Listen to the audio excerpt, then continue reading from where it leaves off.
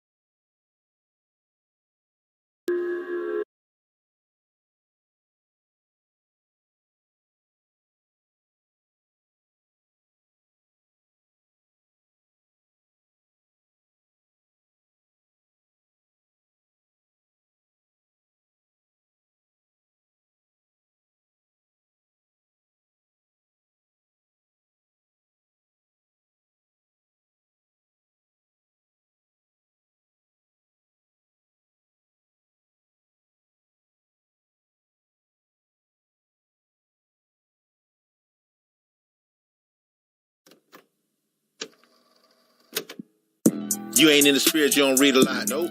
When you're on the bottom, you don't see the top. When it come to money, you don't need a lot. Ride through the city, vexated, I remember a lot. Every day the body growing, working, never stop. Walking through the hood, drop a flyer in your letterbox. Fly mission pop, got a couple prophets walking around the corner, California, holding camp to find a better spot. We've been in the hood, in the trenches, being used for the work of the Lord. We the wrenches, did a juke move. Satan tried to grab me by the fringes, try to do a brother in, get a scripture when I'm tempted. I was dead in the spirit, I'm alive, I'm repentant, trying to thrive in the house of the Lord. I'm a tenant, I survived all the guns and the drugs I was in it. You endured to the end, to the very last minute, didn't it? Bring a young man to a kingdom. Nations ain't gonna really understand it till we bring them. Galatians 4 and 5 is where we're from and where we're going. All power, King David with the scriptures. When we swing them, I bust them in the head with the slingshot. Watch it load up, trumpets getting blowed up and bring the team in. 144 getting sealed. Then the wicked get revealed. Revelation 19 to bring the kings in. You don't want war with the chosen. You're gonna see the salvation of the Jews in the open. When the bridegroom come and the garment still soaking. No, it's all bad for you. I ain't finna sugarcoat it. All done with the cup, you can hold it. Everything that you did to his kids, it was noted. Head high in your pride, finna die, and ain't no get evicted from the throne with a 60-minute notice.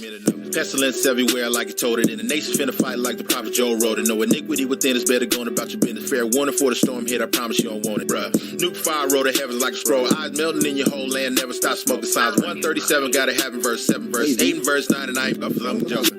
Pray the Father put his son in the game, coach. You and sin, you and Edom in the same boat. You ain't walking with the bruised and there's no hope escaping in the chariots you sinning and you can't go. We was teaching you, but you ain't feel ashamed. No, a lot of brothers came, but the wisdom may remain. Got the reprobate mind, walk around with the brains blown past the scene the same, so you wicked to the flame zone. Everything the preacher taught us, it was all wrong. Africa and America is what we like to call on. Ain't none of that. We the Israelites, my forefather Samson killed 1,000 Philistines with the jawbone. It's the stock and the stone that you call on. You might as well find yourself a sword that you can fall on. You dumb as hell when you trying to cleave to the heathen. Christ coming back from teaming, killing, eat them till they all do. We ain't got time for the drama. It ain't wartime yet, so it's really not a problem. Got a little time left, still hoping for Obama. Anything but the Lord went from evil to Wakanda. Tell your mama and your father and your partner and your cousin, baby father and your uncle, baby mama that the prophets on the corner and we about to get it popping. And we reading out the book so a scoffer shouldn't bother. Every doctrine that you bring getting clobbered. Every teacher out here got 100 mic droppers that can call it and can read it, they can break it down proper. You ain't saved cause your homeboy dipped you in the water. A deep dummy ain't nothing but a talker. Think you know something, walking around acting like a scholar. It's the KJV or the authorized version. Authorized translation, King James is not the author. This is not the white man's book nor the white man's land, but the white man's ruling in it. This ain't in the white man's plan that a nigga get the Bible, start to read and find a spirit in it. This ain't in the white man's plan that the native and the Spanish that read and get the same spirit. This ain't in the white man's plan that the valley of the dry bones that happen while they still living. Prayers up and the wisdom drop down, square up with the prophets and you get knocked down. Trying to cancel all the noose, but the system locked down. Drew the morning every morning, then we black to the ground. Trying to send a prayer up while you in the midst of sin. That's a volleyball spike, got smacked to the ground. We be in the street teaching, trying to save a brother's soul. Beer shining in the daytime with fringes all around. God leaders used to represent the B. Got another leader with us used to represent the C. Now we represent the Lord's supplication to the east. Got to kill the old spirit, get a scripture till it flee. Got to kill the old man and leave the body where it be. It's a struggle, hard times trying to make the ends meet. Take the old mindset, got to put it in suggestion. Got to throw it in the cell and got to throw away the key. script says salvation for the meek, and it's wisdom outside and it's crying in the street. Young Jake outside and we dying in the street, and the killer's on camera, they ain't trying to be discreet. So recompense coming, Christ coming from the sea, with the wind and the fire and the tempest when he speak. Finna burn it all up for the multitude of peace. Salvation is borders that I'm praying I receive.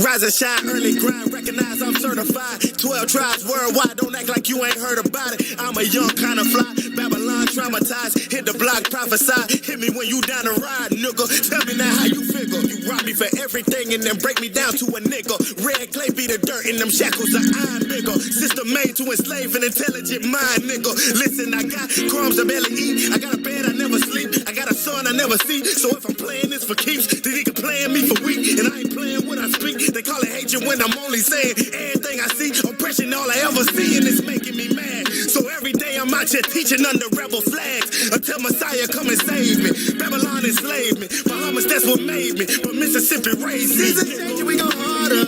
Barely get sleep, I hit the streets, I got my guard up. I know we probably did some things that we not proud of. That's why the Father had to leave us at the bottom. But I ain't tripping cause he got us. We on the mission time, ticking on that timer. Taking the kingdom ain't no secret, bro, we got it. Cause ain't no respect without power. Look, see me rising up, you better get back.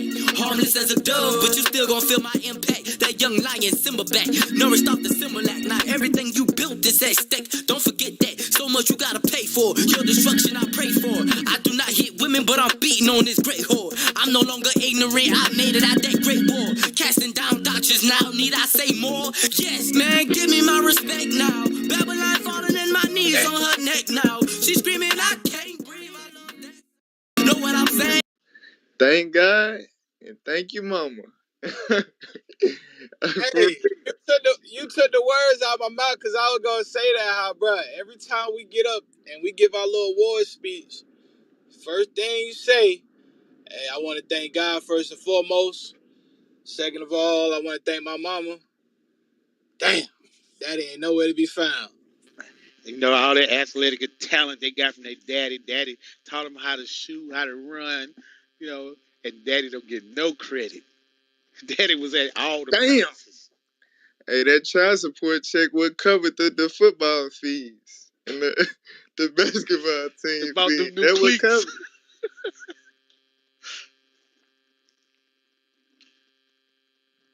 Hey, maybe we can get some sisters on the stage. You know the sad part, you know, because you got the other side, of course, how, you know, most of our daddies, you know, they was products of the crack era, you know what I'm saying?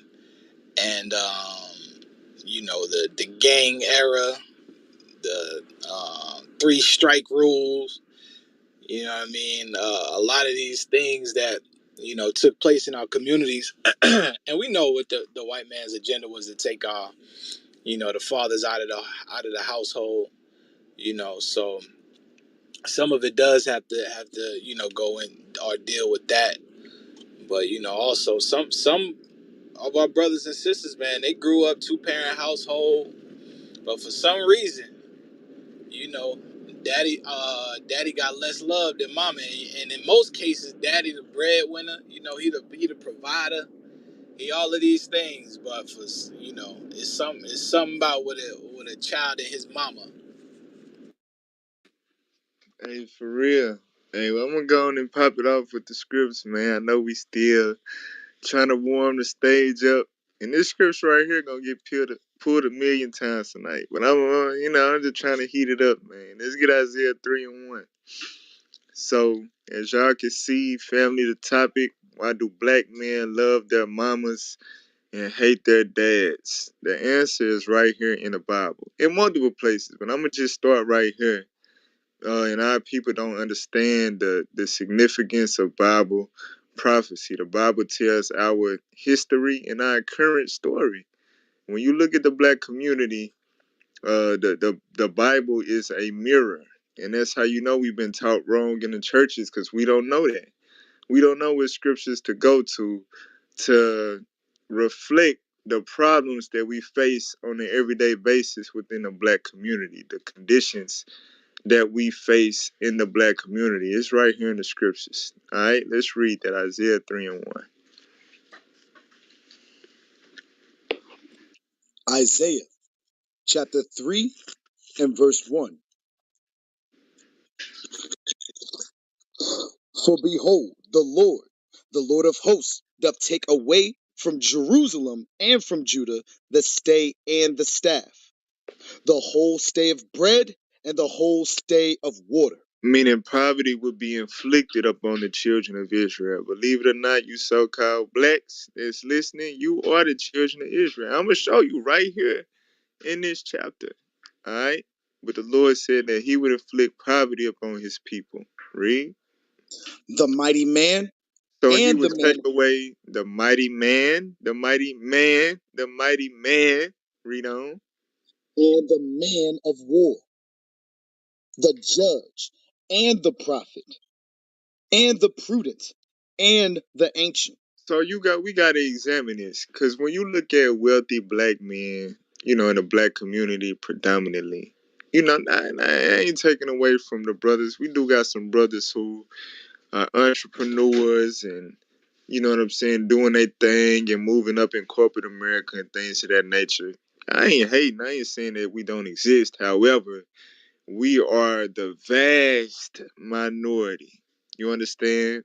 When you just read this scripture right here, the mighty man, the man of war, the judge, the prophet, the prudent, and the ancient, leaders in the community, pillars in the community. This is what we lack. The Lord said prophetically that he was going to take these things away from the children of Israel. Now, we sure got some athletes. We sure got some rappers. That's for damn sure. But mighty men, judges, prudent man, ancient man, is missing. Read on. The captain of 50 and the honorable man and the counselor and the cunning artificer and the eloquent orator. And the eloquent orator. So we had men of old time that was well polished. They was noble. They was honorable men. They was men that other nations in society looked up to. With our skin tone, with our woolly hair, we had these traits and qualities that was coveted by all nations upon the earth. The Lord said that these was going to be taken away. Just think about that last one, the eloquent orator. You know what I'm saying? I'm cutting my damn self. A lot of black men in America got the worst damn grammar, because we got the worst education. You know what I'm saying? We not brothers that's the brothers that we had like this was a dime a dozen, like the Malcolm X's, the Marcus Garveys, the Martin Luther Kings, things of that nature. We don't consist as a nation, we don't consist of a lot of eloquent orators, but we got a lot of, rappers.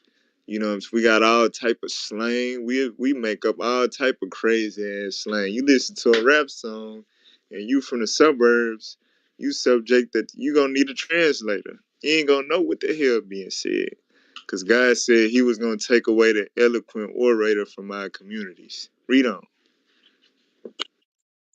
And I will give children to be their princes, and babes shall rule over them. So he gonna replace the leadership in the Israelite community from mighty men, judges, ancient men, honorable men, eloquent men, to babes, to children, to youngins, right? Now let's see who's raising these youngins. Because the mighty man is out the picture. The judge, all of these father figures in the community, they out the picture. So who is raising these babes? There's princes that's now taking leadership roles in the black community. Read verse 12. Verse 12. As for my people, children are their oppressors. So as for And God's people, children are their oppressors. So them babes, them youngins that are now the leaders in the community, they oppressing the community. They slinging drugs in the community. They gang banging in the community. Right? They stealing, they breaking and entering in the community, terrorizing the community. But let's see who raised them. Read on. and women rule over them. So you see, once you don't got the mighty black man, the father figure in the black community as a whole, you will have women raising monsters, children as oppressors. That's what the Bible says about the children of Israel. And guess who's reflecting that in today's time? Guess who made this come to life? You so-called blacks. This was going on in our neighborhood. This is our reality. Read that again.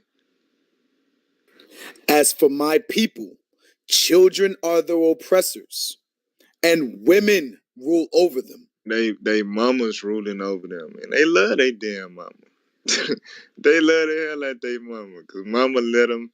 They get to a certain age, mama can't control them no more. That's how they go and learn how to, whip the baking soda. You know what I'm saying? Create things, and it ain't for a science project. You know what I'm saying? But it involves chemicals. And that's oppressing the community. That's how we go and learn how to play with guns and things of that nature. We get to a certain age where mama can't control us no more. You understand? Read on.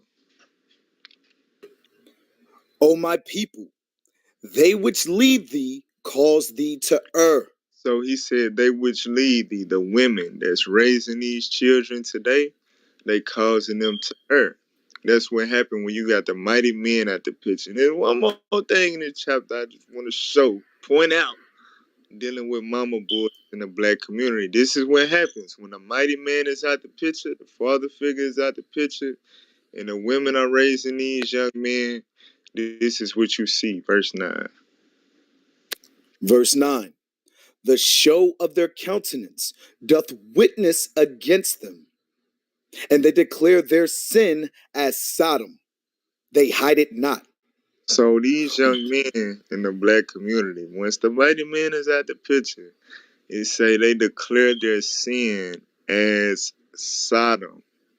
I need somebody from the stage, man. Somebody, just a regular black person who, just so happen to click on and listen in real quick. Raise your hand real quick. Tell me what is Sodom making reference to in the scriptures? Because a lot, some people may know, some people may have that slight bit of knowledge. You went to church a couple times throughout your life. Somebody tell me what Sodom is. If it can't happen in 5 to 10 seconds, I ain't going to see it. It's homosexuality, my brother. Okay, appreciate it. So read that again. Mind you, this is going into the young men without the father figure in the community, and women are ruling over them. Read that again. The show of their countenance doth witness against them, and they declare their sin as Sodom. They hide it not. So they declared their sin in Sodom. That's why you got homosexuality running rampant throughout the black community. And the way that it's coming now, it's coming in different forms. It's coming with little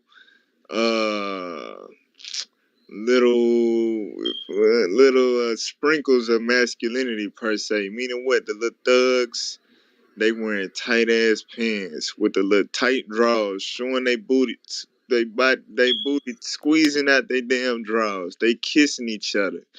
They calling each other bae. And these the tough brothers. These the tough dudes in the neighborhood. And they fruity as hell. God, God said that's what's gonna happen when the women rule over them, and the mighty man is not in the picture. You understand? That's what happened when you got a whole bunch of mama boys coming out. And the white man knew what he was doing. The crack epidemic, you know what I'm saying? The what's that thing, Joe Biden, that bill that came out in the early 90s? Free strike. Yeah, the crime bill, all of that, right? To take the black man, to take the mighty man out of the community. Who raising these young men? These women. You understand? And a woman can't raise a man. Hell, K. Michelle, ignorant ass, made a song, and she was right. Can't raise a man. A woman cannot raise a man. You understand? So a lot of these women are raising effeminate men that declare they sin is Sodom and they oppressing their community. I'm telling you, this cycle is a big L for the black community. For real. So Amen. I know it's gonna come out a lot more tonight. I just want, I'm trying to preheat the oven. That's all. Go ahead. And you leave it up to the black woman. She gonna say a woman can raise a man. You know what I'm saying? She feel like, she got to be the man and the woman in the house. Because a lot of our sisters feel like, because they chose to lie down with a wicked Negro. You know what I'm saying? They met him at the club. He would throwing the drinks her way. She laid down with her, knocked up, got her pregnant. You know what I'm saying? Now she got the child, and he don't want to be there with the child, or he don't want to be there to take care of the child. You know what I'm saying? So she feel like she got to be mama and daddy. You know what I'm saying? Not understanding that our choices directly impact, the life that we live. You know what I'm saying? Most black women ain't gonna admit that, they need the black man in the household, especially not in America. You know what I'm saying? And most brothers, they too damn docile to, stand up and run the household. But I'll mute my mic. Hey, I'm gonna pull one more scripture to land back off what you said, and then we're gonna hear from Derek on the topic. Welcome to the stage, brother. I'm gonna pull one more scripture real quick to land back off your point. Go to Proverbs chapter 21. So, due to, like you said, the attitude that a lot of our women are taking, through their pride, they want to be the woman and the man in the household, and by them having that attitude, that's pushing the men away. That's what's driving the man out of the household. All right, Proverbs chapter 21 and verse, I believe I'm on 19. Yep. Proverbs chapter 21, verse 19. It is better to dwell in the wilderness than with a contentious and an angry woman. Right, a contentious and an angry woman. The black woman that always want to argue, always want to find fault, want to act like she can do your job better than you can. She can play your role as a man better than you can. Always finding issues and problems and something to bicker about. Right? Like the Yin Yang Twins made that song back in the day. Wah, wah, wah, wah, wah, talking to me like I'm done. That's what happens. It said that a man would rather dwell in the wilderness with bugs, venomous snakes, animals, wild animals, right? Danger. You understand?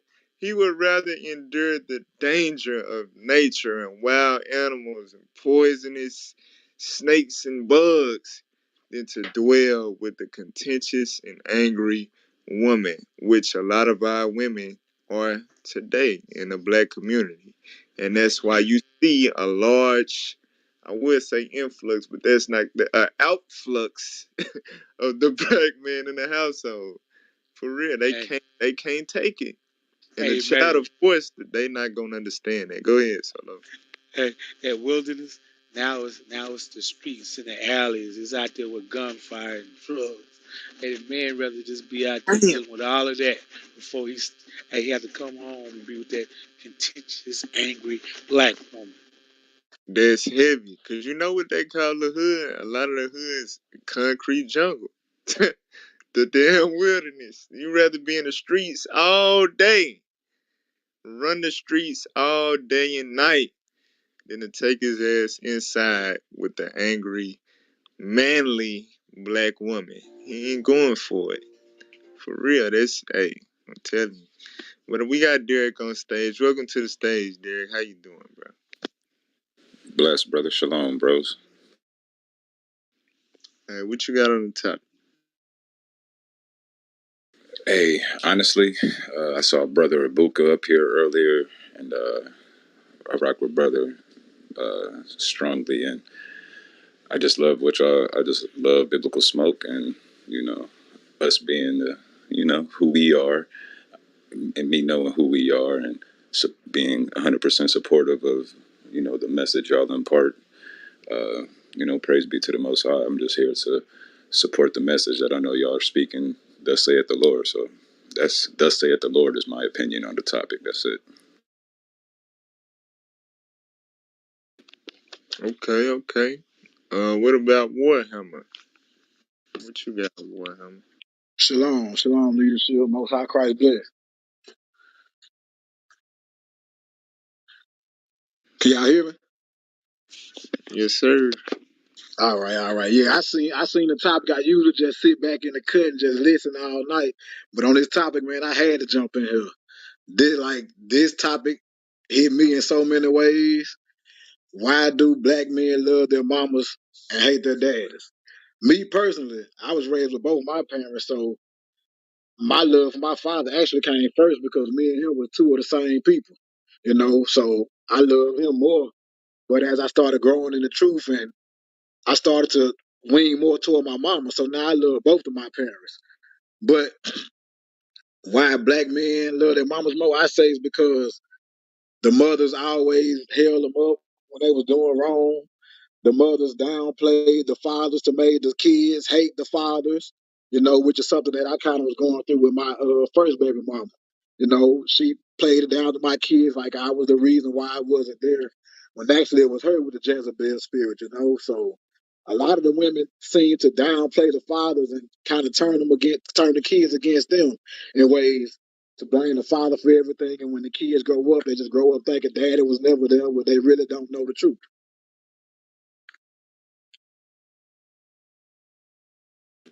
Okay.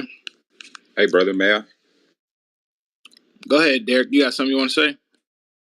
I would just to spark the verse. What is that? I think it's Corinthians 11:3.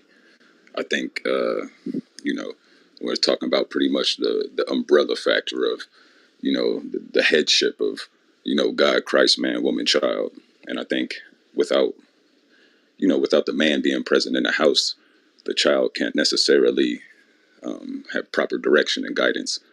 That alone is just a father missing in the household, or not necessarily doing that which God demanded man to do. Just like, don't provoke the Lord in anger, but raise him towards discipline and stuff like that. Even how King David, when he was passing the blessing on to Solomon, pretty much told him to show yourself a man. So if we don't have that, that proper headship, that covering, it's just going to be totally out of alignment. Right. Totally agree. Hey, who's that? KMC?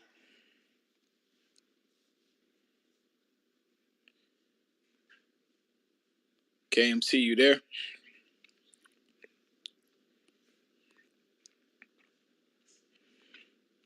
Yeah, what's up, man?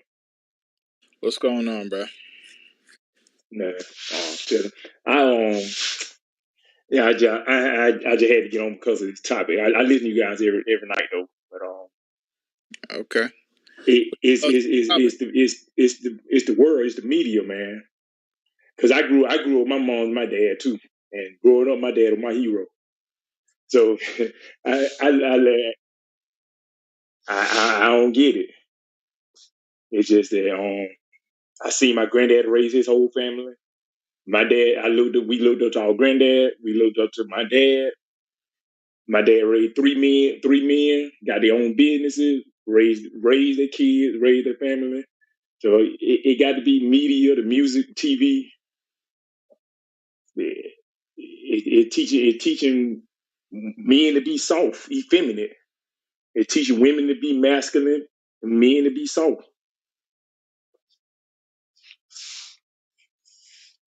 Okay, so you think that a lot of the media is teaching our young men to hate their fathers and love their mothers.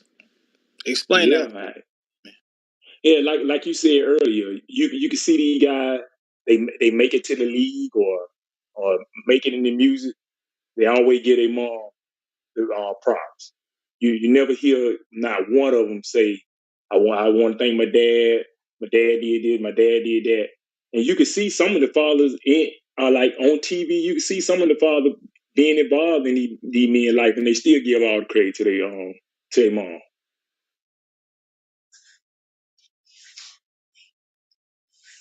The media push that agenda, especially on the black men. Yeah, that's a heavy point right there. That's a heavy point right there. We're gonna come back to you. Let's go to I know what's going on, man. I'm doing good, bro. Doing all right tonight. Doing all right tonight. What's your thoughts on the topic? Yeah, I just walked into the room. I just got in less than a minute, and why do black men love their mamas and hate their dads? Why do black men love their mamas and hate their dads? Let me listen for a little bit. Let me hear some thoughts because I just let me think about this. Hey, let's go back. Let's go back to Derek because he has some interesting points too, right? So, will you if you had to pinpoint like one thing to say, what would be the reason why black men love their mamas and hate their dads? If you had to sum it up, what would you describe it as? Man, brother, it's so very intricate. I can't necessarily pinpoint it to one thing outside of. I mean, like I can't really say it's nothing but our own sin. That's the reason we fell out of alignment with keeping the law, statutes, and commandments of the Most High, and then so many curses befell upon us. So we can talk about the media, or we can talk about the prison complex or the slave trades and how they emasculated men in front of our people, and so many things to where the woman pretty much becomes for the most part the breadwinner of the family, and without, like I said, if if like Corinthians say, if that umbrella factor isn't there, if the woman doesn't have a man to lead and a man to look toward, how would the child have a father to look toward?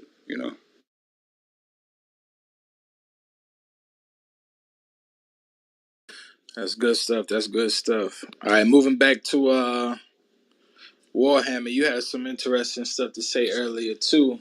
What would you say if you had to sum it all up into one thing? I'm only speaking from my experience, so if the shoe hit anybody down there, then they can wear it. But toxic femininity. Okay, explain a little bit. Like I said, the women always making the father the reason anything didn't work out, instead of taking blame for themselves, always making themselves look good no matter what is revealed. No matter how the story come out, they always got to twist it to make themselves look like they the person that did right, when it's actually more of their fault than anybody's. Hey, cause look, I know y'all. How many of y'all familiar with LeVar Ball? Yeah, I know about him. LeVar Ball, right? All three of his sons, pretty much, playing sports at a high level. I think two of them in the league, and one of them kind of bounced back and forth between the league and the D League. But the point is, when LeVar Ball was first being introduced to the media, they were trying to paint him out to be a bad guy, and he was just really a father that was standing up or sticking up for his kids, and he was confident in his kids. But it seemed like whenever quote unquote black fathers, when we stand up for our kids, especially in America, when we really play that role of a father, it seemed like they don't like that thing. I don't know about y'all, but I see that a lot. What you think about that, partner? I know you say you listening in, but you gotta have some thoughts on that.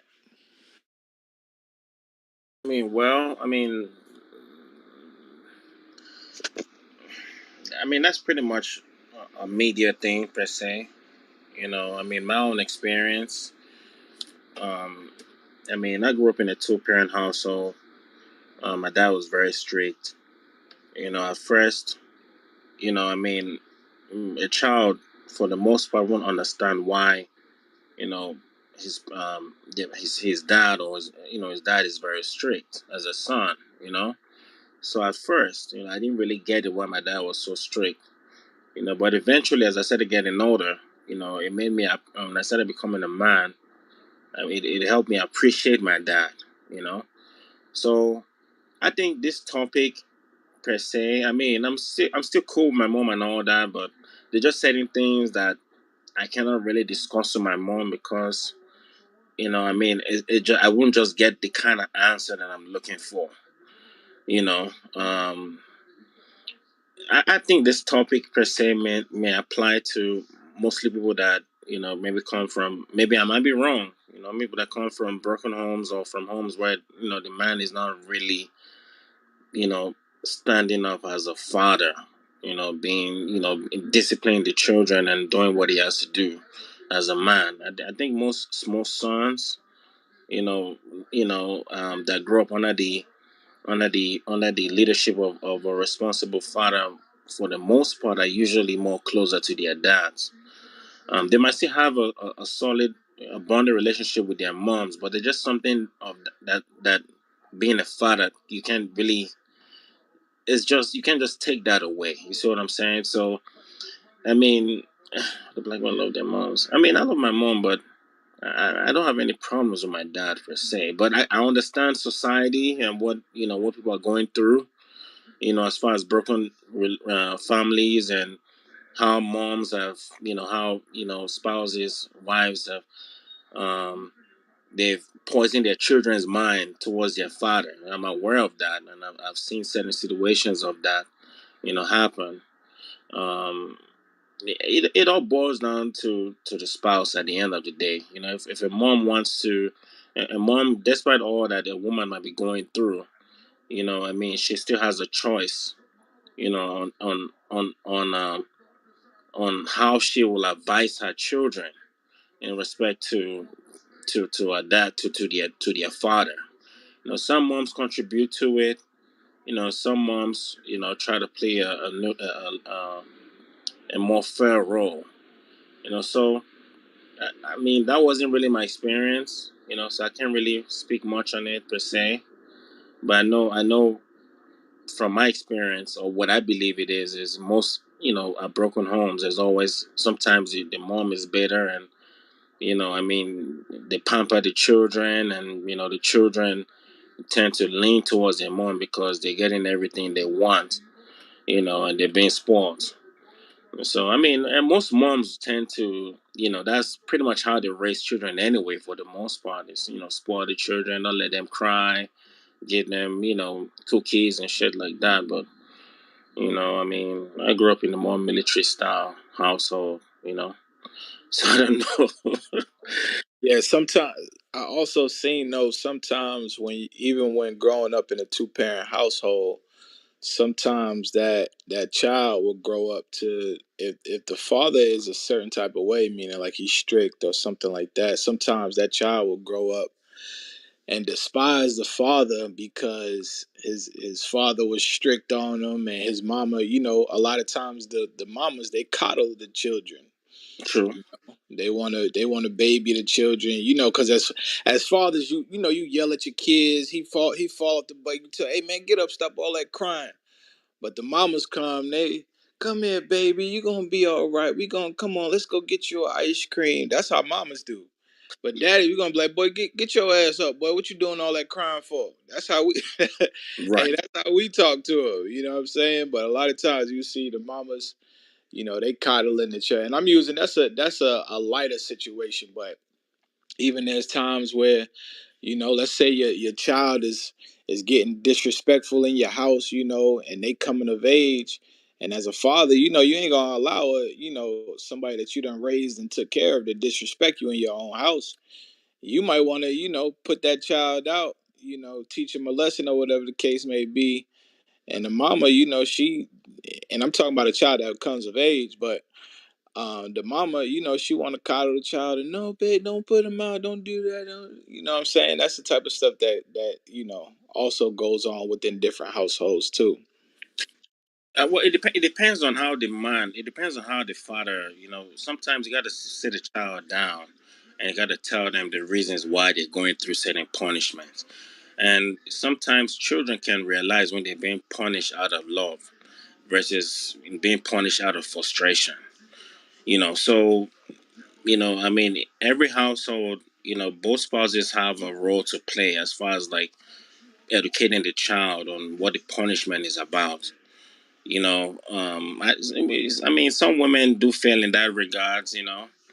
Um, and I totally understand. Sometimes when my dad wanted to beat me, my mom said, "Oh, don't beat him, don't beat him." See, You know. oh, your mama was coddling you too, man.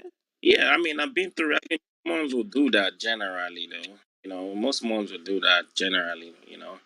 So it's just, I guess, it's just the soft side of being a mother. Which I totally get it. That's why, like, sometimes a woman, I mean, a woman has to play a role and a man has to play his role. And that's how family is built. Yeah. So, um, yeah. Hey, Solo. Go ahead. Hey, I when could I jump. was Oh, hold growing up, on one you second, know, Barb. We coming to you, Barbara. Don't worry, we got you. Go ahead, Nat. hey, when I was growing up, majority of the kids I know, myself included, we either grew up around the projects or we grew up in the projects. But the majority of the males had no fathers. And so all they had was the mother. And when you was a child growing up in the projects, you never knew what dude came through that door was your father. And so a lot of times you start resenting the men that you seen your mother with because you never knew who was your father or not. They came and go. They came and go.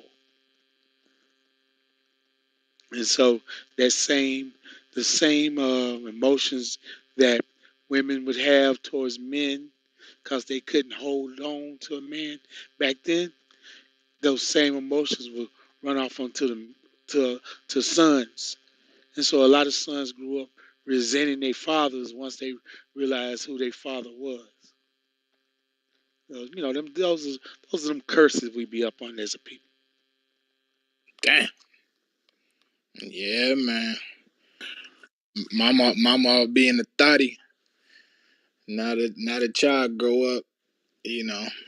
Having a whole bunch of uncles running in and house, out of the house. Yeah. Hold on one second, Toy. We're gonna get to you. Hey, Mm. Pa Noah, I seen you unmute your mic. We're gonna come back to you, man. Give me a second. Let me try to get to Termaine. How you doing, man? What's going on, bro? How you doing tonight? Pretty good, pretty good. Enjoying the conversation. Okay. What you got in on it, man? What's your thoughts on the topic, man? I love a lot of the comments, especially the brother who was the two gentlemen who was talking about they grew up with their fathers, and the other gentleman who talked about women giving children, what they want. What I see in my life, I notice that women tend to compromise, especially when they get overworked. Say again? No, I said, that's a heavy point right there. Go Yeah. ahead, continue. But also, I also want to go back to, birth. Number one, we're in our mother's womb, 9 months. Listen to her heartbeat. We're literally in sync with her body. I got 4 kids. 1 boy and 3 girls. And I noticed like when my kids was newborns, no matter how tired they were, when I sit them, when my wife picked them up, they go to sleep instantly. With me, it's kind of like they wrestle a little bit. They got to get comfortable, and then they'll fall asleep. So I just want to say that just in that aspect, from birth, we already, I think we kind of program. I ain't gonna say we love our mothers more, but kind of like the protect them or to because they're right there. Even when you grew up in a two parent household, your father's out to work. Most of the time, your mother's doing the nurturing. But the problem when the father's not there, all you have is the mother's narrative. Now she's spiteful, she's been hurt, and all you have is her narrative. Now you growing up in a household, most young men who don't have a father there see themselves as being men at 15, 16 years old. So you're not having even matured into a man, and you armed with spitefulness, lack of composure, because most of the time we get our composure from men. And you have a lot of young men who've been growing up around women, been directed by women, running in the streets with no composure. It makes it dangerous for everybody. Testosterone, lack of composure is dangerous for everybody. But I feel like we kind of got a little bit more love to our mother, and I think it starts with birth. But that real hatred for the father really stems from the father not being there, and everyone who's in that household setting the narrative, to that child's ears. I'm in right there. Thank you. Hey, Termaine, it's funny that you say that, about a lot of times the father is gone, right, trying to provide. So what responsibility then, or say, how important is it for a woman now to be on one accord with her husband to the point where that child understands, the dominant figure in the house, or or say that the type of love and honor that should be bestowed upon the husband. What responsibility does she hold? No, she definitely, that's actually in her hands. I mean, I'm gonna be honest, what you just now brung up, that's been an issue. I would say more so in the past in my marriage. I lead my household, but when I'm not here, it was times when we was younger, my wife would kind of like argue against me around the kids. Damn. Say again? I said, damn. Yeah, so after a while, because we've been together for 20 years, I got married at 19. I'm 40 now. So after a while, I started noticing a change in my kids, especially my girls, because when they was real young, my girls was extra close to me. Now that they're getting older, they're coming into womanhood, they kind of, they're real close to their mother now. But I noticed like there was a change in them, their respect when I say something. Before, my kids are very, very, very obedient. They still are. But it was times when I would say something and they would kind of question it in a way. And I'm like, where did this come from? So my sister and my wife was real close. And my sister once came to me, she said, well, a lot of that frustration coming from because your wife is telling them opposite from what you directing. I was like, what? And she laid it on me, you know what I'm saying? And it just brung so much. So I finally sat down with my wife and we talked about it. And, she basically apologized. It was years down the line, but she basically apologized because she seen, now that the kids is getting older, where she was kind of like, where we wasn't in sync. We wasn't really totally in sync. I said we do a whole lot better now. But it took some time for her to realize that she was actually working against me. And she was slowing down the whole family, And that's just my personal experience. Hey, that's heavy though, Termaine, especially what you was mentioning about, your wife or what your sister was, pretty much, bringing your attention to, because a lot of times, like, especially in the Black community, when we be thinking about marriage, first off, we don't even be thinking about marriage, right? So, but a lot of times when we thinking about somebody to choose to spend our time with, or whatever the case may be, a lot of time we don't consider these things that, play a factor into actually raising a family. You know what I'm saying? Like, is this woman, is her mind the same as my mind? Meaning, like, is she on one accord with me, You know what I mean? Because a lot of times you end up marrying somebody who, they wired totally different in terms of whether it be their values, belief system, whatever the case may be. And now, because remember, the woman is the one that's ultimately, like you said, teaching the kids. A lot of us grew up.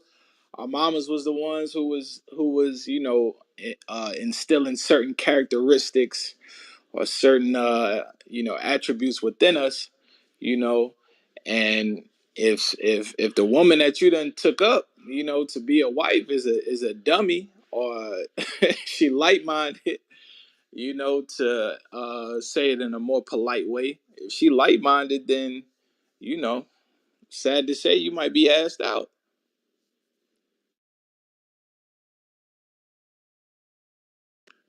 But let's get some more thoughts, man. I want to welcome everybody once again to Biblical Smoke. The topic we got tonight: why do black men love their mamas and hate their daddies? So if you got some thoughts on the topic, raise your hand. We bring you up to the stage. We want to move on. We got Barb up next. What's going on, brother? Hey, what's going on? This is a good topic right here, man. I just been enjoying what I've been hearing. But from like personal experiences and things I noticed from being a barber, it's something somebody was talking about, and it just brought some thoughts to my head. But one thing I noticed that sometimes what females do, and I think some of them do it intentionally. It's like they like to play the. It's like like if you have a bully in your school, and then somebody comes and gets the bully off them, you have a certain attachment to them. And I notice sometimes they do that because somebody was saying on here about how the mothers would coddle the children when the fathers is trying to discipline them. And I notice sometimes in my own situation that will be happening in my situation. When it's time for discipline, she kind of want to be like the hero to them. So then they would draw like a certain closeness to her. You know what I mean? And Hey, Barber, man, I'm gonna make sure we get you some security tonight, man, because you're gonna have some people after you after this, man. yeah, I know. It's all good. It ain't nothing though. It ain't nothing to do. You know what I mean? And but I know they use that tactic, and it's like to me they use that intentionally just to get more favoritism from the child, which tends to throw the whole relationship and the whole family structure off balance. Damn. Hey, hold on, Barber, hold on, cause you saying some you saying some stuff. You said that they'll do that to get favoritism from the child. What you mean by that? All right, Explain that okay. one. I'm gonna give you a good example. I'm gonna give you a situation with my situation.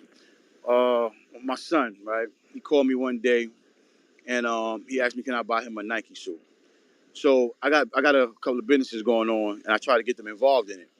So it'd be real hard. So when he asked me that, I didn't hesitate. I said, yeah, because my plans is to pretty much get him that, and then have him come work with the businesses, teach him some responsibility, some good values. So as we go on to the place to get it, I let him know, hey, I got a little work. I got a juice business. So I let him, I got a little work for you at the house. So out the gate, I see the change of characteristics. Like, oh man, why I gotta do this? So now, as we going up there, we stop by the bank, so his mother could put some money in the bank, so for one of the other kids to pay his car insurance. So he gets out and goes in the bank with her, and I already have an idea of what's going on. But me and her is kind of not like we on thin ice with our situation. So he comes back, they come back, and nothing being talked about. But we get into the store, so he picks out the outfit, and we get into the register, and all of a sudden he says, "Oh, I don't need you to pay for it. I got the money." And I'm like, "You got the money? Where you get the money from?" He's like, "I've been had it." I'm like, "So why would you ask me to pay for it?" So I see that look in his face where it's like she's trying to create something. So I go over to her and I ask her, "You gave her some money to get the thing?" She's like, "No," but I know what it is.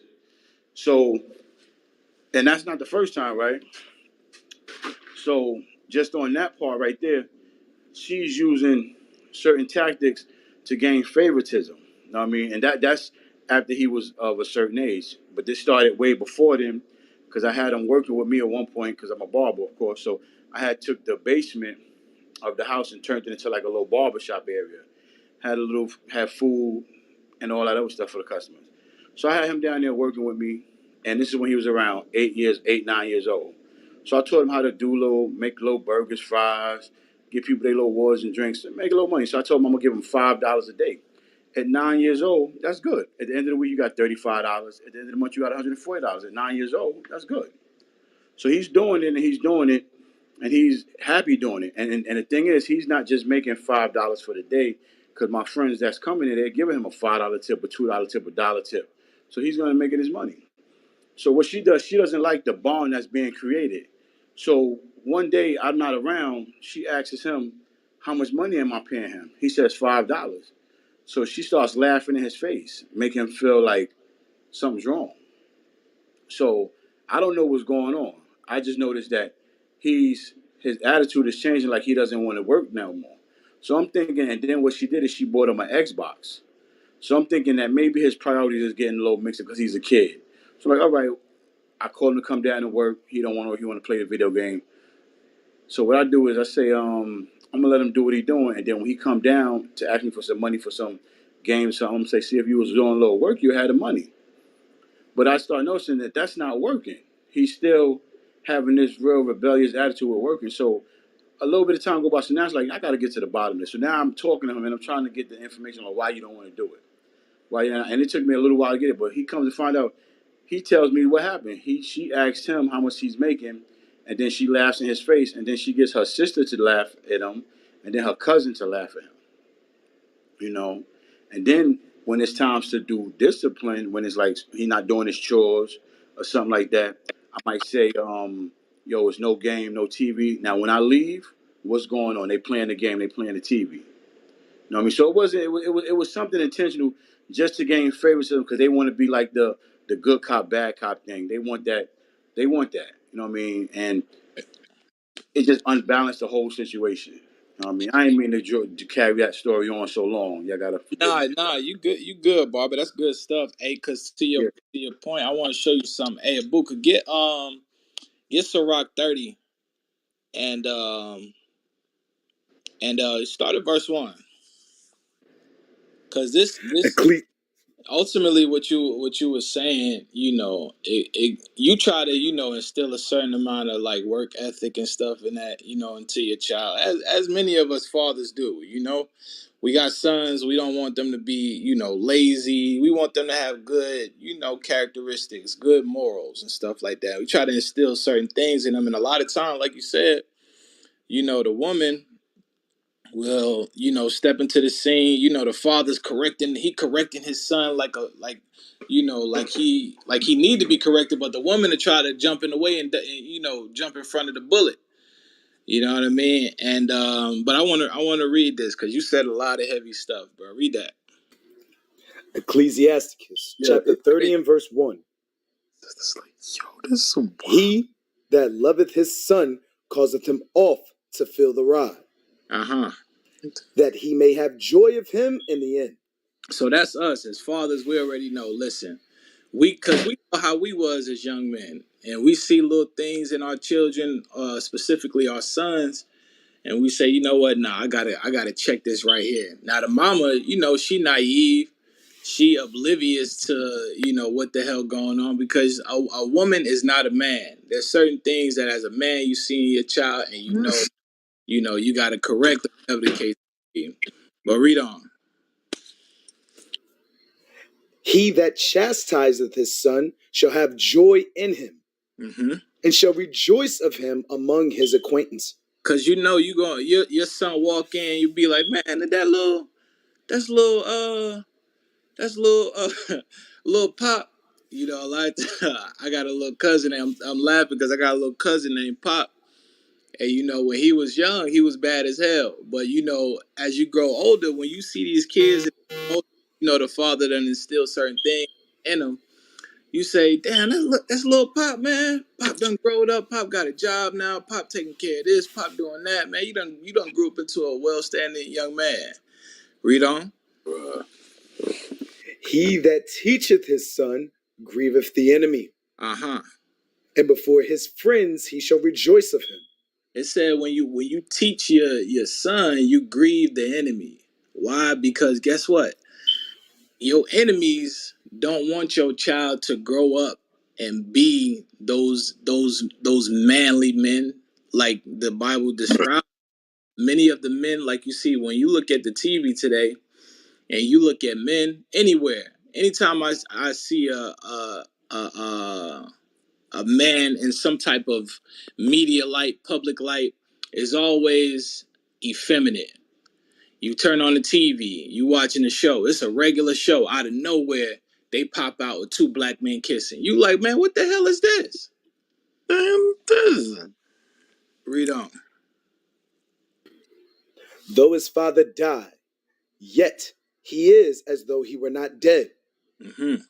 For he that hath left one behind him, for he hath left one behind him that is like himself. Read on. While he lived, he saw and rejoiced in him. And when he died, he was not sorrowful. Come on. He left behind him an avenger against his enemies. You see that? You leave behind you an avenger. That's what we raise our sons up to be, is avengers. Avengers. They need to be, you want your child to be, if not just like you, better than you. So I just wanted to bring that out, man. I hope somebody got some edification from that. Oh yeah, I definitely did. What book? I know you said Proverbs, but hold on, let me get my pen. I just walked in the door. I want to write that down. That's Ecclesiasticus. Ecclesiasticus. Hold on. You got you an Apocrypha? Not physical, but I got the app on my phone. Okay, yeah. Make sure you get one of those, man. Okay, definitely. Ecclesiasticus. What chapter and what verse? It's actually part of the Bible. That's chapter 30 and verse. You can read one on down. 30, chapter 30. Just keep going down from 1. Okay, cool. Yeah, I had one too. Matter of fact, let me get that real quick. Go to Sirach 7.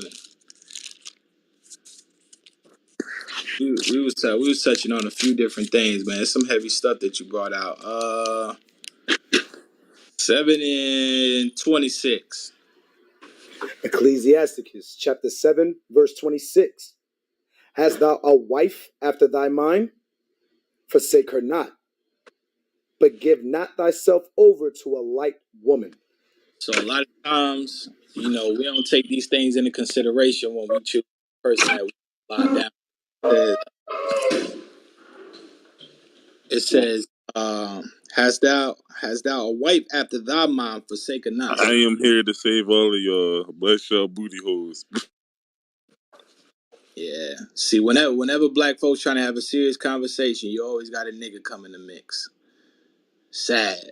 Damn. Here we is having hey, here we is, a room full of folks having a serious conversation about why do black men love their mamas and hate their daddies, and guess what?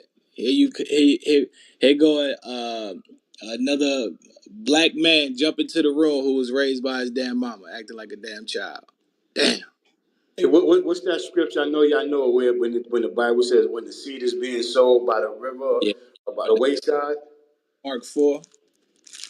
That's Mark 4. Oh yeah, that just popped into my head. Yeah. And I just want to say one more thing, and then I'm gonna just close it out. It's just another instance that come to my mind real quick, and something that I actually sat and noticed is that something else I know that goes on that affects the child's mind.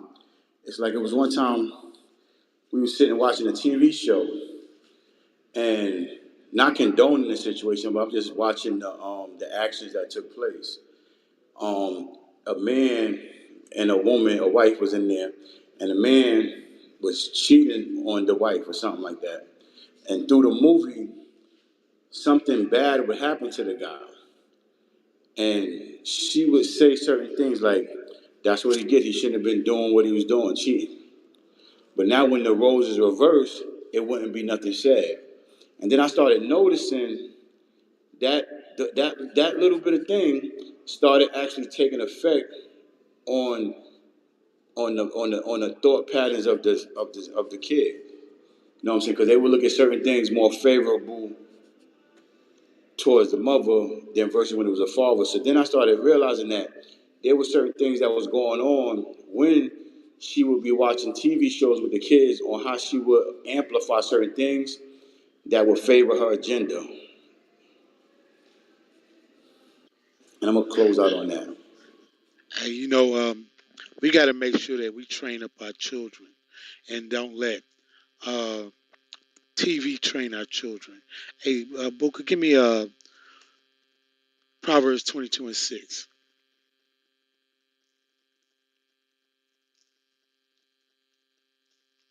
Proverbs chapter 22, verse 6. Train up a child in the way he should go. See, and that's what you was doing, brother. You was actually training up your child to become a young man, to become an entrepreneur. And so we got to make sure when we do things that we're trying to raise up a child.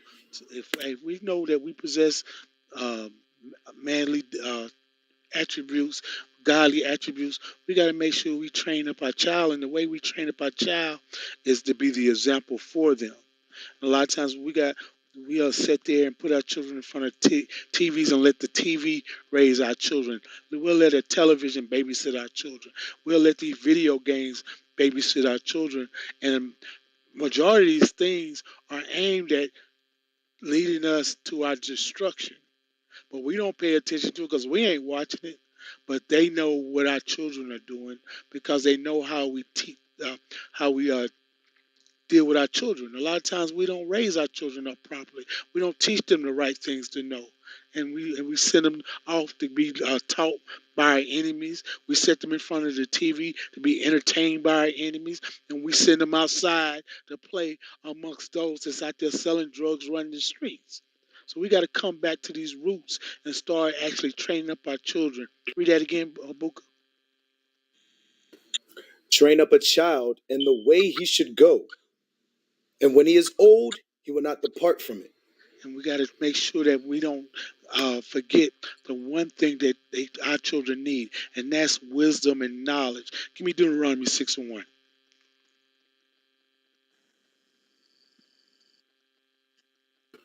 Deuteronomy chapter 6, verse 1. Now these are the commandments, the statutes, and the judgments which the Lord your God commanded to teach you, that ye might do them in the land whither ye go to possess it. So God gave us his laws. He gave us his statutes, his commandments, so we can do them. Jump down to verse 7. Verse 7. And thou shalt teach them diligently unto thy children, and shalt talk of them when thou sittest in thine house, and when thou walkest by the way, and when thou liest down, and when thou risest up. That's 24/7. This is what we should be teaching our children. We should be giving our children these laws, statutes, commandments. And by doing that, our children will do what? Honor their fathers, honor their mothers, and honor themselves. That I mean my mic. Yes, sir. Good stuff. All right, moving right along, y'all. Again, welcome to Biblical Smoke. Topic for tonight is why do black men love their mamas and they hate their daddies? Y'all make sure, if y'all haven't already, go ahead and share the room. Hit us up. Hashtag us on Twitter. Biblical Smoke. Moving right along. Toya, what you got going on, sis? Well, I feel like, and I know I'm going to have a whole lot of women hate me for this, but there are a lot of toxic women that tends to turn their kids against their fathers. Maybe because they are with the wrong man that they not want to be with, but need to be with. If you understand what I'm saying. Some toxic women, they tend to go after the men that they need, but not the ones that they really want. And that's why sometimes they tend to turn their kids against the father. Now, there are some good fathers out there, and there are some bad fathers out there. And I hate that the women tend to, what's the word I'm looking for? Do wrong from the good fathers compared to the ones that don't do nothing for their kids. That's how I look at it. Too much toxic. And it's sad that a woman can brainwash their kids, manipulate their kids. And that's sad. And I feel like if a woman is disrespecting a man that's willing to raise their kids, is very toxic and also basically a narcissist. And that's all I have to say. Okay. Some interesting thoughts on the topic. All right, let's keep moving. We'll come back to you, Toya. Romance. Hello, leadership. What I wanted to say is that I've listened to a lot of everyone, what everyone was saying about the woman is the one that is the toxic one. When we all in this room know that men have their own sins that they're dealing with. I was raised in a household with a mother and a father, so I did see the interaction between my mom and my dad. If they did disagree, I didn't see it because it wasn't shown around me. So when in my marriage, I did not show. If I disagreed with my husband, they wouldn't have known it. The thing was, they began, as they got older, they began to see their dad's actions and the things that he would do, and they started learning things that he would do.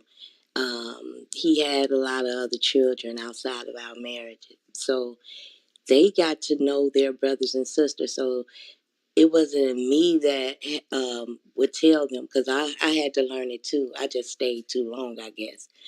But they began to learn how their dad was, the things that he did, and that turned them against him on his own. It had nothing to do with me saying, "Hey, your dad is this and your dad is that." I didn't have to do any of those things. Their relationship with their father um, was toxic because of the things that they saw, that they found out that their father was doing out in the streets. So I don't think that it's fair to just blame women for everything, because we are the ones that had to stay to raise the children, regardless if the man was in the household or not. That's what they seen. Mom was consistent when dad was not. And I guess one of the guys were saying that it's got a lot to do with men sin, because you guys are the head. Um, when my husband would lose his job, I still would have to provide. Um, I would have to cook, clean. Even if he's mad about something, I still had to listen um, and make sure that the kids got, everything that they needed, regardless. Um, so I don't think it's always the woman that should be persecuted for um, being parents. Now, I don't know about all these other women that you guys are talking about. These women, these toxic women, the age that the now and that we're living in now. Yeah, there is a lot of toxic women out there as well as men. But thank God for the prophets. Um, I was just raised in church, even though, I understand that the church is not right, but being an older woman, I was raised in church, how to raise my children, how to respect myself, and how to respect my husband. And that's what I tried to do. It didn't matter what the situation was going on with him. I still tried to be that, respectful person to my husband, but it just didn't work out. So, but our children are all grown, so their relationship with their father had nothing to do with me turning them against their father or anything like that. They just seen the actions that their father did and the things that they were doing. Now they are close to their siblings now, because they have a lot of siblings under them, and they're closer. And then their siblings have the same feeling about their dad. because there's, he had relationships with other women outside of our marriage. So that's all I had to say. It's got something to do with you guys' sins, the men's sins. And don't be like Adam and always blame it on a woman. It's the woman you gave me that, it's not always our fault. And it's not all toxic women out here. There's a lot of great women out here. Hey, sis, Yeah. I don't think the point was that it was only the women, but specifically we was talking about black men loving their mamas and hating their dads. So this topic is kind of specifically catered towards the male's perspective, because most women, I mean, you can give your input on it, but most women you can't really tell why black men will love their mamas and hate their dads, because y'all not men. So You're right. You're so right. I agree. I agree. I just was listening to a lot of them say the woman did this and the woman did that, and this is the reason why that, and then like you were saying, you can't just, it's a man's perspective, but you can't, your perspective is like throwing a woman under the bus like she did it all. And that's not true. well, It's the man's actions that did it. It's your own sins. Your own sins is what's caused the breakdown of the family. I'm sure there's a lot of toxic women out there now, nowadays, but it's the sins of the father that has been that Hey, has been sis. real quick, that real quick. is the sins of the father. Is come Now, on, before you go, hey, get that's Ciroc y'all 20, stuff. get Ciroc 25 and 24. Okay, go ahead. You said 25 and 24? Yeah, Ciroc 25 and 24. The book of Sirach, chapter 25 and verse 24. Of the woman came the beginning of sin, and through her we all die. You see that? So Woo. the Bible tells you that through the woman became the beginning of all sin, because when you look at the beginning, the woman was the one who wanted to be outside of her role. Now, we're not saying, or we're not in no wise saying that the men doesn't play a part, because we I think up here we have been mentioning about men having their stuff in order also, absolutely. But specifically, when it comes to raising the children, 99% of the time in the black household, Mm-hmm. when you have a father who's in the household trying to raise his son, the main opposer of that is usually the woman in those cases. I'm not saying that's all the cases, because yes, there are exceptions to the rule. We're not saying if you came from a two-parent household and your mama respected your daddy, then guess what? Then you that diamond in the rough. But in most cases, we come from communities, that where, most black women, Hispanic women do not respect the black and Hispanic generation of men. And that's just the truth. It ain't pointing fingers at nobody. It ain't saying that. It's just the truth of the matter. So but we appreciate your input, sis. That was some good insight. Can I jump in? We gonna get to you. Who that, Dapsy? We gonna get to you, Dapsy. You actually right after Jewel. Jewel, what's going on?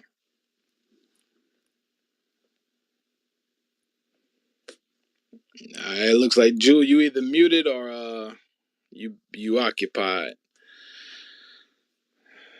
All right, so we gonna move on. Go ahead, Hi, Dapsy. hey, how you going? How you doing tonight? I'm sorry. Hey, This is really my first time on here, you about so to I you couldn't figure miss out where the you mute. about to miss your I prime. couldn't figure out where the mute button was. To unmute it. I'm sorry. You about to miss your prime opportunity. Yeah, yeah. I'm sorry about that. How you doing tonight? I'm good. How you? I'm well, thank you. You got Um, you got some heat for the topic? I don't really have no heat, but it's like I have some heat. I have some heat. So I was really enjoying the topic and what everybody was saying. And I can agree and I can disagree with some of the statements, but from my understanding and from my experience, being as though I was raised in a two-parent household, yeah, the woman was always, more present than the man, not because she wanted to, but, because she had to most of the time, because like the woman was the first teacher, and, she's the child's first teacher, and she's the nurturer, and, the man was sought to, be the provider. But when you fast forward to today's society, we you see that roles have been reversed, and now the woman is being the provider, and she's being the protector, not because she wants to again, but because she has to. And you know I don't really know why the males aren't present in their children's lives, but I can say that from what I believe, the drugs have plagued our communities. So you have a lot of young guys who wants to, like, sell drugs, and a lot of them are actually on drugs. So you know um, with that being said, they are like absent in their children's lives. So you know, of course, that's going to cause the child to hate their dads because they're not around. But yeah, that's pretty much what I think. So you would say that more so that the things that plague our communities, like and I'm trying to make sure I'm following you correctly, so correct me if I'm wrong, but like the drugs and the crime and stuff, that the things that take away the fathers from the community, you would say that plays a big role into the child's perspective of the parent. Yes, yes, and also how we were raised as well. That also plays a major role as well. Like it was a speaker saying before earlier. He was saying how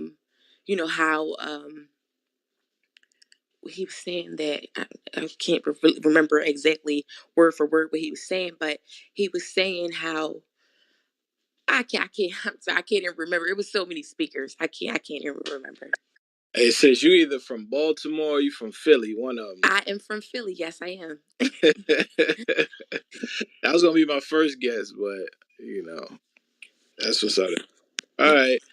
Well, good thoughts on the topic. We're gonna come back to you. I'm gonna try to get to let's get to Dapsy. I know you had something. Okay, thank you. Alrighty, thank you.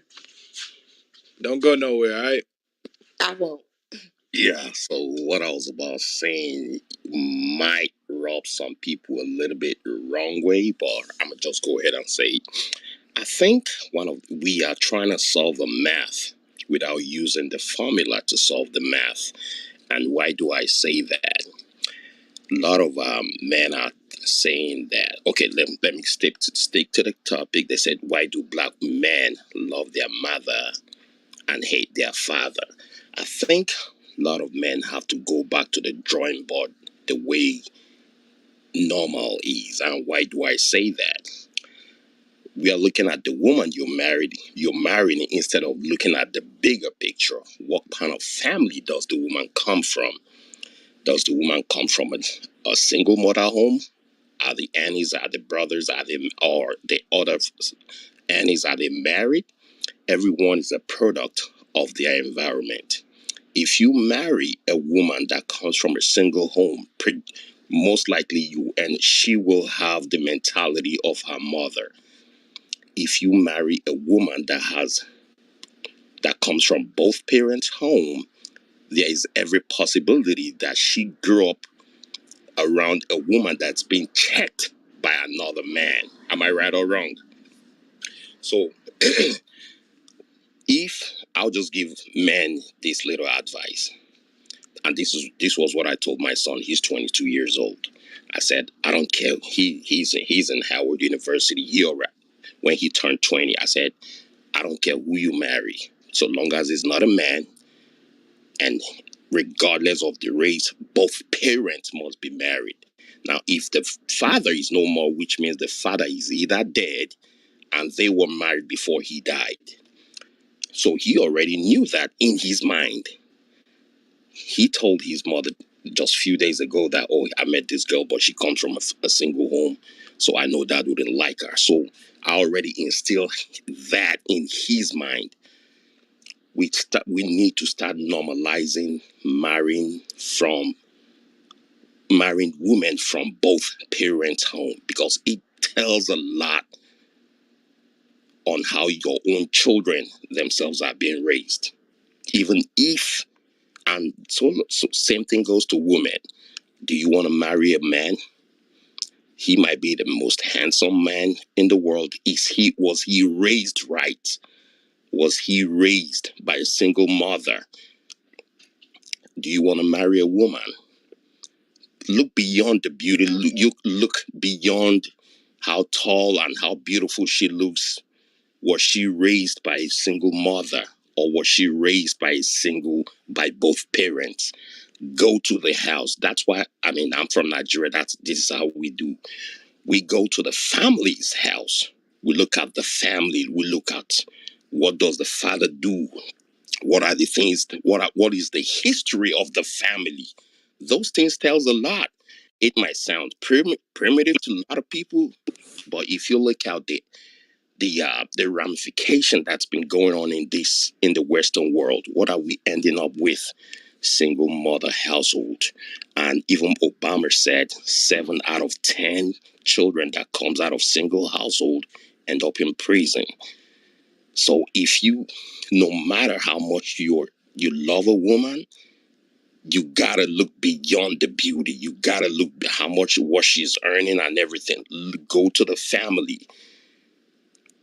There's a saying we have in Nigeria: you can marry a bad wife, but never ever marry from a bad family. Go ahead. I didn't want to stop your flow, but I wanted to make sure.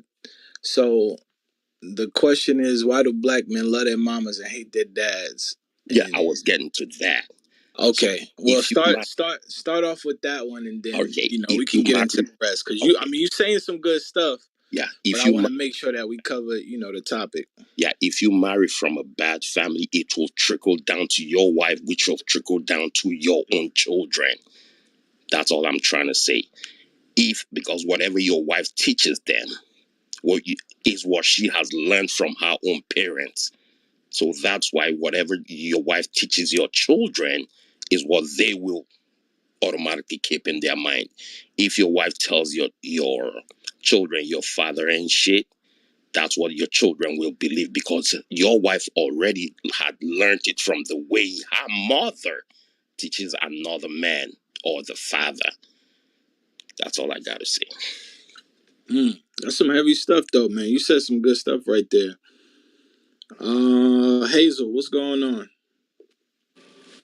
Well, what I think is that not every father is around, and usually it's the mom that does the best she can to raise her child, because maybe the father isn't present, and sometimes fathers can't be bothered to spend time with their children. And in terms of what Dapsy said, I disagree, because I don't think you should just marry somebody if they don't have like a father around, because um,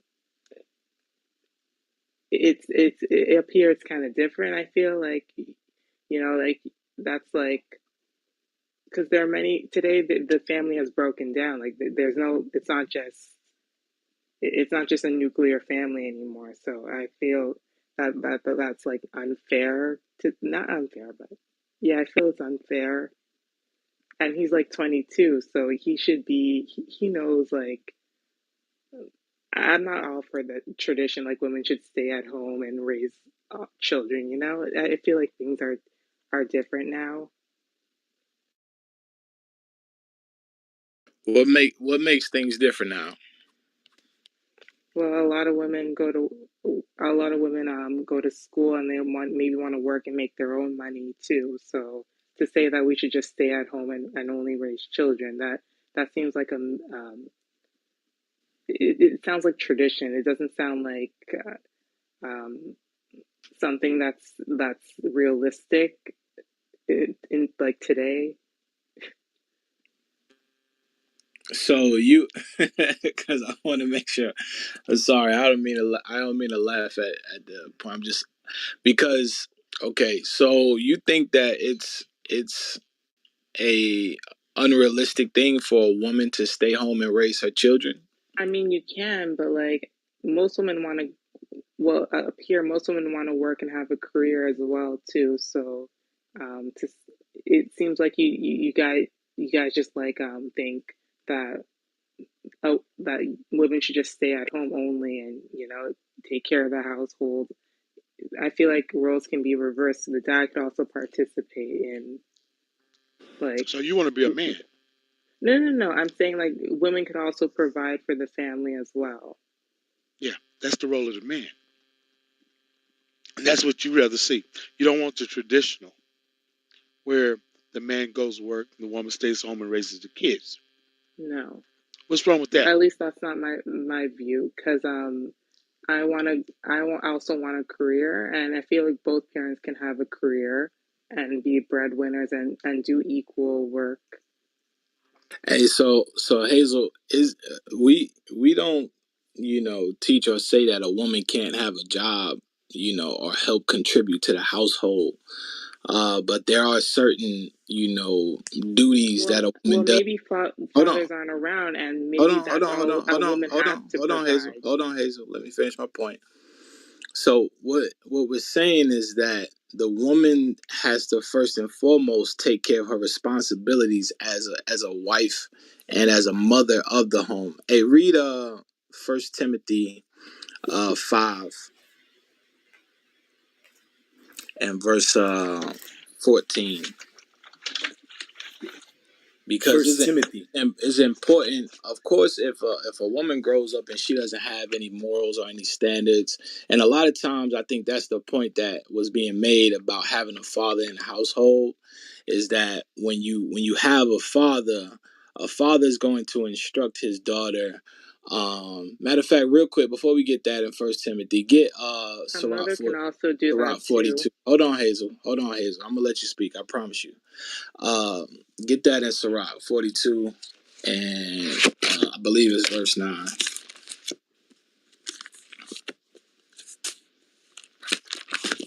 Ecclesiasticus chapter 42 and verse 9.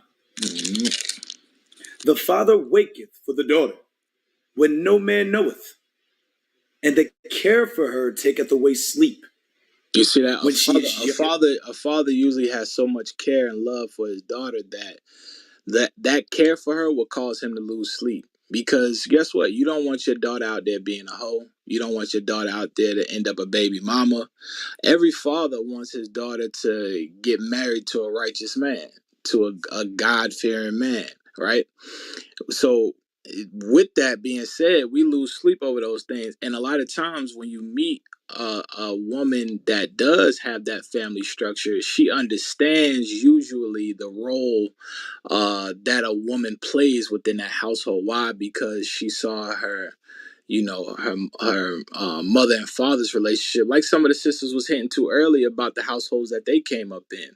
So we're not saying nothing's wrong with a single woman that comes from a single parent household, but in most cases, usually 98.6% of the time, a woman that comes from a single parent household, primarily raised by a woman, usually has more so of the independent mindset, meaning like she wants the career, she wants to make her own money, she wants to do all of these things. Why? Because she's had to fend for herself majority of her life. She didn't really have a father around to really, show her certain things and really depict or paint that picture for her what that man was supposed to be for her in her life.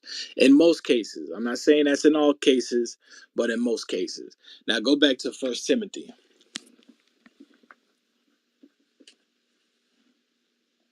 First Timothy chapter 5 and verse 14. 14. I will therefore that the younger women marry, Mm-hmm.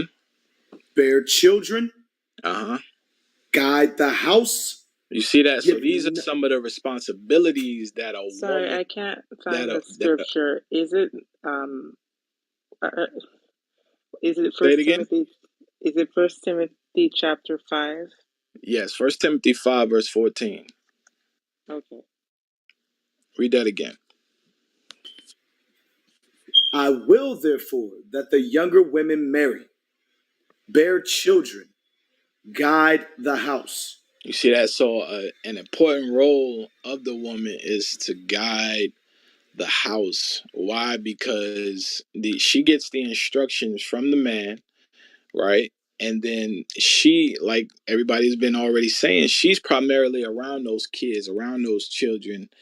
That's why when the father comes home, he doesn't want to have to do much yelling to the kids and disciplining with the kids, because the mother should be implementing those things that the father has already been instilling. Now there are times where sometimes they gonna take that correction from daddy different than they would from their mama, because when daddy come around, he ain't playing. You know what I'm saying? He ain't doing all of the joking, the laughing in terms of the discipline. He letting listen, don't do that. Don't do this. Clean that up. Do that. And when those things come from the father, they usually know not to play with daddy. You see what I'm saying? A lot of times they'll be uh, coddled and softer with mama. They'll talk back to mama a little bit, stuff like that. And the daddy usually got to step in to check those things, because they know, again, not to play with daddy. But the point is that I was making was that women, the natural role of a woman is to be a helpmate to a man. Now if that man wants you to be at home taking care of his kids and guiding the household, then scripturally that's what you're supposed to be doing. Now it's nothing wrong, because even when you read Proverbs 31, of course we have women that when if the man needs that help within the household, and he desires or he wants his wife to go out and work and have a job, that's all fine and dandy. There's nothing wrong with getting a career. Even for our daughters, we want them to be able to go to school, get a good education, to not have to necessarily rely, on a man solely. You know what I mean? But at the end of the day, she's gonna understand that when it comes time for a husband, that husband is the head of that household. You see what I'm saying? And what he say does go.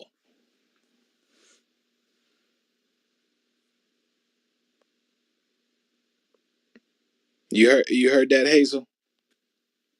Yes, I do kind of agree with you on certain rules, like the wife cooks and cleans, and the father kind of, well, no, the wife, like what like obey your husband. I agree with that, but Okay. All right. Most women got an issue with with obeying their husband, especially when you well, use certain things. depending on what, like I feel like should the woman never have a say, Say that. I'm like sorry. Say that again. like I know what, like does the husband have, I mean, like should the woman never have a say or an opinion on something, like let's say what school you want to send them to, not school, let me think of a different example. I know what you're saying. I know what you're saying. We're not saying that a woman, doesn't have any contribution to the marriage, because there's a lot of time. For me, I'm married, and there's times where there's some things that I, allow my wife to have certain, liberties over. For instance, like you mentioned, the schooling, right? My wife is familiar with teaching and stuff like that. So when it comes to those things, I'm more so, lean to what she has to say, and then ultimately I make a decision. You see what I'm saying? But I'm getting her input on those things, because it would be, and that's the whole purpose of a woman being a helpmate to a man, is that she's adding things to help run the family or be a successful family. But ultimately that decision is made by the husband. She shouldn't be like, no, we're gonna do it this way because this the way I want to do it. It shouldn't be like that. Can I ask why? Why the woman shouldn't have shouldn't have dominion over her husband? Yes. 1 Corinthians. Let's read that. You, First Hazel, Corinthians. you believe in the Bible? Yes. Okay, well, perfect. 1 Corinthians chapter 11, verse 3. But I would have you know that the head of every man is Christ, and the head of the woman is the man. So, Hazel, who's the head of the man? Christ. Okay, and who's the head of the woman? The husband. Okay, read on. And the head of Christ is God. Now read verse 8. Verse 8. For the man is not of the woman, but the woman of the man. You see that? So that this is the reason why a woman can't have dominion over a man, because it was not set up to be that way. God created man, and from that he took a rib out of man and he made woman. So a woman's whole existence is because the man was here. Therefore, the man has authority over the woman. Same way, listen, Christ got authority over the man. We don't complain about that and say, Christ, why we can't be on the same level as you? Why you got to be above us?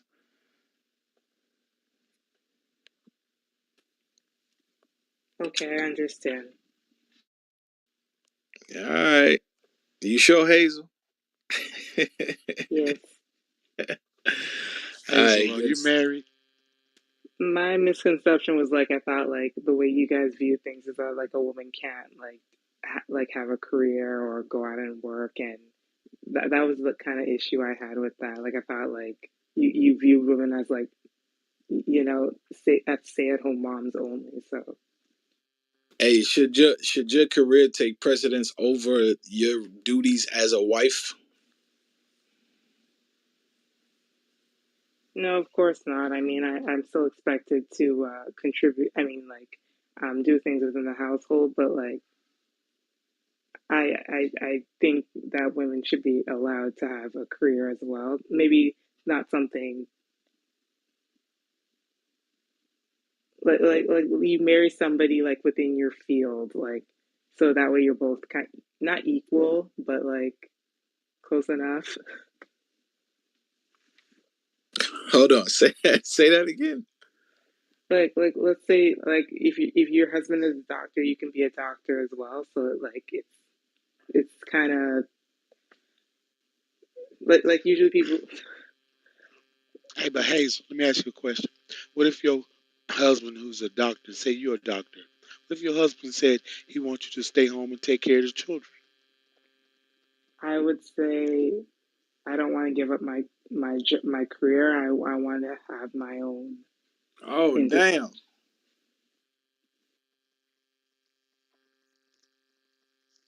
Let me take it back to First Timothy again, 5:14. See, see, Hazel, it's the reason why God wants us to keep His laws, statutes, and commandments. It's a reason why He wants us to go in this Bible to get wisdom. We should first look at the state of our people and see how our children are being raised. Look how our daughters are being raised, our sons are being raised. And we have to realize what's more important, how we raise up the Well, next generation. usually men like a woman in higher position, so I can make that argument. But generally, our people are led by wickedness. Our Hey, people are enticed by the most world. most men don't give a damn what status a woman got in terms of her job. Most men don't give a damn. Because we don't a man does not expect a woman to be the breadwinner, or neither do we care about if you're a damn CEO, COO, CFO. We could care less.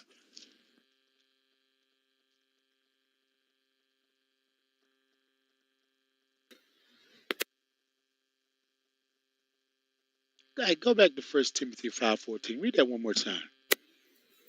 1 Timothy chapter 5, verse 14. I will, therefore, that the younger women marry. So God would rather our young women to marry. Marriage is honorable because God is going to judge whoremongers, fornicators, adulterers. So He'd rather for you to be in a righteous marriage. Read. Bear children. He wants you to raise up righteous children. That's what we got to understand. We're too busy saying we have children, but it's our job to raise up righteous children. Not just have children and then pass them out to babysitters, to grandma and grandpa. No, we need to be raising up righteous children. And as a mother, that's your job to raise up those children. It's the job of the Depends on the man to son, go out yes. and provide for the family. Read. Guide the house. That's your profession. To guide your home. To guide your home. To provide a place of rest for your king, for your children. Read. Give none occasion to the adversary to speak reproachfully. You don't want to give no occasion for your adversary to have your children out here being gangbangers, being thoughts, hey, to be able to corrupt your home. Because you want to raise them up in these law, statute, commandments. That's the greatest gift that a woman can give to her children. So a little too much, we do one thing. Give me Proverbs 3:31. We get too focused on the white man's dream and the thing that he's pushing to our people, and we start trying to seek and do the things that they're doing instead of doing the things that God laid out for us. Read. Proverbs chapter 3, verse 31. Envy thou not the oppressor. And that's what's happened. A lot of times, our oppressors, they done spoon fed our women. They give them food stamps. They give them apartments. They give them everything to get them to separate from their men. You know what I'm saying? To separate from their children. To not put God first. And we start envying the things that they have. We start envying the positions that they have, the monies they have, the wealth they have, instead of realizing that we are the children of God. And all we got to do is keep God's laws and realize that what's going to come to us is back the rulership of this earth.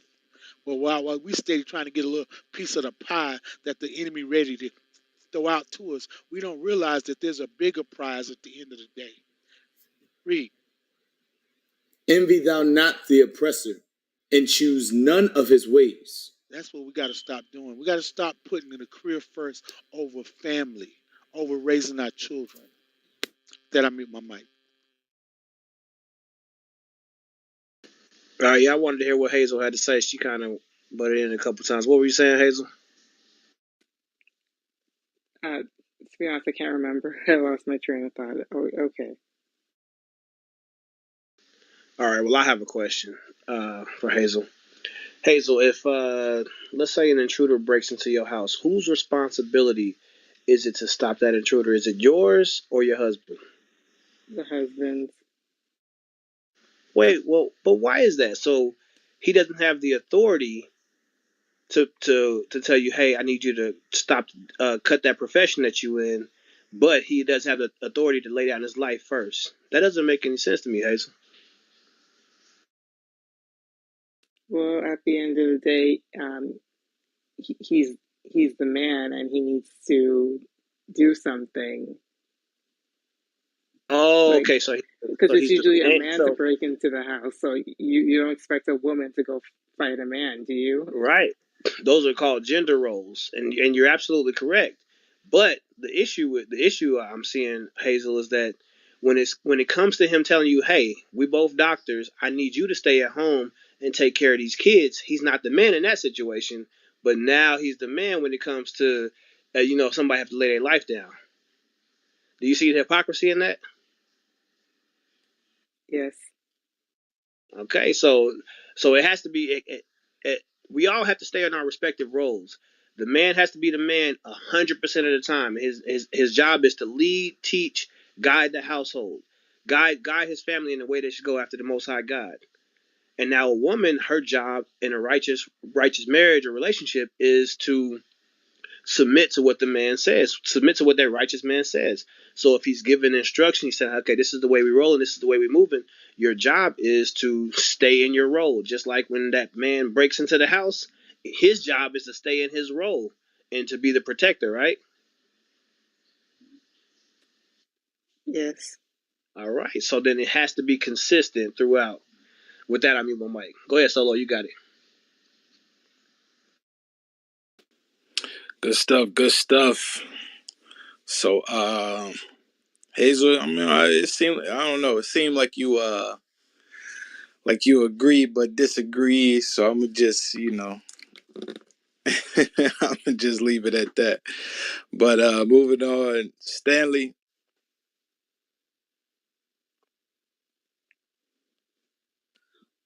Oh, shalom, family. Most High in Christ bless. Hey, what's your Why thoughts on? do black men love their mamas and hate their dads? I don't think they really hate their dads. I just think they lean towards their mothers because they're not heavy-handed on the boys. They get away with more. You know, the dad, he's gonna lay the law down. He's gonna make them strong, put a backbone in them. Mom, let them be weak. And I think all these eternal problems that we're having is because we're just we're so mixed up, and God tells us not to learn the ways of the heathen. So we're still paying for our sins, and He's letting us learn, and and be in all this confusion right now because we refuse to keep His commandments. And so I feel like what needs to happen is that I think right now He's weeding out the rebels already, but even before we get to the wilderness. So I just think once we come back to the laws, statutes, commandments of the Lord, then everything start clearing up, and then we can get back to our own land where we can have a proper rule of God's law in our hearts and minds and souls. And God bless all the house of Israel. That's all I got to say. Thank you. I appreciate that. All right, just want to reset the room real quick. Why do black men love their mamas and hate their dads? This is the topic for the night. I want to welcome you all again to Biblical Smoke. If you haven't already, go ahead and share the room. Hashtag on your social media, Biblical Smoke. Listen, if you got somebody who got a strong opinion about this type of topic, invite them to the room. We want to hear their thoughts. We want to hear your opinions. If you want to say something, if you happen to be somebody who got a thought on the topic, go ahead, raise your hand. We bring you up. All right, let's go back to Barbara. You there?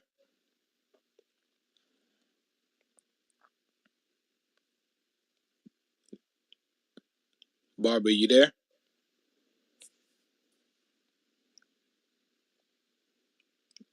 All right, Barbara stepped away for a second. KMC, you there? Yeah. Hey, what you think about some of the stuff that Hazel was saying? Um, some of it, like you say, she agreed, but she really disagree. And you know how we say like these women raising the men they date. That's why the men never really. That's why they love their mama, because they never really leave their mama. They date the women that's raising them. So it's like they looking for a woman that keep nurturing them, that keep no matter what they do, that woman get them out of trouble. So they still dating the same. They still dating their mama. That's why they love their mama so much. They never really leave their mama.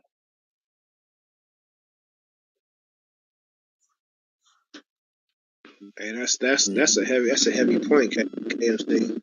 Because then they'll end up raising these type of men that leave the household also, and then the cycle just continues. Yep. And that's it. They just continue because you have these mamas, and no matter what these boys do, these mamas running to get them out of trouble. They don't do good in school. They at school trying to fight the teacher. They always nurturing and just taking up for these boys. And so when these So boys you're get out in the saying that street, women can't discipline their kids as well? I mean, you can, but not like a man. It's You have to look authority. at it It's too, authority in the man. the majority of the majority of the prisons are filled with prisoners that come from single parent homes raised by their mothers. I believe the number is around 75%.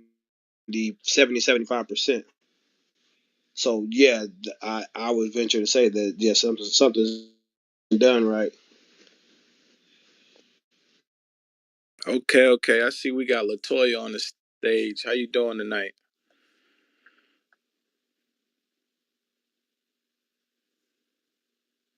Latoya going once. Latoya going twice. Latoya going thrice. Alright.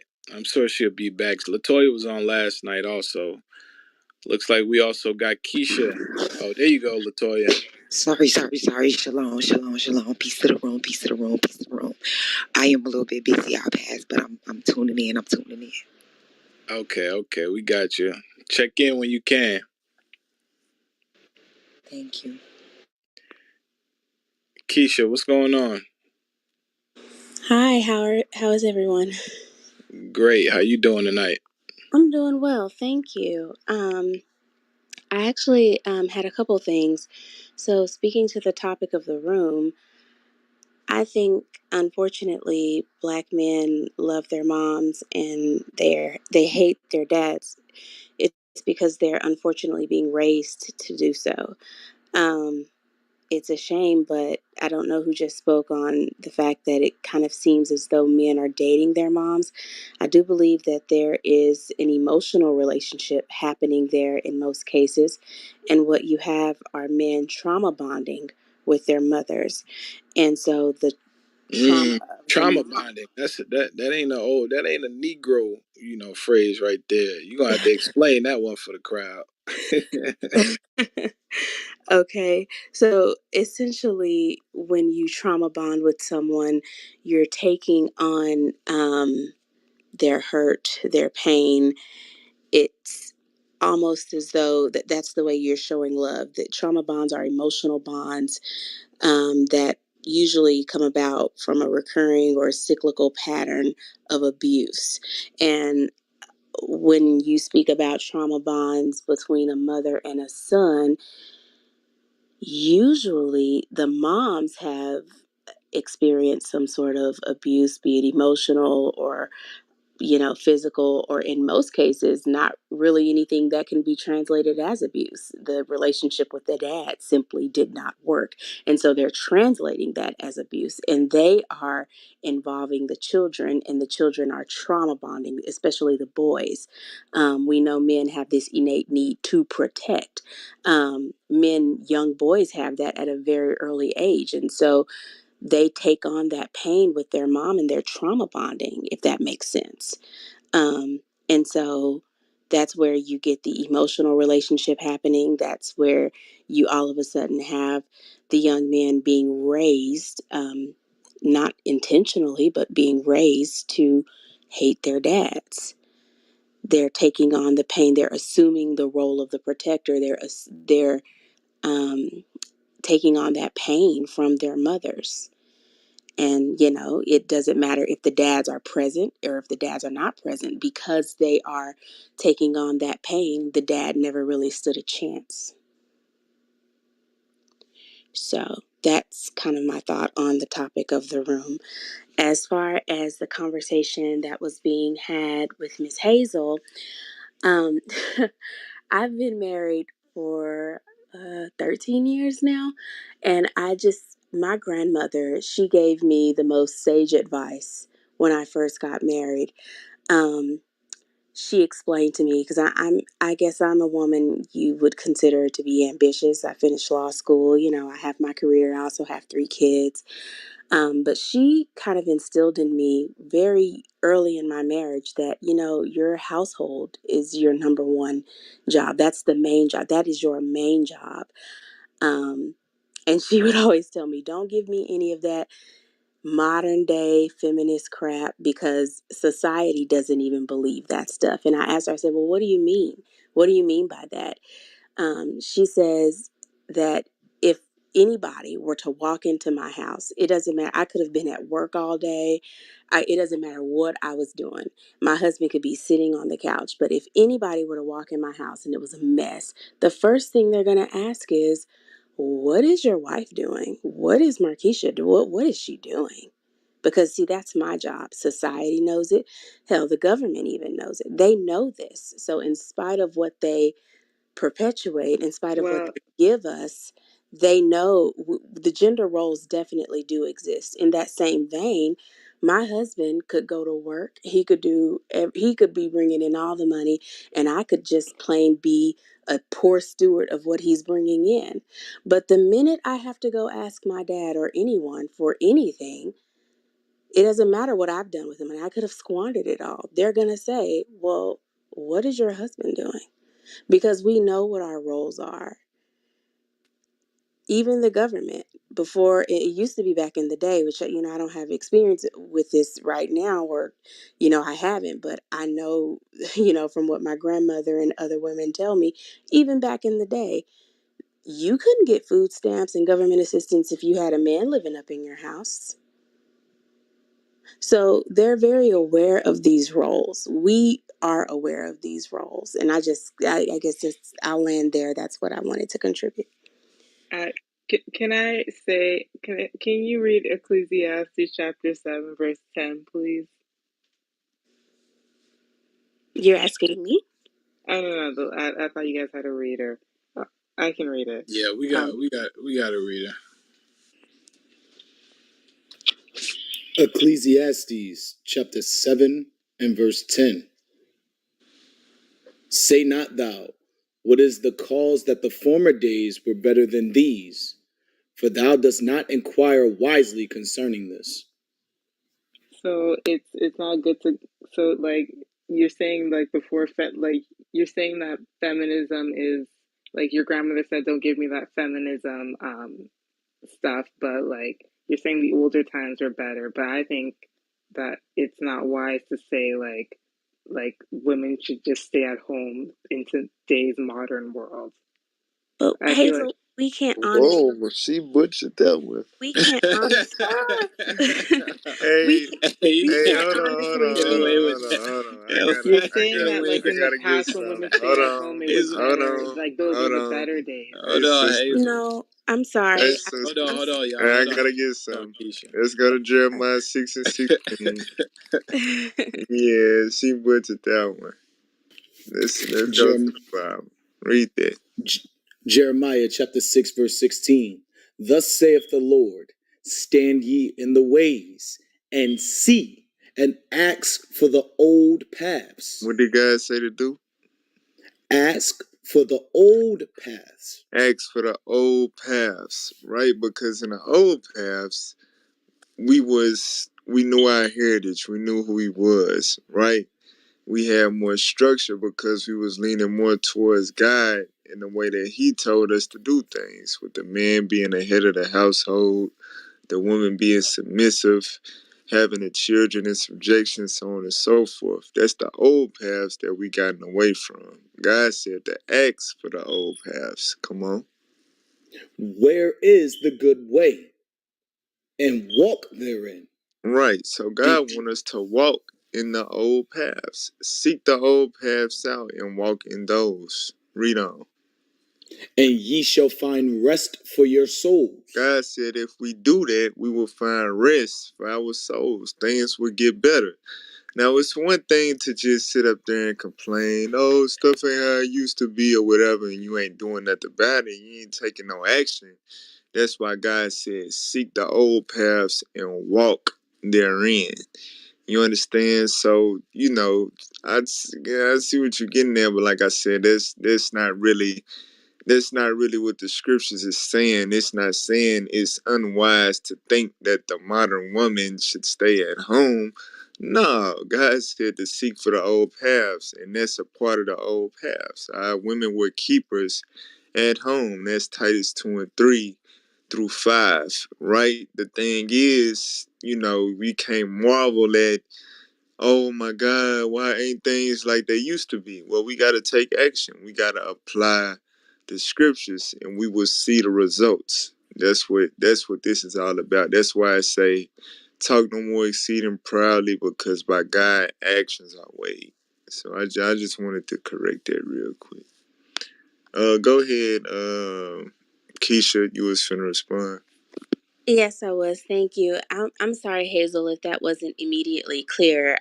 She wasn't telling me, don't be a modern, educated woman. I think it's really unfortunate that lots of women, we try to relegate, being submissive to our husbands or doing what is right, following that path, because we simply don't want to do it. So what we try to do is reduce it down to, well, I have to stay at home.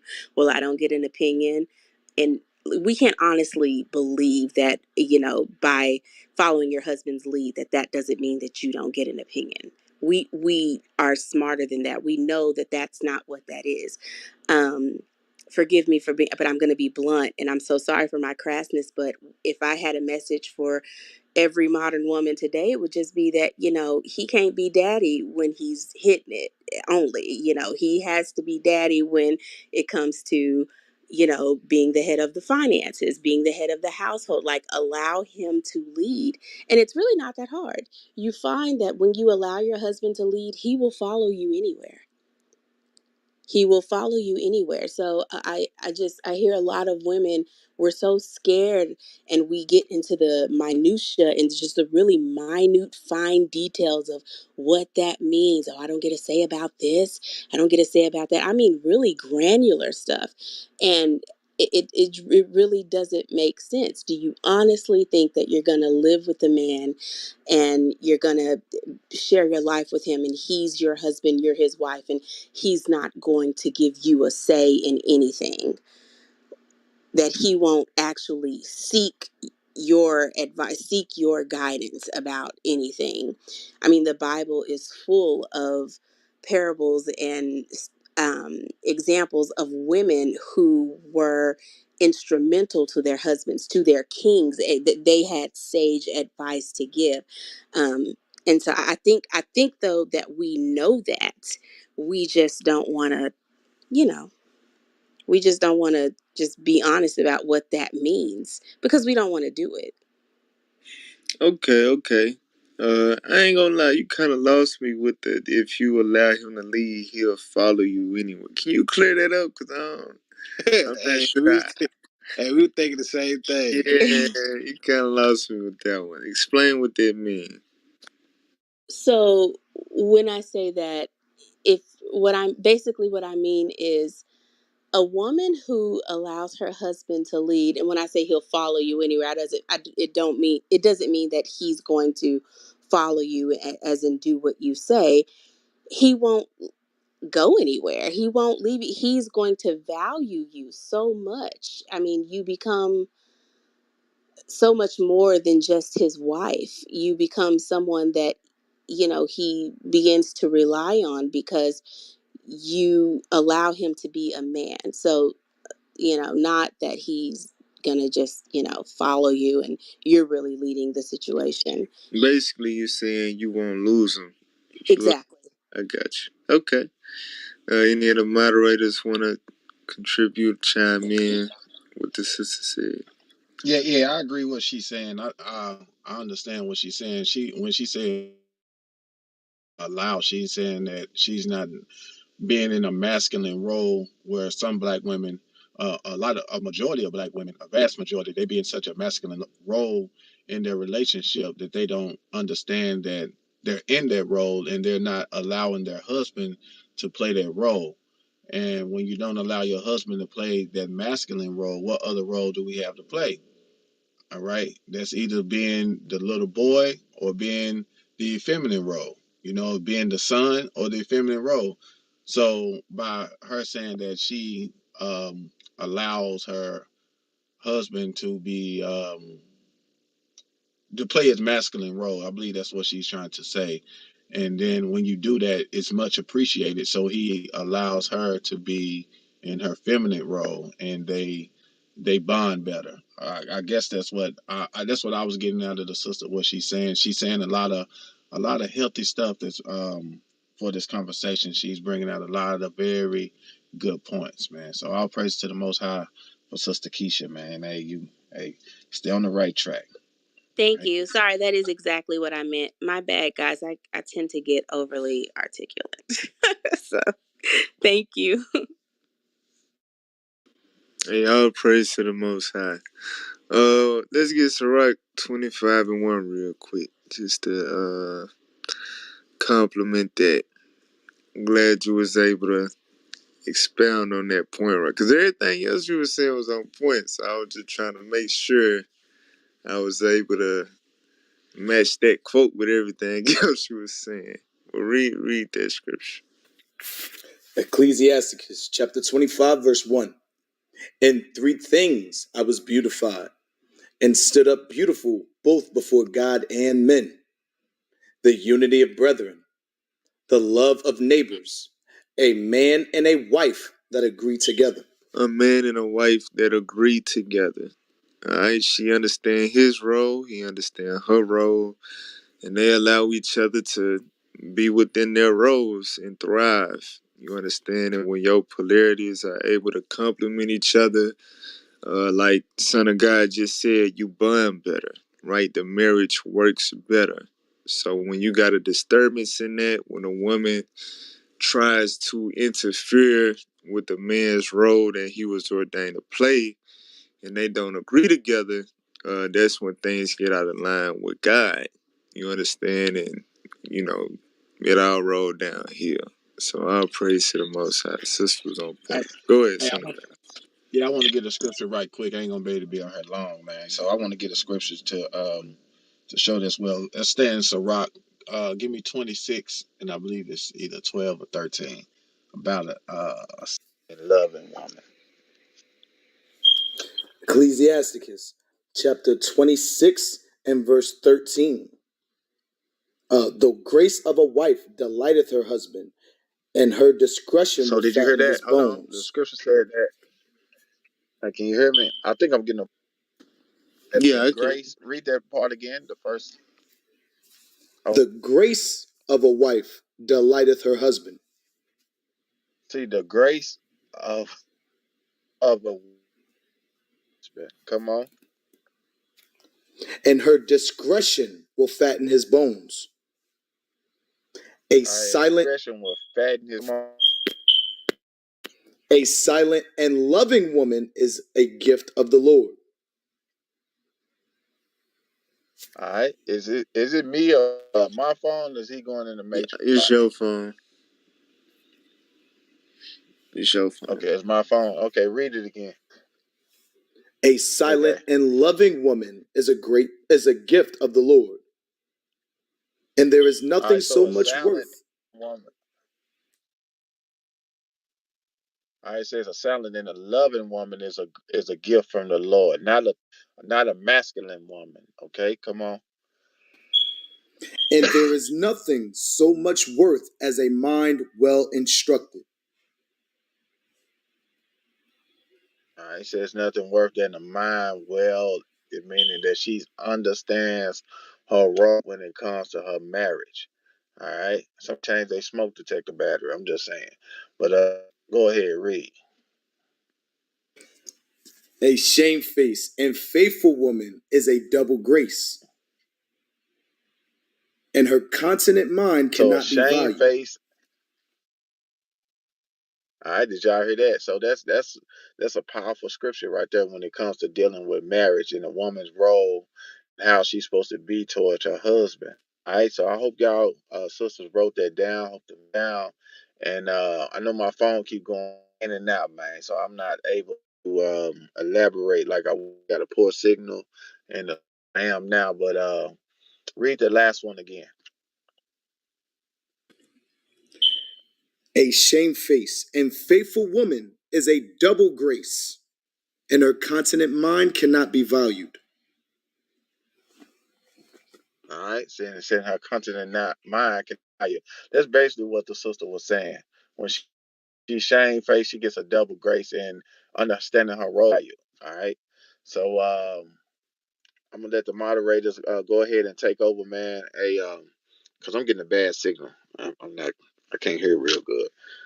It's like he in the matrix with me. So hey, go ahead, Manuel, and y'all go ahead and continue, bro. All praise to the Most High. Yeah, there was some great scriptures right there. We at least we heard the scriptures, so that was good right there. All praise to the Most High.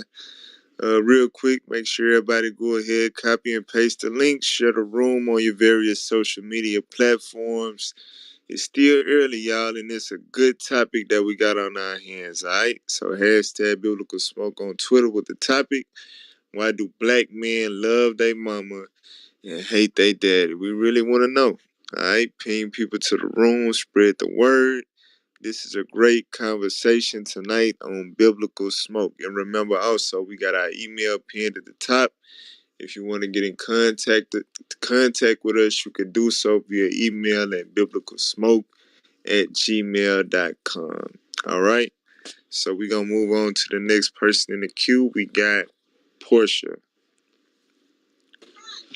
Hello. How y'all doing? I'm good. What's your Okay. thoughts on the topic?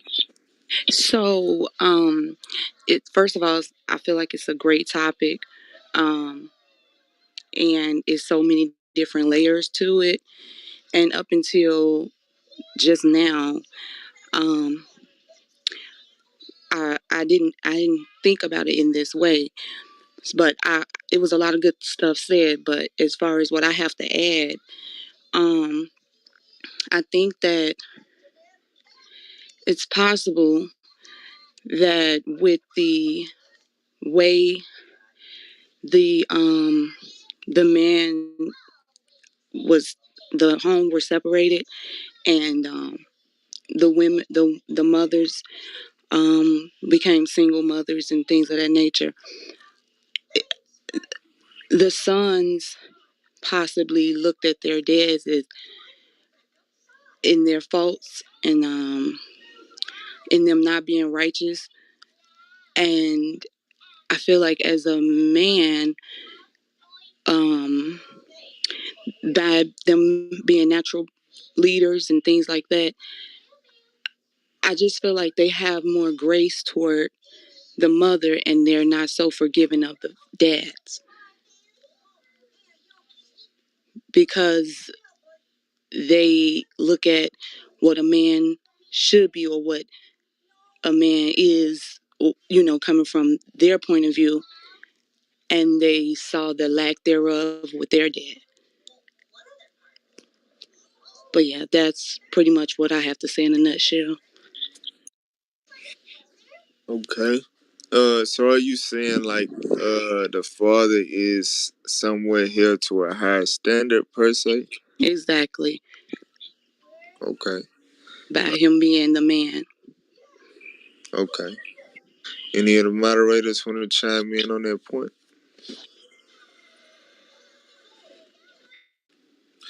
Okay. Hey, I agree with you. As men, we definitely had a weight of the world on our shoulders, and that's the reality of the matter. At the end of the day, the man is supposed to be. Get 1 Timothy chapter 5 and verse 8. The man is supposed to be the head of the house. The man is supposed to guide the household in the ways of the Lord, like Abraham did, so on and so forth. So when the man fails, it has a tremendous effect. And they it's basically no really grace. You know what I'm saying? It's really no margin for error when it comes to the man, because it's so much weight on their shoulders. But you know what I'm saying? It is what it is. As men, we got to make sure we handle up before we even start a family. And that's another thing too. That's another topic within itself. Like the sister said, it's a lot of layers. As men, we make the mistake of, making babies, putting babies in these women when we not fully ready, fully competent, fully understanding of what responsibilities we about to have to own up to once we bring children into this world. All right, so read that scripture. 1 Timothy chapter 5, verse 8. But if any provide not for his own, and especially for those of his own house, he hath denied the faith and is worse than an infidel. So God said, as a man, if you can't provide for your own household, he said you worse than an infidel. You understand? A non-believer. Basically, you can't call yourself a man of God. God being a provider, a protector within himself as our Lord, and you're supposed to be that figure within your household, and you're not able to do that. It's not a good look. All right, that's said the Lord. He said you worse than an infidel. So it's definitely a lot on the men's shoulders when it comes to fulfilling his roles. So when his shortcomings and all of that, his failures are definitely magnified. And that's just the reality of it. That's why men got to make sure that they stuff is in order before they enter into that life, or basically bring more lives into this world. One more precept real quick. Get Sirach 40 and verse 29, I think I want. Let me hear it. Ecclesiasticus chapter 40, verse 29. The life of him that dependeth on another man's table is not to be counted for a life. Right. So the Lord is hard on me. Listen, as a man, you gotta be on your stuff, man. For real. You got to be on your stuff. The Lord said if you depend on another man's table, you ain't to be counted for a life. You're not a real man. You understand? So, like the sister was saying, it's definitely if you were and also with the woman, real quick, I don't want to be long-winded. But get right 25, 23. One thing that happens is whenever a man goes through a rough patch and you're in a situation where you got a woman and kids that you're supposed to be taking care of, a lot of women don't know how to handle that, right? And they able to, you know what I'm saying, paint the man in a bad light and make the man seem evil to the child rather than, you know what I'm saying, doing her part in building up her household and keeping things together, you know what I'm saying, until the man get back on his feet. All of these things are various factors that play into the things that plague the black family within the black community. Read that scripture. Ecclesiasticus chapter 25, verse 23. A wicked woman abateth the courage, maketh an heavy countenance and a wounded heart. Mm-hmm. A woman that will not comfort her husband in distress maketh weak hands and feeble knees. Right. A lot of women don't know how to handle hardships because, like the scriptures we read, the man is held to that high standard of being that provider, right, and being able to provide that security for his woman and for his kids. So, in times where he's not able to do that for whatever reason, a lot of our women don't know how to encourage the husband and, you know what I'm saying, keep the children in good faith and things of that nature. A lot of times it's on to the next. A lot of times it's, he ain't this, he ain't that, so on and so forth. And the child just look at it like, man, I don't want to be nothing like my daddy. You know what I'm saying? So, what I men, like I said, we got to take accountability for making sure we got our ducks in a row as men and we truly know how to be men and are men before we, bring children into this world and start families. But also our women got to make sure that they understand their role as a helpmeet. And what men want unconditionally from our women that we love is that unconditional love, right? Being able to endure through hardships and things of that nature, knowing how to handle those type of situations, because those situations is what cause our households to fall apart. And more often than not, it leads to bitterness more so from the child towards the father. All right. Any of you other moderators want to chime in on that? Because it's like I said, it's a good point. Like the sister said, it's a lot of layers. Brother Emmanuel, I'm not a moderator, but I have a question for you in that regard. The second part of what you mentioned about the woman and our accountability and knowing how to uphold our men. Do you think that that kind of relates to First Peter 3:1, where basically the scripture is saying, wives be in subjection to your husband, so that if they're not obeying the word, they may also be without the word, be won by the conversation of the wives, which I took to mean, even if your husband is not necessarily doing the right thing, your works and what you're doing, would be enough to kind of sway the household and, elicit the change that's needed. Do you think that that's kind of related? Yeah, in a way. First Peter 3 is more so dealing with the wife's ability to get her husband back in the spirit with her Okay. conversation, right? But I see what you're saying. It goes with the woman's role of being like that unconditional love that I just mentioned, right? Not just giving up and you know what I'm saying, having good faith in recovering her husband, when he not doing what he's supposed to do. So Okay. that's a good scripture. Hey Barnabas, what's up, man? Welcome to the stage. Sir, shalom, shalom, what's up, what's going on, good? Yes, sir. Yes, sir. We've been having good dialogue tonight, man. Good dialogue with the people.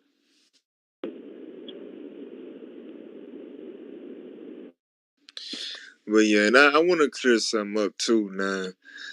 If you dealing with and this, go back to Sirach 25, if you dealing with a bum brother, and this is a thing too in the black community. The sister said layers, hey, she right, man. Hey, some sisters fall victim to being loyal to a fault. You become a grown man's mama, right? He started to depend on you like he depended on his mama his whole life. And he don't keep a job. He don't want to work hard. He don't want to do what he's supposed to do. And you find yourself over the years becoming by default the head of the household because he refused to play his role because he know you would step up in his stead, and he not held to no type of accountability.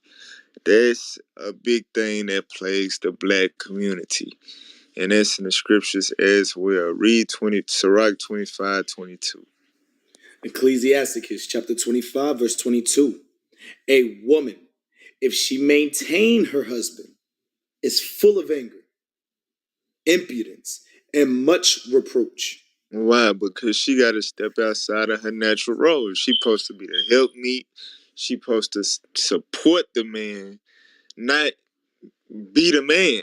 You understand? So when she got to step up and be the man because the man can't man up and handle his responsibilities, she is full of impudency, anger, and reproach, meaning she'll become disrespectful.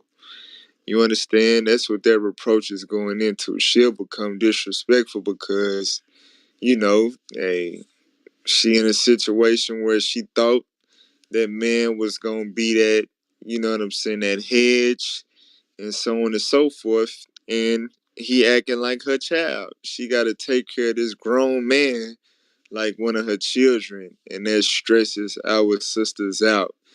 And like I said, that's a thing that plays our community. So when I put the scripture pertaining to the woman not knowing how to play her role in times of hardship and giving up on a man, I'm not saying support a bum brother that don't want to keep a job, don't want to work, want to sit his ass on the couch all day and play the game and not assume the responsibility of being a husband and a father. Um, It's just dealing with the unconditional love and not giving up on relationships so quick once the man has shortcomings, right? It's, you know what I'm saying, working, endeavoring to keep the unity.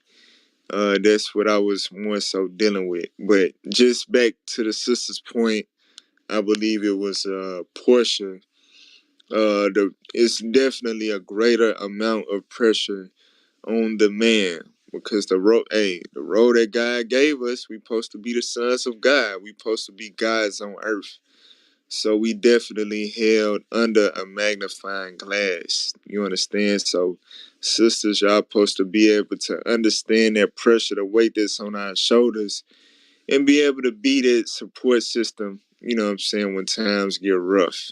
But don't allow a brother to just sink low to the point where you taking care of him like you taking care of one of your children, and he Hey, refuses to assume his role as a hey, man. Go ahead, hey, boy. man. Yeah. Hey, you know what I noticed with the brothers who always uplift their parent, their mother over the father?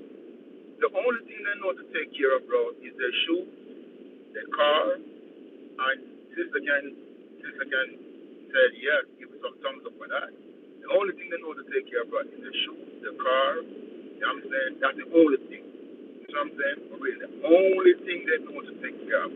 They don't run up whenever situation came up. They always run off, and they always been emotional. I mean, you know what I'm saying? For real, they curse. You understand? They said word just like a woman. You understand? And that's not a lie. That's a fact. You know what I'm saying? The brothers who grow, you understand? Who their father take them out, show them how to do things. You understand? For real. You see what I'm saying? Those brothers for real. Always. I'm saying always. Trust me. Always take care of the household. Always sit down. You understand? Build a family. You know what I'm saying? All 100%, I'm telling you that for real. No joke. You know what I'm saying? For real. You see that? So you can know when a brother and a sister is supposed to know that by now. When a brother grow with his mama. You understand? For real. You see that? Mama always buy them toys. That's what I'm trying to show you. You understand? When you have a car, you get up every day. You understand? It shine. His rims them shine. Positively show for that. So you see that? So who have a problem with that? Tell me that I'm lying. That's a fact. You know what I'm saying? Real. Every man, again, every man, you know what I'm saying, show the emotion just because what they do with their parents, their mother. I'm always emotional. You know what I'm saying? For me, they always be soft. You know what I'm saying? I always like to cry. I always like to curse.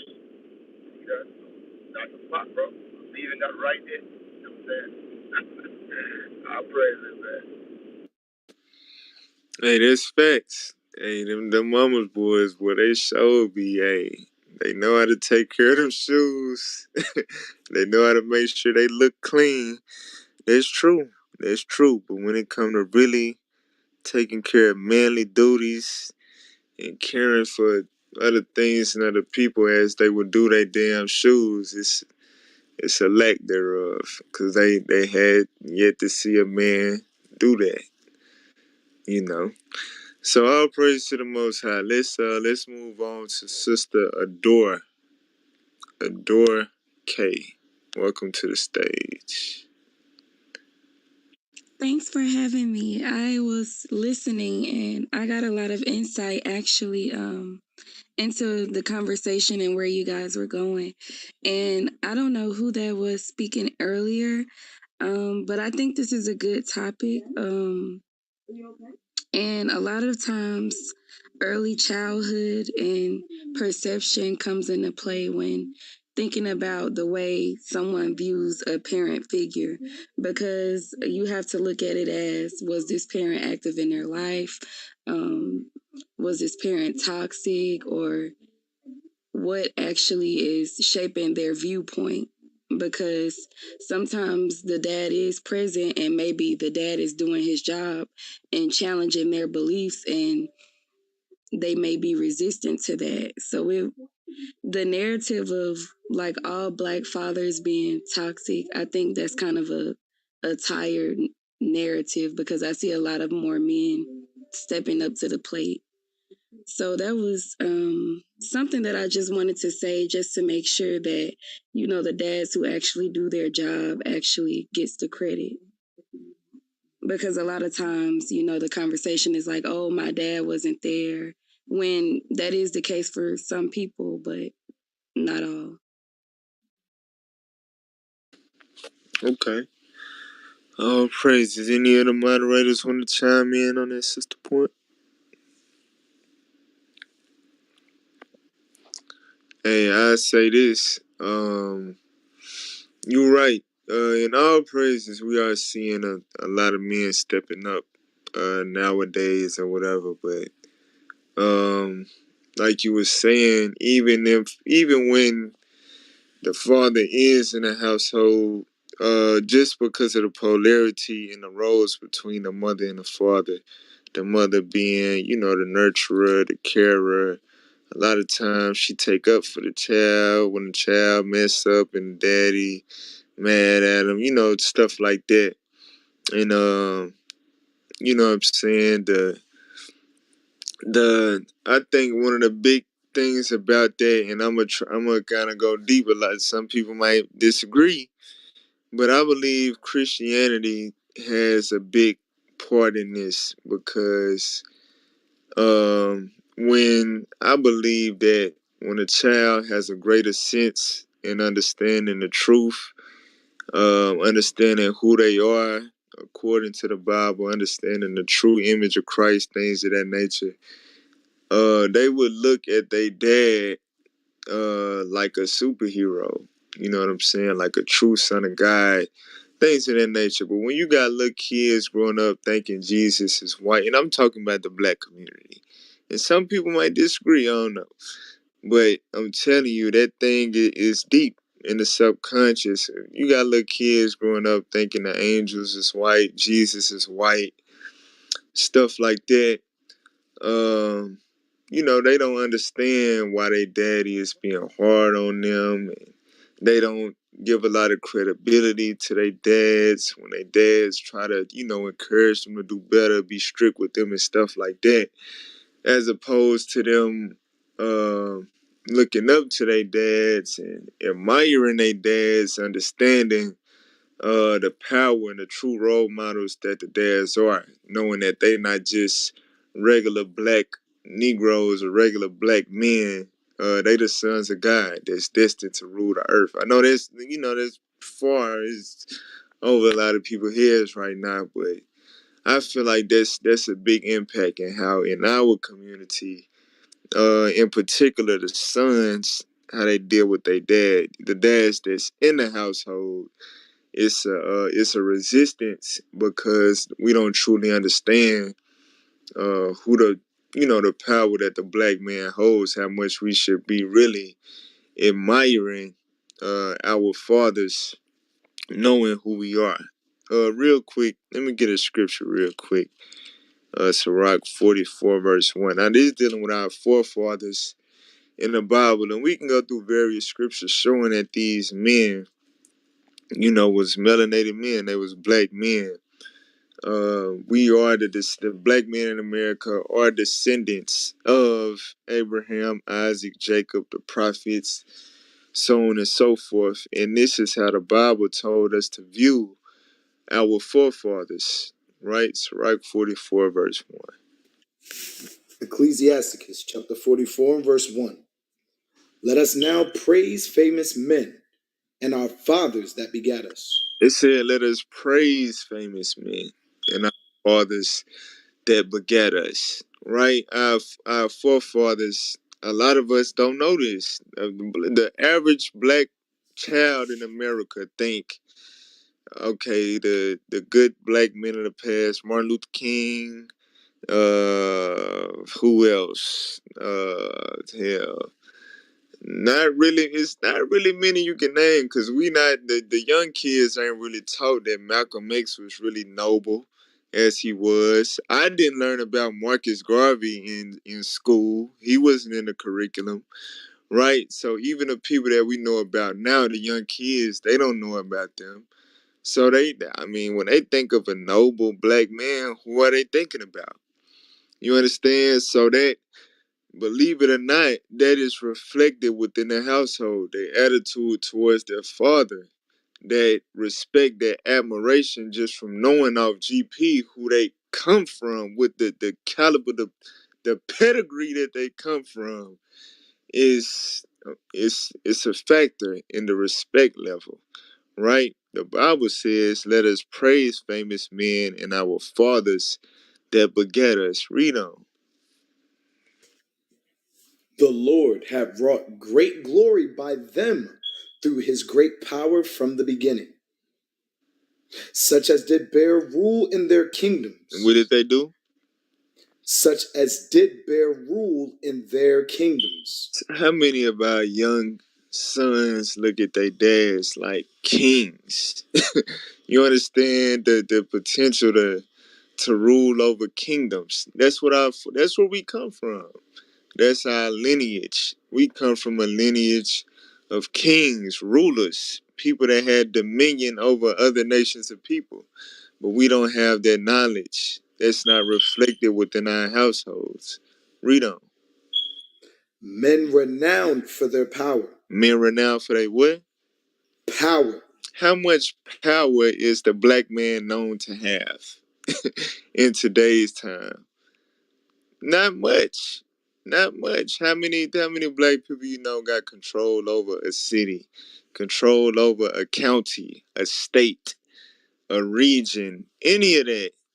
You might know a little black mayor here or there, something like that, but even still, they ain't making no laws. Obama. They not changing nothing for the community. Barack Obama was in office 8 years and didn't do a damn thing for the black community. He helped out the LGBTQ community more than black people got helped ever. You understand? So that was like I guess you could say a chess move, but you read between the lines, you know that wasn't about nothing. You understand? That didn't affect how our young sons, like I said, look at their fathers within the household. We don't look at our fathers like they got the potential to be the next Barack Obama, because the next Barack Obama didn't even do nothing for our people. You understand? But anyway, it says, such as did bear rule in their kingdoms. Read on. Men renowned for their power. Uh-huh. Giving counsel by their understanding, and declaring prophecies. Read. Leaders of the people by their counsels, and by their knowledge of learning, meet for the people. Wise and eloquent in their instructions. Right. Basically, superheroes, right? Men that's able to lead the people, to guide a nation of people into greatness, wise and eloquent in their instructions. That's the lineage, that's the pedigree that we come from, right? And I believe that if we knew our true identity as a nation of people, we knew who we truly were, we knew that we was really the sons of God, that would impact our households in a positive manner as far as how our children view their black fathers. Because of the lack of understanding our true identity, it's a lack of respect there. You know what I'm saying? That's my opinion though. Y'all more than welcome to disagree. If anybody wanted to respond to that, to the point that I made, you can unmute your mic. Hey, but by I can't do right. You just such a scripture like this. You know what I'm saying?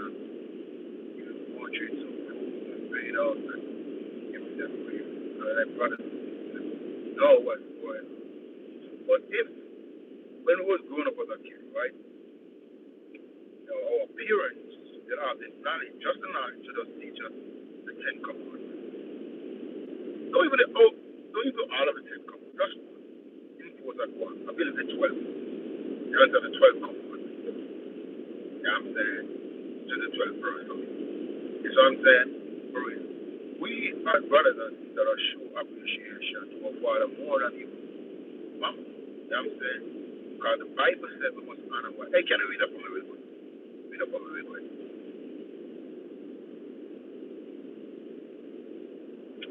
Exodus chapter 20 and verse 12. Honor thy father and thy mother, that thy days may be long upon the land which the Lord thy God giveth thee. Why the most I would have put the father before the mother? I'm saying for real. Because the father is the one who carries the seed. You see what I'm saying? The father is the one who carries the seed. You see that God himself, you understand, show honor to the men. You know what I'm saying? But if you brothers and you sisters understand that and know that, you know what I'm saying, for real, is the father is the one that comes first. The father made everything. The woman came from the men. You understand? You gotta show more respect to your father, but that's what your mama teach you. Your mama treat you like that. Your mama always want to wipe your nose. The mama always want to hush you and, oh, son, hi. Yeah. You know what I'm saying? Trust me, whenever your father corrects you, you know what I'm saying, for real, and he leave, mommy always come and try you. Want to talk to you and give you a smooth word, make you feel like they're okay. They think what you get corrected for, it is wrong. That's what it is. That's why you love your mommy more than your dad. You know what I'm saying, for real. And that's why many of you go so soft, many of you so weak, many of you don't know even to take care of a woman. You know what I'm saying, because mommy do not train you, mommy grow you like your sister. And that's what it is. You see that? The Bible says you must honor your father. You understand? And your mother. You see what I'm saying? That's what it said. You see that? See, so you have it just because your father never have it like that to make you to make two ends meet in the house. Your mommy wanna tell her that she alone take care. No, stop. You understand, for real? She alone. If your father was like that, why mommy lay them and make papa? You understand? Bring forth. You understand? That's what it is. Why she lay up and make papi bring forth? That don't make sense, son. You know what I'm saying? Psalm 27, I believe the last verse. Last two verses, the mother forsake. Read up for me. Psalm chapter 27 Read the last two verses. and, If your mother, and if your verse father, 10. verse 10, yeah. When my father and my mother forsake me, then the Lord will take me up. Hey, just read it one more time, cause you don't understand. You don't understand how the world really create the world really.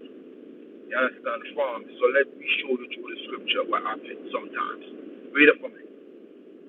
When my father and my mother forsake me, then the Lord will take me up. You hear that? The boy said, if your father or your mother forsake you, then the Lord will take you. You know, what many of you supposed to be glad about? You're supposed to be glad about that your father was an Israelite and your father was not Amite or a Jebusite or a Perizzite or a Edomite. You understand, or a Moabite? You're supposed to be glad for that because what? At the end of the day, the only seed can get repentance. You understand? You have to came from the seed of what? An Israelite. That's what it is. The only person can get repentance. The only person can get everlasting life. You know what I'm saying? So that's what you have to check. You have to say, oh my God, for real. Yeah, my father, yeah, maybe he forsake.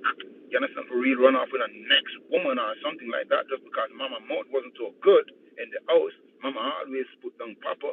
You understand? Papa have to run for rescue, find somebody else. You understand? She don't tell you all them things. You understand? For real, I see a woman, right? And she always keep on running, trying to keep her body in good shape. Always. You know what I'm saying? Old woman, we're gonna see her, you can't believe her age, and she passed 80, over 80. You know what I'm saying? And the other day, the nephew showing me that, listen, you see her, you know what happened to her. You understand, for real? You see the kids, what he said is for her son father is not her son father. You understand? And that's what she do. You understand? Because they know, but the son, you understand, the son do not know. And the nephew, the cousin, which is that woman cousin, she know. They know that, listen, that woman been living with these things so much years and cannot even tell her son that, listen, your father is not the father. You understand, for real? And she she want to say is somebody take it from her. If somebody take it from you, why you give the man who is not not the father, you have it until they're living with. So you have to keep on running, exercising, because these things will burn you up and you can't tell a son because it's there. The only person be taking care of her right now is that son. You know what I'm saying? She can't tell her son that. See that? So these are the things, many times these things happen. You understand for real?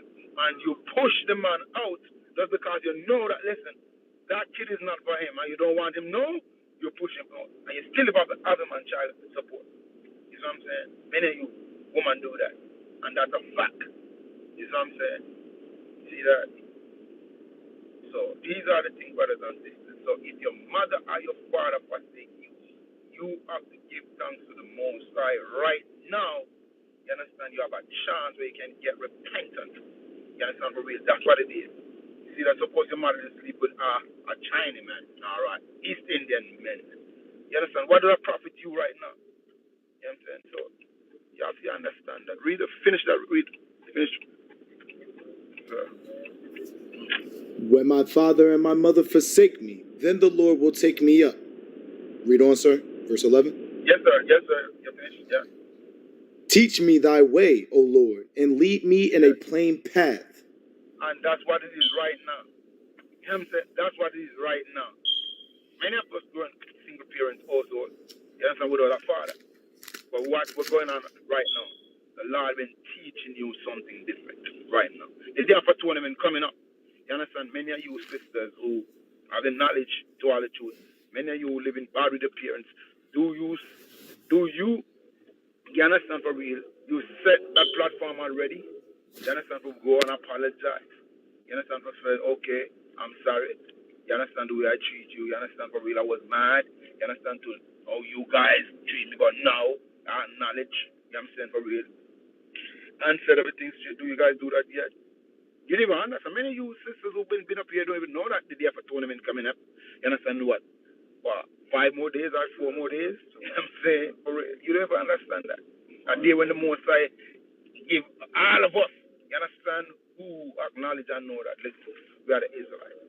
You know what I'm saying? You can too. You know what I'm saying? The Most High forgive us for all the sins what we done.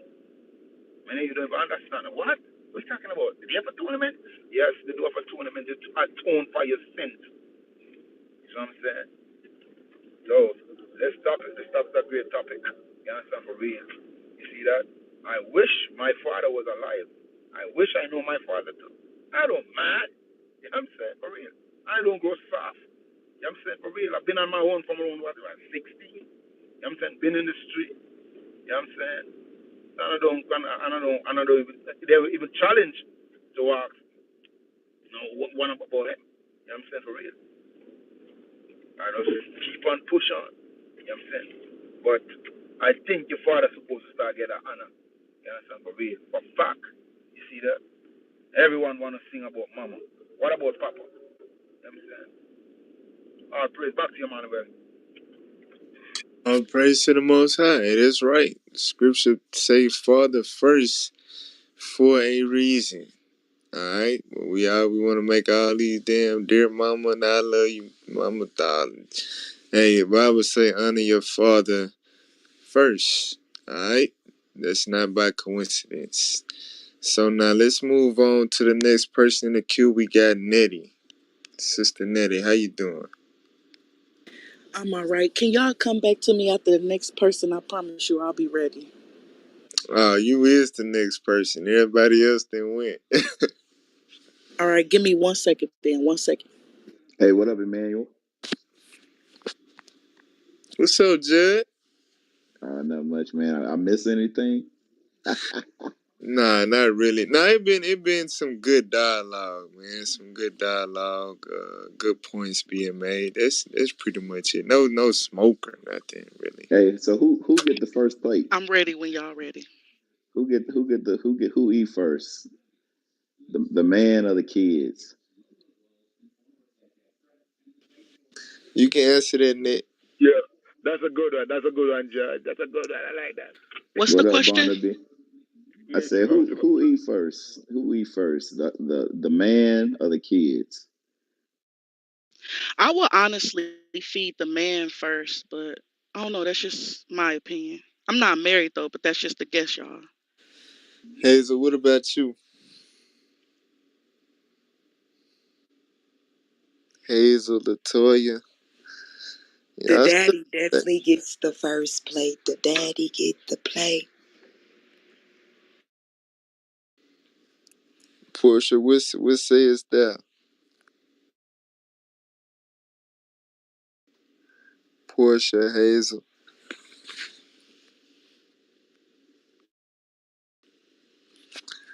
Hey, I don't know, Jud. They say they'll feed the daddy first. Hey, all praises, all praises. Looks like they got a sister named Nisha in the chat. That got everybody going crazy. What y'all done did to Nisha? Why y'all got Nisha? Why y'all all mad at Nisha? What Nisha do?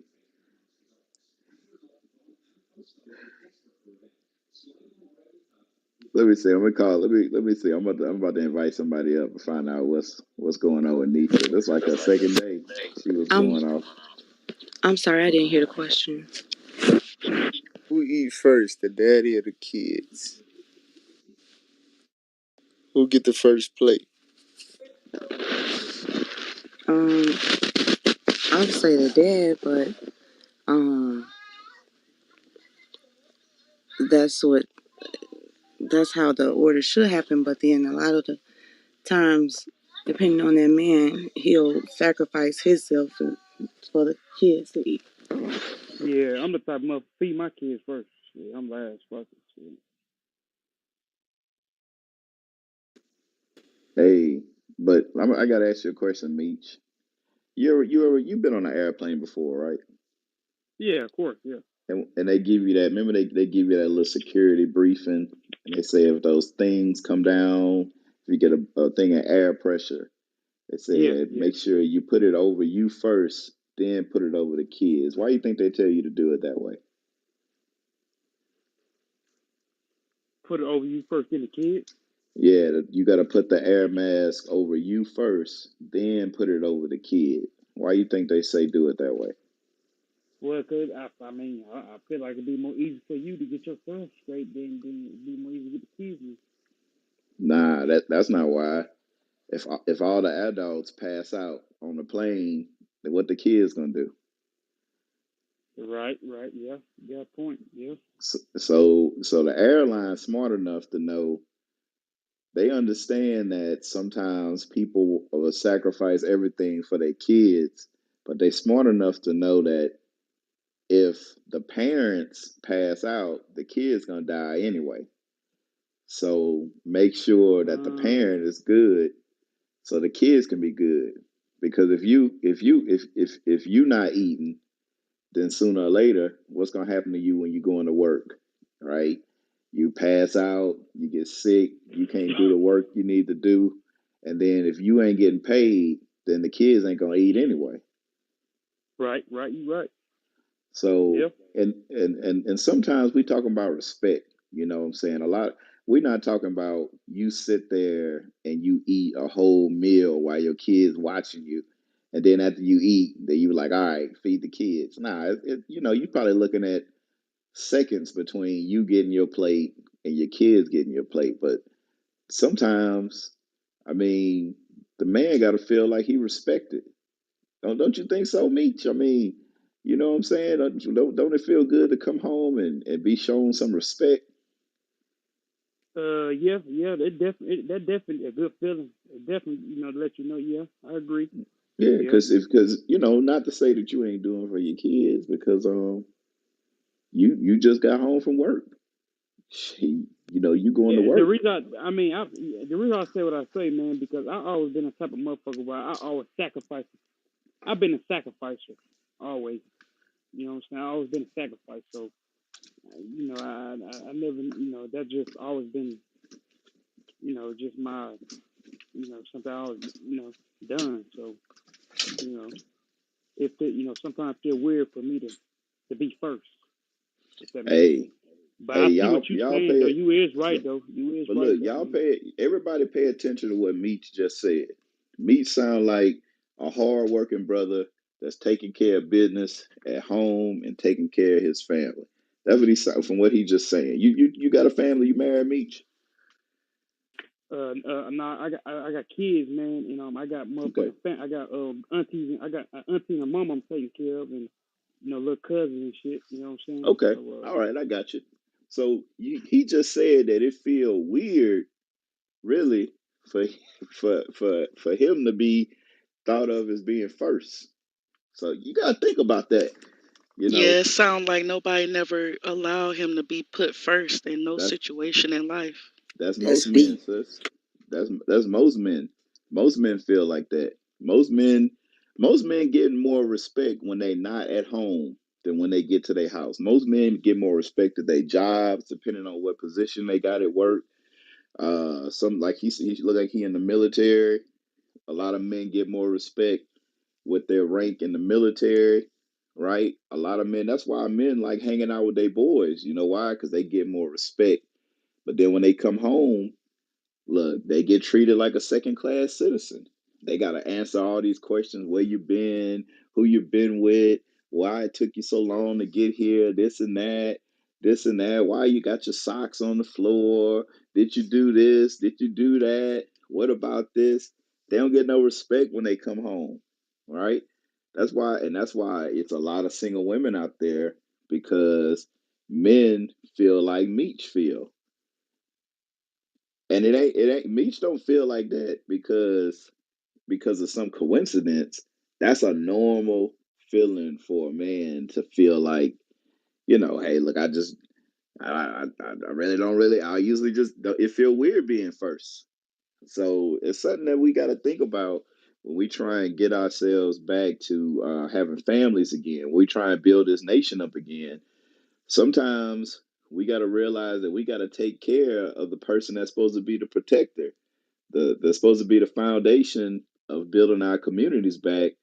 It's gonna have to come on the backs and shoulders of strong black men. But guess what? When they come home, they they got to feel like they respected. You know, and I think that's something that we miss in our communities. They say happy wife, happy life, right?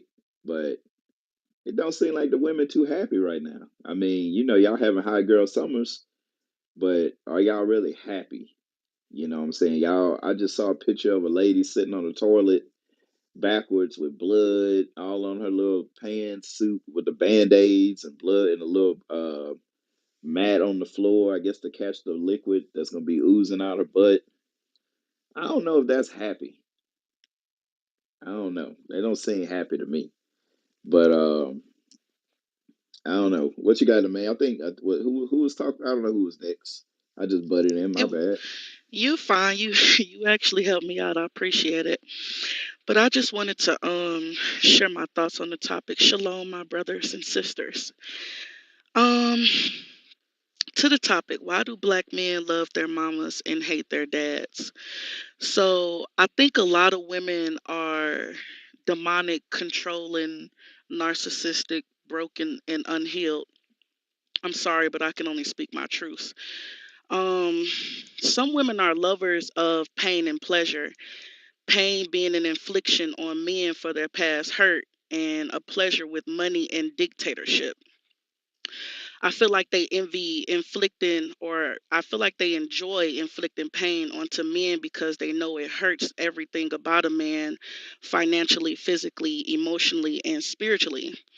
Meanwhile, they see their sons as a come up. Not only do they receive housing and finances from the government, but some women really enslave their sons mentally, physically, and financially for a great deal of their lives, sometimes all of their lives.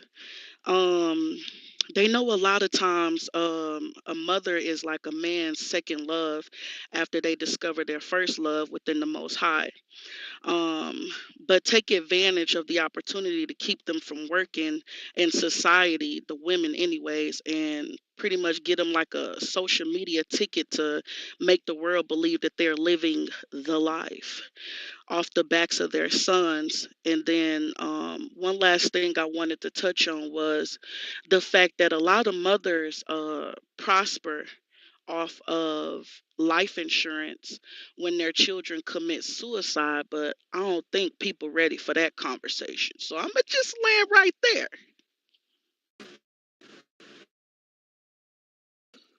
I think you can get life insurance from suicide. I could be wrong though. Right. I don't Well, know. I'm gonna I just don't know. say, I know something. I know something, but I'm gonna just leave it right there. Okay. man, speak on the topic, brother. I mean, I had both parents in my life, uh, so I mean, I actually love. I mean, I love both of them. Um, you know, love my mama. I love my dad too, but he's a little hard on me. Shit. But I needed it because I was hard headed. You know what I'm saying? So I needed that. So, but yeah, man, you know, I love both my parents, but I ain't gonna lie, cause they both taught me something different, and they both gave me some. You know, they both gave me a lot of knowledge and a lot of things that I still use to this day in my life. So yeah, I'll say that. So why do you say, or is it safe to say that black black boys generally favor their mama over their daddy? I know you mentioned your daddy was hard on you. Why do you think that is? We mentioned our mama first. She typically the favorite. What do you think that's about? Even when you got both parents in the house. Well, I'm gonna say this. I'm from South Memphis. I was born in South Memphis, raised in South Memphis on Riverside, and I say that 'cause I got a lot of cousins, and a lot of them they have their dads in their life. I will say this, man, a lack of not there.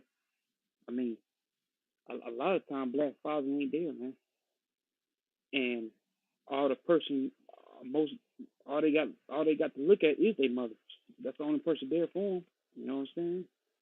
Hey, Meech, Um, let me ask you a question. I used to live. Well, I ain't gonna say I used to live in Memphis. I used to live in Cordova, so I ain't gonna claim Memphis. But yeah, I know what you're talking about. We do a lot of evangelism, street teaching out in Memphis and stuff like that. You may have seen us out there, brothers in purple shirts. But why you think? I know you said one thing. You said about the fathers are not in the household, right? yeah. Why do you think women don't create an environment to where men want to stay with the mother of their kids?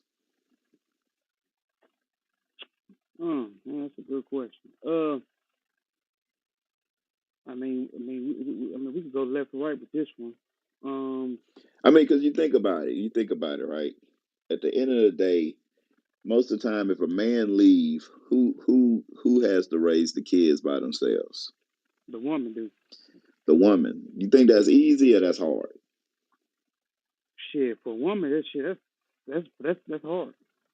So wouldn't you think that a woman would be trying to break her neck to make sure that the man does not want to leave?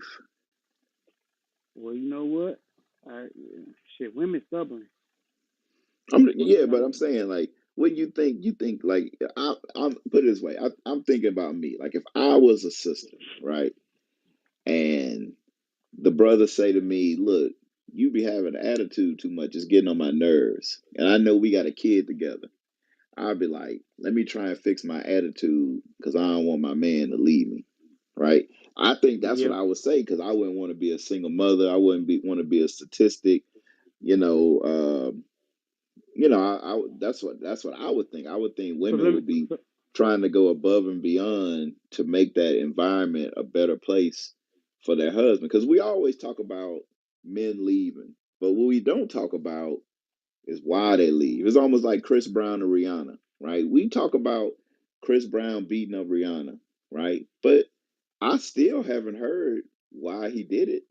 I haven't heard anybody ask him why he did it. I haven't heard anybody ask Rihanna, what did you do to make Chris Brown go crazy? She Or hit what him. happened? You know, I never really heard a real interview with that. I done seen her on interviews, but I never heard that question really be asked. You know, they done grilled Chris Brown to the point where he threw a chair out the window, you know. Yep. But I never heard anybody sit down with her and go like, look, y'all was on the way to a award show. Seemed like y'all was maybe having a good day. What happened between y'all leaving the hotel to on the way to the award show to make him bite you, punch you, black your eyes? Right. Like, you know what I'm saying? Like something happened. He wasn't just driving and just going like, yep, yep, yep. He just turned and looked at her and he just started beating her up. Something happened, right? And I think we don't ask that question enough. You know, that question is like taboo. Like you can't ask that question. You can't ask what the woman did. You know, these niggas ain't right. And I'm like, well, let's ask the question sometimes because, you know, Meech, I'll say this. Like my mother, I was raised with both my parents, and I say this a lot. As an adult now, looking back on my childhood and looking at the way my mother treated my father, I wonder why he left, why he stayed. I mean, I'm like, how? Why would you? Who would want to deal with what you had to go through? Like I'm like different things I see, the different disrespect. Like my dad worked offshore, so a lot of times, you know, he need to go to sleep. You know, he'll come home and he'll work 2, 3, 4 days, come home, need to go to sleep so he can go back out and do it again. And look, he would have to leave his bed and go sleep in the guest bedroom because my mom wouldn't get off the phone. And as a kid, you know, it's like, you know, whatever. You're like, oh, it's not a what why dad making a big deal about my mom being on the phone. But then as an adult, you look and say, like, man, that's some real bullshit right there. That, you know, this man going off working every day, working 2, 3, 4 days away from the house, and he can't even sleep in his own bed because his wife don't want to get off the phone. I'm like, she on the phone all damn day, and she don't want to get off the phone so he can go to She sleep in his loud. own bed. Yeah, and she loud, and she know he don't like it, and she ain't give a damn. So now I look at stuff. I look at stuff differently now that I can look back. You know, and I love both my parents. I think my parents was both good. I think my parents were regular people. I'll say that. They was regular people. They had their goods and they had their bads. So when I look at situations like that, I feel like if my dad would have left, people would be looking at my father like he was a piece of shit. But now I look back and I go, man, I'm really surprised my dad didn't leave because that's just one little thing. It was so many different things that was done that I feel like was so messed up. So I just wonder, like, why are these women not creating an atmosphere to where men don't want to leave? You know, because Well, like right now, I don't want to leave my wife. you know, I got it good. You know what I'm saying? Like, you know, I I get taken care of. So I'm like, I don't want to go nowhere. It's not. I don't think there is a woman that could do for me better than my wife. And I think if men felt that way, somebody said something. So Love I that. think if men felt that way, they wouldn't leave. You know what I'm saying? Like I wouldn't I don't I can't go nowhere and get done better than I'm getting done here. So it's like, why aren't other women taking that mindset when it comes to the men that they choose to lay with and have babies with? That's my question. well, well, my parents wasn't together. You know what I'm saying? But you know, spend with my mom. Then the shit, I go to my pops' house. Spend time, so they were separated from the birth since I was born. So I ain't never seen them together. You know what I'm saying? But I mean, I don't know, man. You got a lot of suckers out here too, man. They be treating women wrong too. I say that. uh, infidelity, cheating, all type of things plays into the why a woman would leave or why she would feel that I don't need to be with this motherfucker. You know what I'm saying?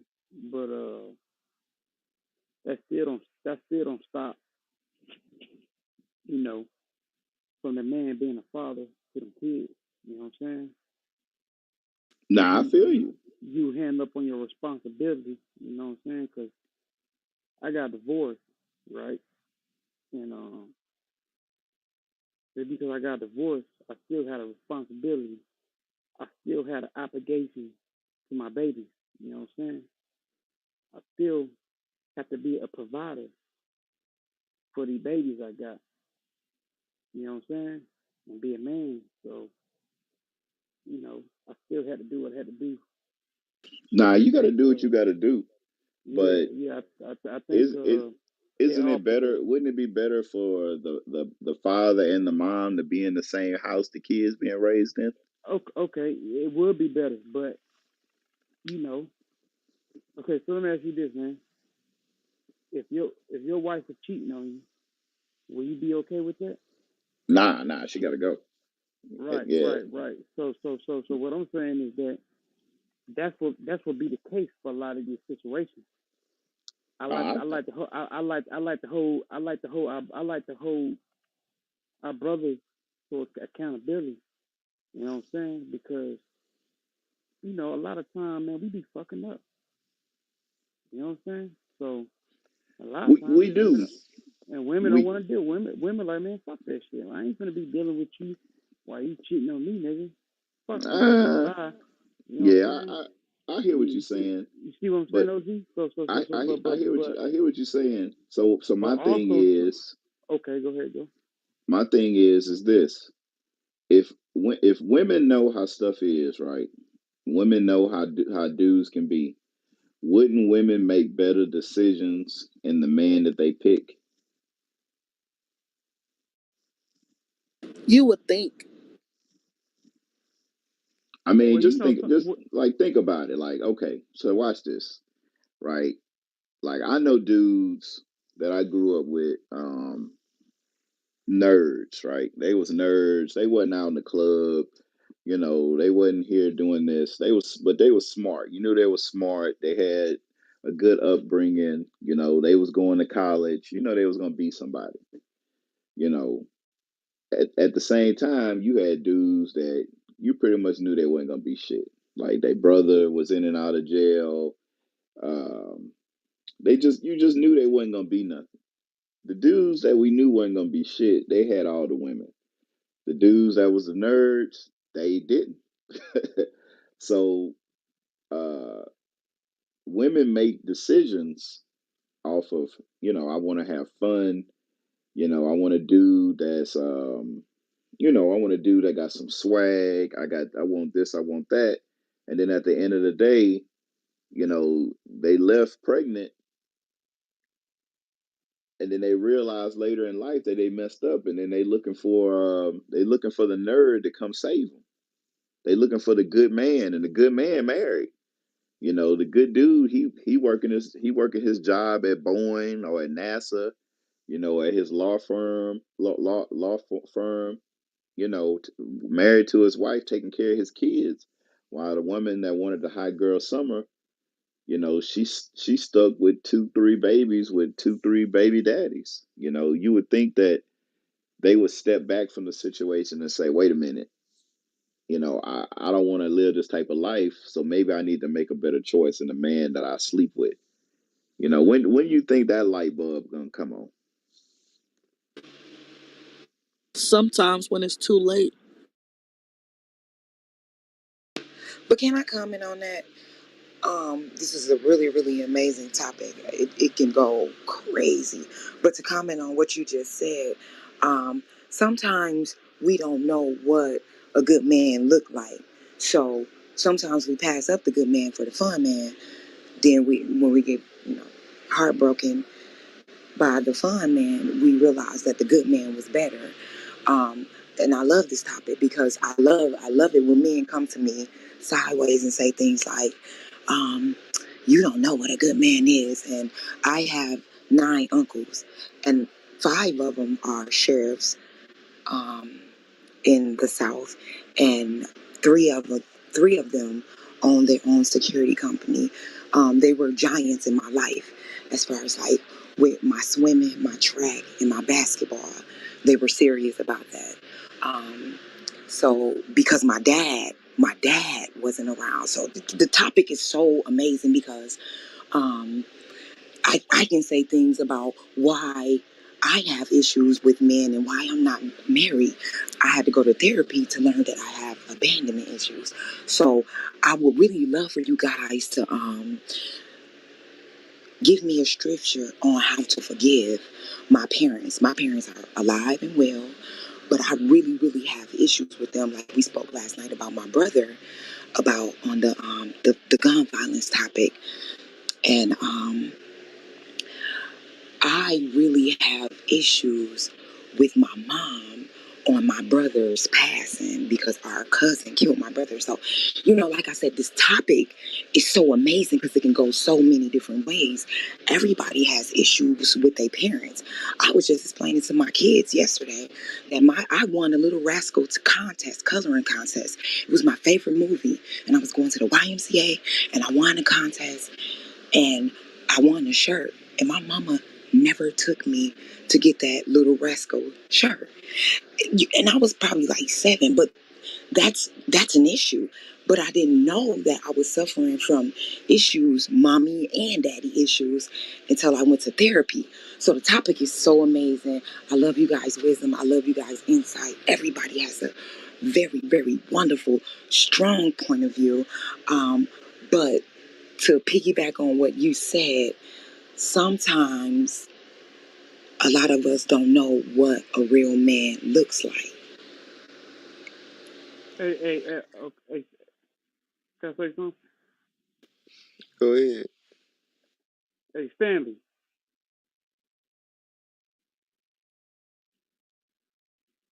I want the brother to kind of say something. I read in the comment about said something, man. So I kind of want to, what you mean by that, brother. I want to build with you, get understanding what you're talking about.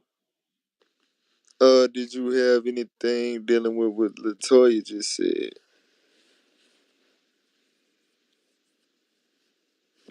Hey, what she was saying? She wants scriptures on what? She wanted scriptures on how to forgive her parents, because they have an effect on, you know, how she, uh, the decisions she make now. Sirach 3, the whole chapter. Sirach 3. Sirach 3, classic. 3, the whole chapter. You know what I'm saying? That's your homework. I have to give it to her. Hey, can I get it though? And read like from 1 to around verse 4. Amen.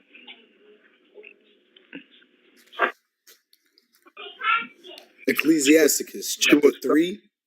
she was talking like she at her job, or she, I don't know, she have a young baby in the house and she don't want to wake the baby up. She was talking like she was whispering. Where's she at? Sandy? Where's she at, Sandy? Sandy. Latoya. Oh, Latoya? Okay, Latoya. Yes. I got my fat little niecey poo. I definitely don't want to wake her up. But yes, Ah, I'm sorry. I know something like that. I know something like that. Hey, this book right here, you can read the whole chapter, but I'm gonna read from verse 1 to verse 3 for you. Read it for me real quick. Ecclesiasticus chapter 3 and verse 1. Hear me, your father, O children, and do thereafter. So when the scripture said, "Hear me, your father, you children," you're talking about God said us, listen me out. You know what I'm saying? Because when how the Most High speak, he speak through his prophet. God ain't gonna open his mouth until the prophet to do that. Okay? Read on. And do thereafter that ye may be safe. And do the other that you may be safe. That's what it is. Every one of us want to be safe, but the Most High showed us how we can get, you understand, the salvation. Read on. For the Lord have given the father honor over the children. You see that? So if you understand the scriptures, it always say that. The Bible says, Father, you understand? Once I give honor, you understand, over the children, move up power. Read on. And have confirmed the authority of the mother over the sons. You see that? So now he confirmed, you understand, the mother over the sons. Read on. Whoso honoreth his father maketh an atonement for his sins. So the Bible said when you honor your father, show respect to your father, forgive the earth what your father done to you from you was a child, or from your mother from you was a child. You understand, for real? Sometimes no mother cannot find it. Sometimes you always want to look what next door neighbor had. You understand? And compare it with what your parents had. You understand, for real? Many of you disrespect your parents too. You understand, for real? Because what? The things what you want, you understand, some of your parents cannot help you, some of your parents cannot afford it. You understand? And they use that against them to say what? You know what I'm saying? You can you curse. You understand? For real, you migrate, you live with a friend, maybe you live with your aunt, maybe you live with, find a boyfriend. You know what I'm saying? Sometimes. You feel me? Because what? The things what you want, you can't wait. You understand? For real, you never show appreciation. Read on. And he that honoreth his mother is as one that layeth up treasure. You see that? So when you honor your parents, your mother, it's like when somebody lay up treasure. You know what is a treasure? Many of you never even bless your eyes on a treasure yet. You understand? You only hear about it. You understand? So trust me. When you look in the Queen Palace, you understand, the cart where you roll on, she sit down on what? All gold from the wheel, you understand, to the seat where she sit on. You know what I'm saying? Those things is considered as treasure. You see that? So the Bible said that's what you have to show these things to your parents. Read it one more time. Verse 4. And he that honoreth his mother is as one that layeth up treasure. You see that? So when you show respect to your mother, do not speak with your friends, maybe with your uncle, your aunt, disrespect your parents. You understand? The Bible said, he that showed honor to our parents is what? Is as one that layeth up treasure. You see that? Moses say, yo, you're going to get what? What you going to get from that? You get blessing from that. You understand? For real. Read on. Whoso honoreth his father shall have joy of his own children. You see that? So that's what it is. So when you show respect to your parents, that's what happened. Your children grow up and do not disrespect you. You understand? For real. God, they see. God, that's what kids learn. You understand? For real. They learn from what? Your action. That's what it is. Read on. And when he maketh his prayer, he shall be heard. You see that? That's what the scripture said. When you show respect to your parents, when you make your prayer, God heard that. God said, yes, this is my daughter right here. You understand? This is my son right here. See that? Read on. He that honoreth his father shall have a long life. So when you show respect to your father, your life extend longer. And not about just you. We talk about the seed what come from you. You know what I'm saying? Read on. And he that is obedient unto the Lord shall be a comfort to his mother. Oh, whoa. You see that? Obedient to the Lord, you know what? The 10 Commandments, the 12th verse, you know what it said. You know what I'm saying? For real. Many of you don't even know how to break on the 10 Commandments. That's why you're so evil against your mother, evil against your father.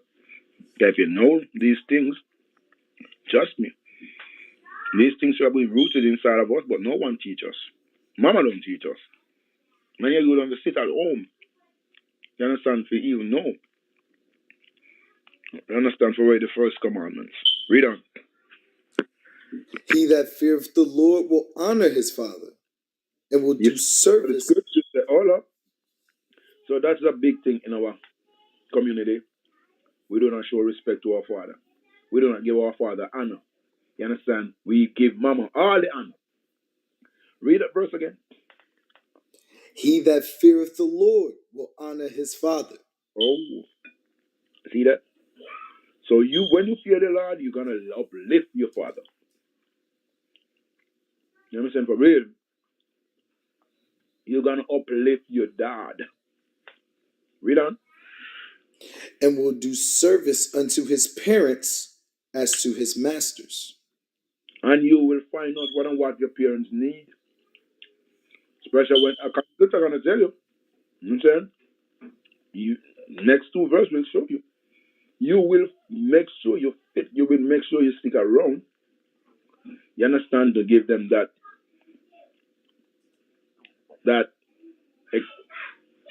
that joy. You understand? For real. For make when you leave, you understand, on your way home, they sit down in the old age and talk about you. Hey, my God, I never thought. But for all of them, oh my God, this one. You know what I'm saying? Read on. Honor thy father and mother, both in word and deed. Oh, yes. You see that? That's how you show honor to your parents. In words and in deeds. Not just speak, action behind it. That's what it is. Read on. That a blessing may come upon thee from them. Oh, you see that?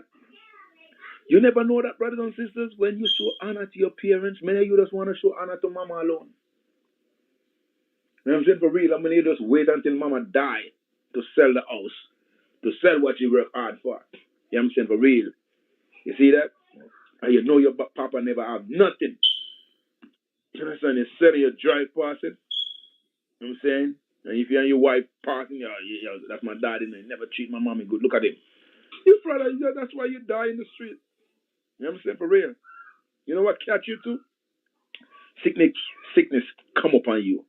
You understand? For dishonor your parents. That's what it is. Read it again. Honor thy father and mother, both in word and deed, that a blessing may come upon thee from them. That a blessing may come upon thee from them. If you want your blessing, it comes from your parents.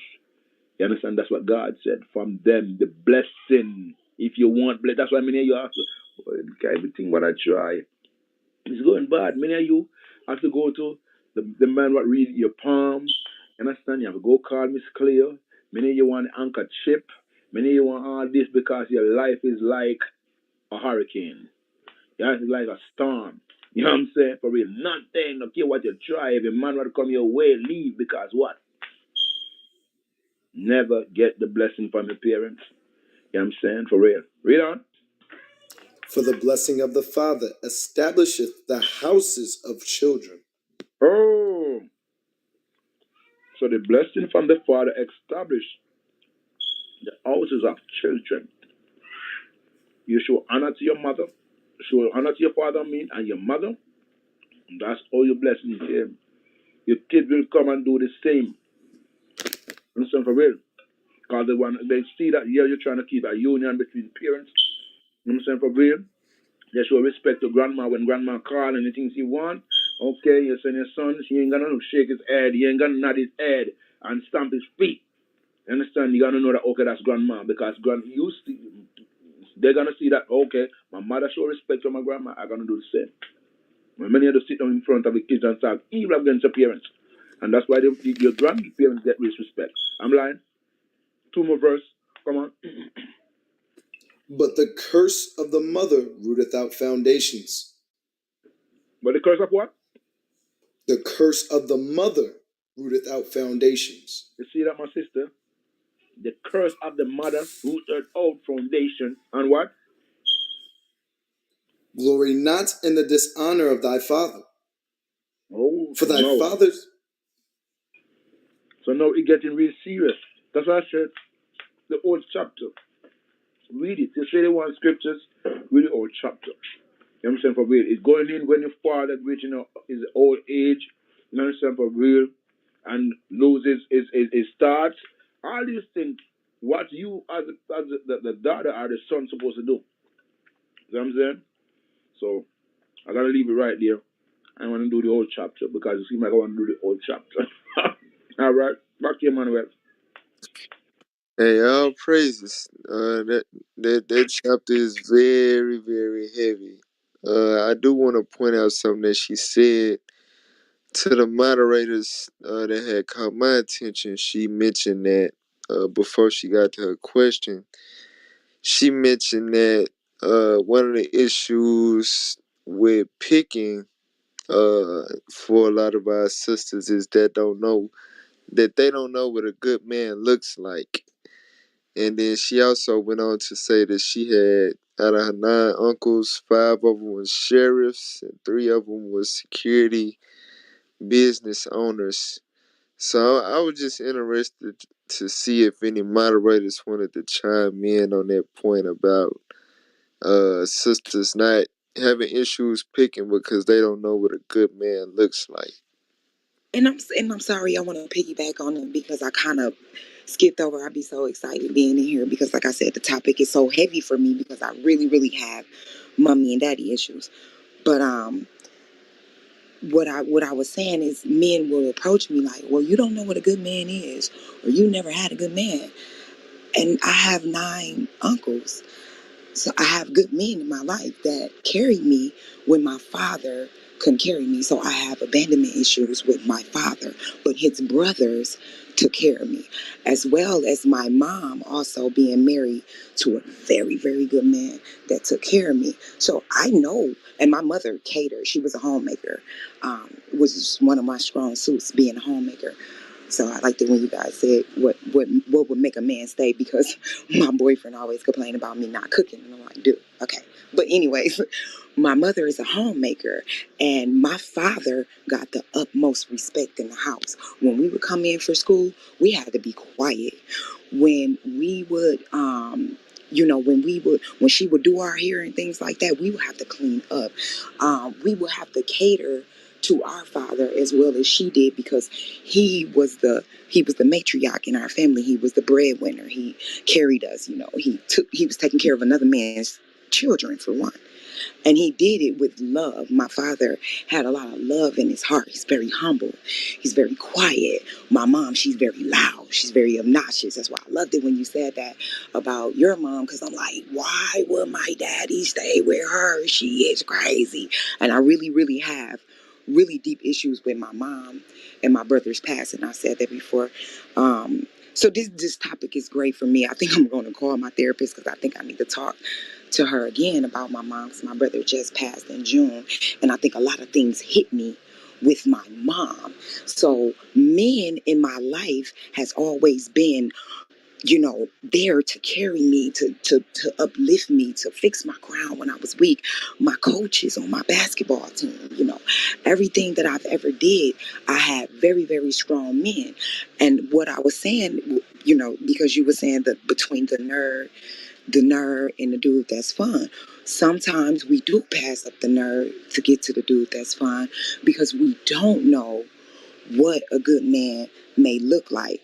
I happen to know I was happen to be blessed with good men in my life, but then that's also another Hey, issue too. my sister, can I ask you a question? Yes, You said how many uncles do you have? 9. 9. Okay, and you said that your uncle was a good man. Yes, they were very powerful men in my life. So It's what I coming. want to ask about your uncle, right? They married. Yes, they all are married They with married. children. Yes. Just one wife. No, one wife. All the kids they are with one wife. No, they're from Memphis, Clarksdale, Jackson. I'm from Mississippi, so No, just saying. Do they have one wife? yes, they do. All the kids with one wife. Yes, no kids outside of their marriages or anything like that. Now, I'm not saying they were saints. I know they did things, but they All also taught me. No, the only time you can say someone good, you understand? You have to come back to the knowledge of God. I'm saying for real. What is good? That's what I want to ask you. What is good? What do you compare to as good? Good teaching and good support. But you are right. The only All up. thing, So there's no but. You know what I'm saying? For real. There's no but. We have to. That's what it is. You cannot add that. You understand? For real. You say there was good. But there's no but. What is good? Give me good real quick. Let me show the sister real quick. Give me good. And I'm going to show you a good man. How a good man react. All right? Watch this. Romans chapter 7, verse 12. Wherefore the law is holy, and the commandment holy, and just and good. For you to say somebody is good, they have to keep in God's laws and statutes and commandments. For you to say that. You understand? For real. Let me show you a good man. You understand? Watch this. Give me that real quick. You understand? In Timothy real quick. A good man must be blameless right here. Watch this.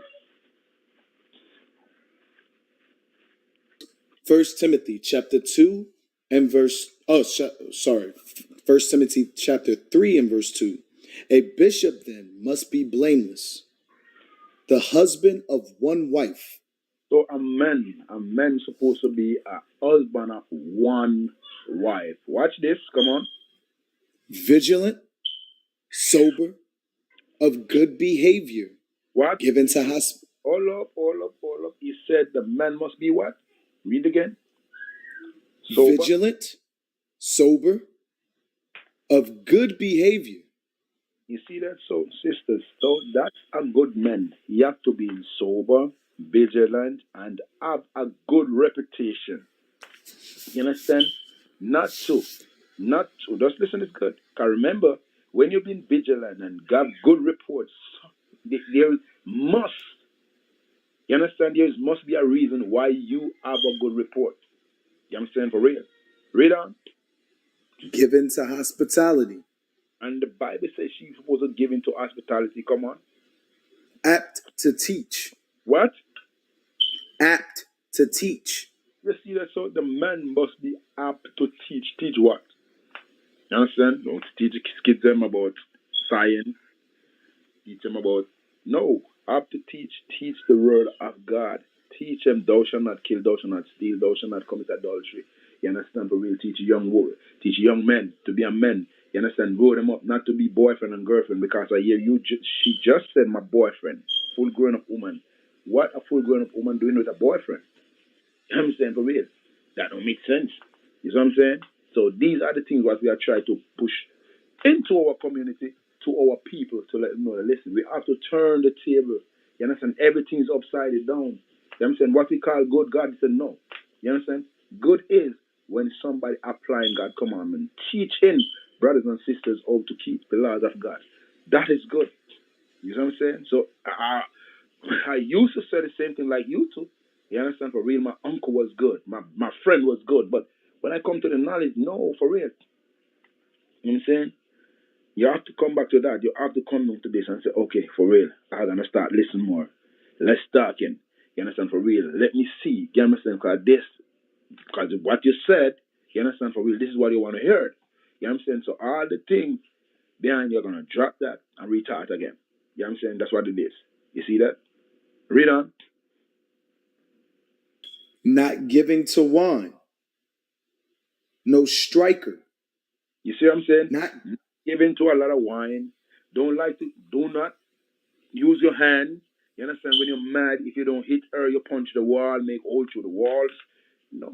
You see what I'm saying? Come on. Not greedy of filthy lucre. You see what I'm saying? So what that means is to not greedy of filthy lucre. What that means?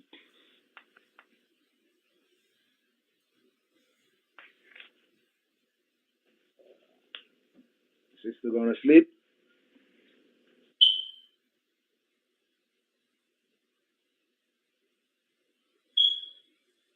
My sister is sleeping? no, I'm sorry. I'm here. What was your question? Yes, he said, read it one more time again. Not given to wine, no What do we striker. read about a good man? a good man. You know what I'm saying? So this verse right here, what it said right here? Not given to wine, no striker, not greedy of filthy lucre. You see what I'm saying? So it says that not greedy Greedy of filthy lucre. and for greedy for filthy lucre. What is that? You say, not much wine. You understand for real? Not greedy. You understand for filthy lucre. What is it? What is that filthy lucre?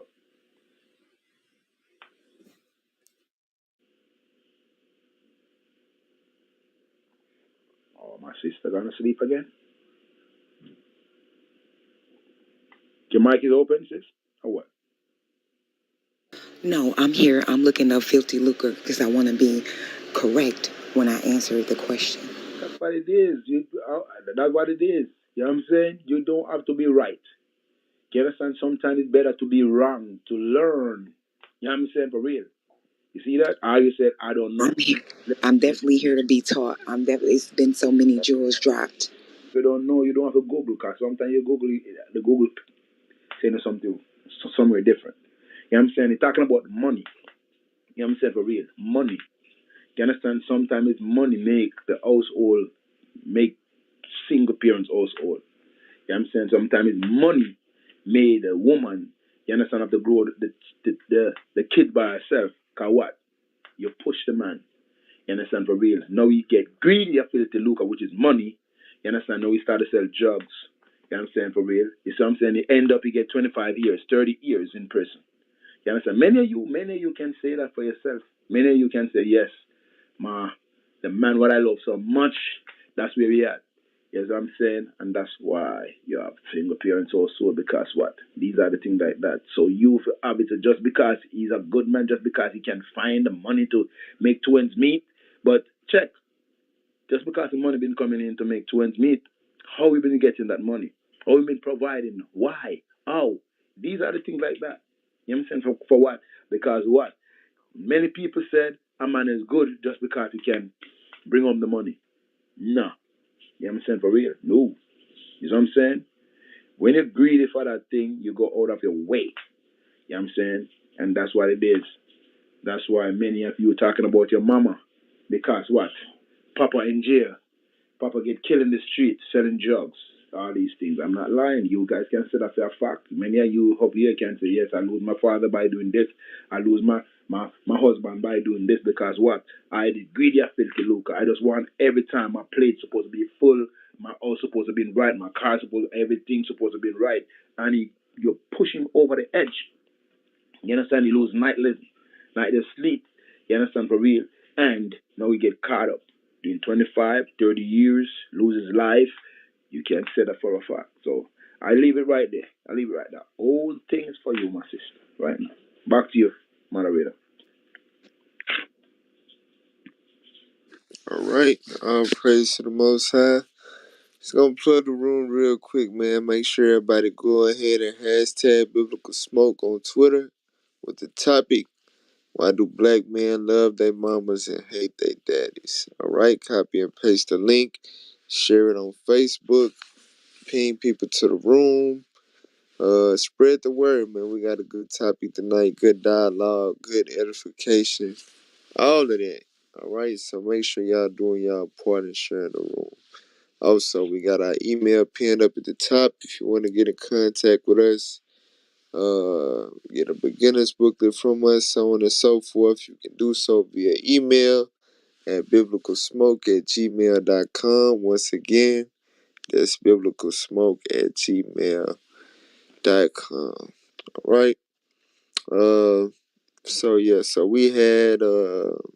we have discussed a few points thus far dealing with the topic. Women's accountability on the part of picking the right men, men's accountability as far as owning up to his responsibility, uh, so on and so forth. So we had an interesting night, a lot of different viewpoints on the topic. All right.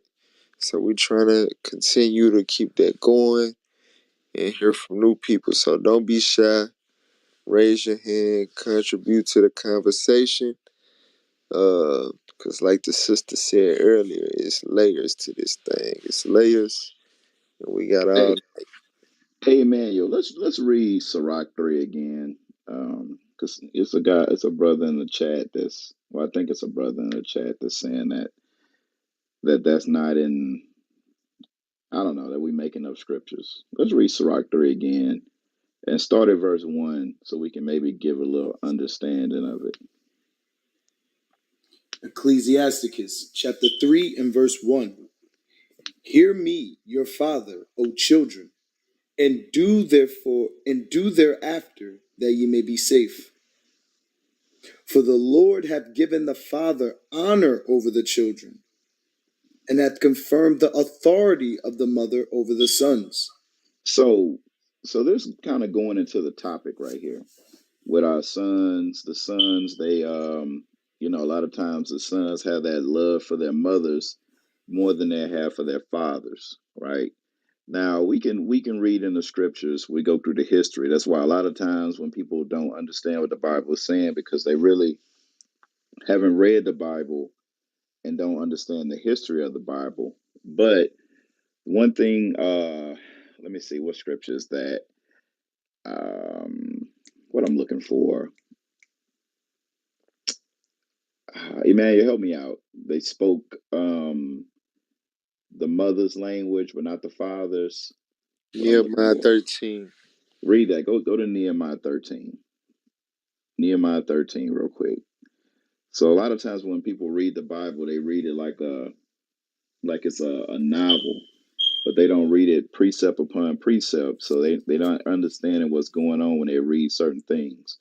So let's read that real quick. Nehemiah 13 and 23 and 24. Nehemiah chapter 13 and verse 23. In those days also saw I Jews that had married wives of Ashdod, of Ammon, and of Moab. And their children spake half in the speech of Ashdod, and could not speak in the Jews' language, but according to the language of each people. read.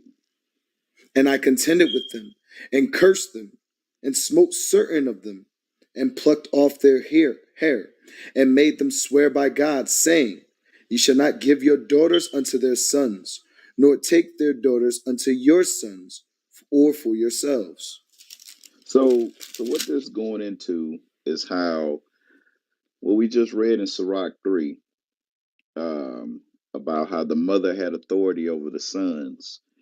Usually, since the mother is the first teacher of the kids, that how she teaches them basically will mold them, will mold how they go. We can read that in Proverbs 31. Proverbs 31 is a mother speaking to the king and telling her son what he should look for in a woman, right? So the woman has that power over her kids. She brings them up and she guides them, right? You got the husband. The husband should be teaching the mother, his wife, and then the woman takes what she learns from the husband and she instills that into the kids, right? That's the order. When you read in 1 Corinthians 11, God, Christ, man, woman, kids, right? So what is showing here in the book of Nehemiah was showing that these women, since they were of other nations and they worship other gods, then guess what? They instilled that into their kids. It wasn't based off the order, right? The kids would have been learning what, following after the man, following after the man's religion, what he believed in, his language, and things like that. But these women had rebellion against that, and they taught their kids what they wanted to teach the kids, right? So when we go back to Sirach 3, go back to Sirach 3.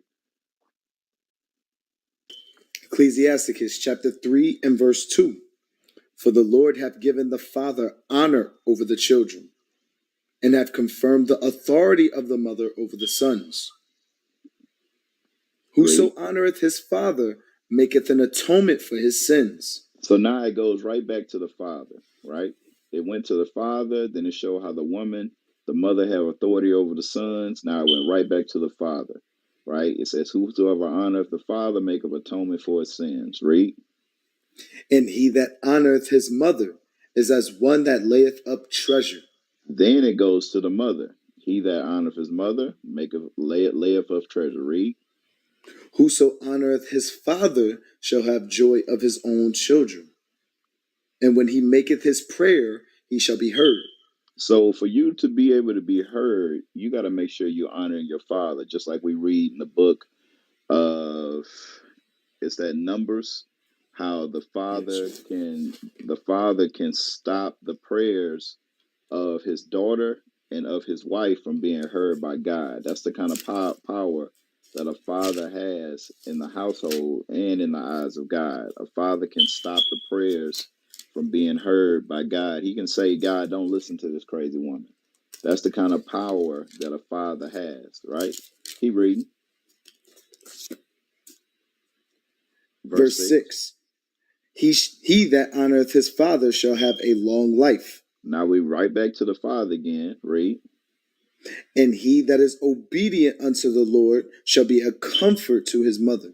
And he that is obedient to the Lord should be a comfort to his mother. Keep reading. Read. He that feareth the Lord will honor his father. Now we at the And will father again. We can see the emphasis that the Most High is making, dealing with the father, honoring the father. Right? He's not saying disrespect the mother, but it's letting you know who's number one on that list. Read. and will do service unto his parents as to his masters. Because when we think about this, the husband, the father, right? He should be getting his orders from Christ. And if everybody's keeping the order, right? When the mother follows the orders of the husband, then she's also obeying Christ and God all at the same time. So it's letting you know how important it is for that father to be in that household. Read 7 again. He that feareth the Lord will honor his father, and will do service unto his parents as to his masters. Read. Honor thy father and mother, both in word and deed. So you got to honor both of them in word and deed. Read. That a blessing may come upon thee from them. Go ahead. For the blessing of the father establishes the houses of the children. So the establishment of the house is going to come from the father. Following that direction, that order, right? God, Christ, man, woman, children. That honor, I'm sorry, that order, right? Is that what's going to establish the house? That's the way God set it up. He set it up that way, right? For the woman to be submissive to her husband, for her to learn from her husband, and for her to take what she learned from her husband and teach it to the kids. It says for the house having a father, that's the blessing that's going to establish that house, establish the house for the children. Right? But the curse of the mother rooteth out foundations. But the curse of the mother will rooteth out foundation. What's the foundation of the household? We think about the foundation of the household as going into that order, right? Most High, the Father, Christ, man, woman, right? If the woman is not following that order, then guess what? The kids ain't gonna be right. So that's what it's talking about when it's saying the curse of the mother. Matter of fact, go give me that in what I want that in Isaiah 3. No, is that what I want?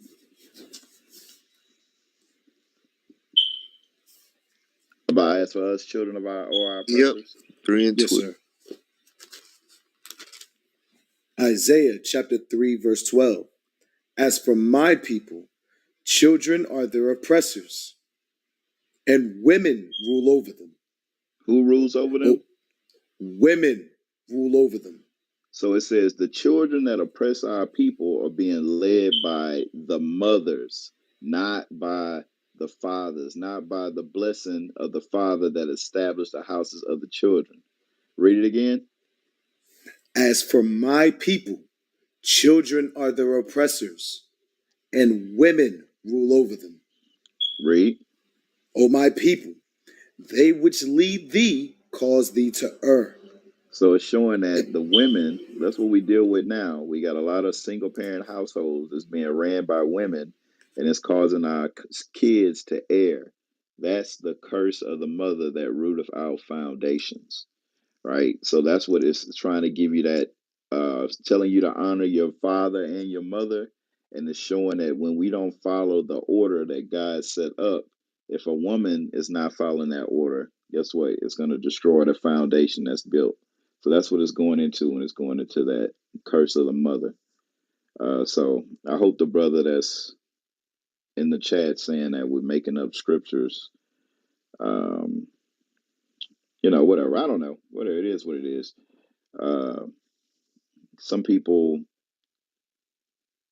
I don't know. I think some people come places to cause confusion, and that's why I tell y'all in the chat, look, don't argue with them. Just give them the facts. You ain't got to be disrespectful to them, even though they be disrespectful.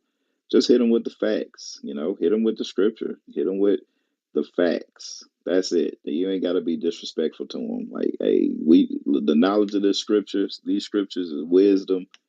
Uh, Dang, my earpiece went out. Can y'all still hear me? Yes, sir. All right, yeah. Look, the knowledge of these scriptures is wisdom that most people in the world don't have, and a lot of the understanding y'all have is on a different level of a lot of people. So, look, sometimes you ain't gotta beat people up. Just give them the facts. Let them fight against the facts. Don't let them fight against you, right? You like the scripture say, we ought to obey God rather than men. We just reading God's words, and sometimes people get caught up in the history. We read the apocrypha. Some people don't understand it, don't know that it was in the Bible. It was in the Bible before the King James Bible was even written.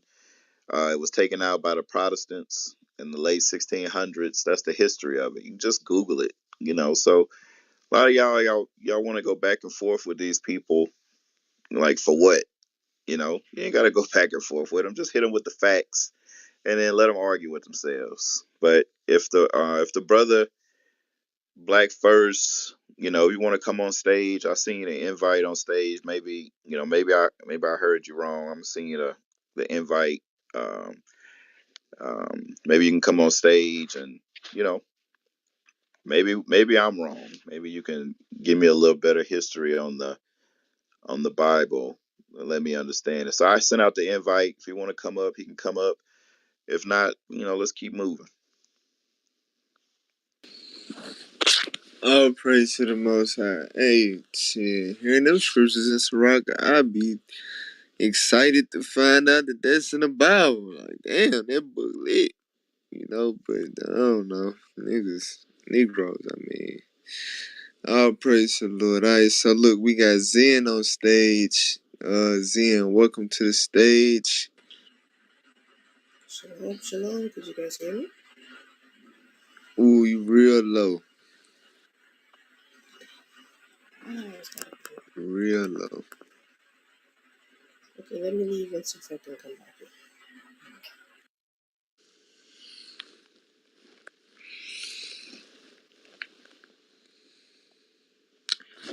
But yeah, just with the stuff that Jared was saying, want to highlight, man, that was some heavy stuff right there. Hey, It's Rick, go to Proverbs 31. Go to Proverbs 31, because the role of a woman is she's supposed to be given that good wisdom. Like I said, that order that's supposed to be done. That woman, she's supposed to be teaching her son, like you got to think about it. Like when we look at stuff now, we see women. You're single women, right? We'll see single women dressing their kids up like rappers. You know what I'm saying? I mean, like, kids don't wear. I don't know, man. I remember when I don't know. I remember when kids used to dress like kids. You know what I'm saying?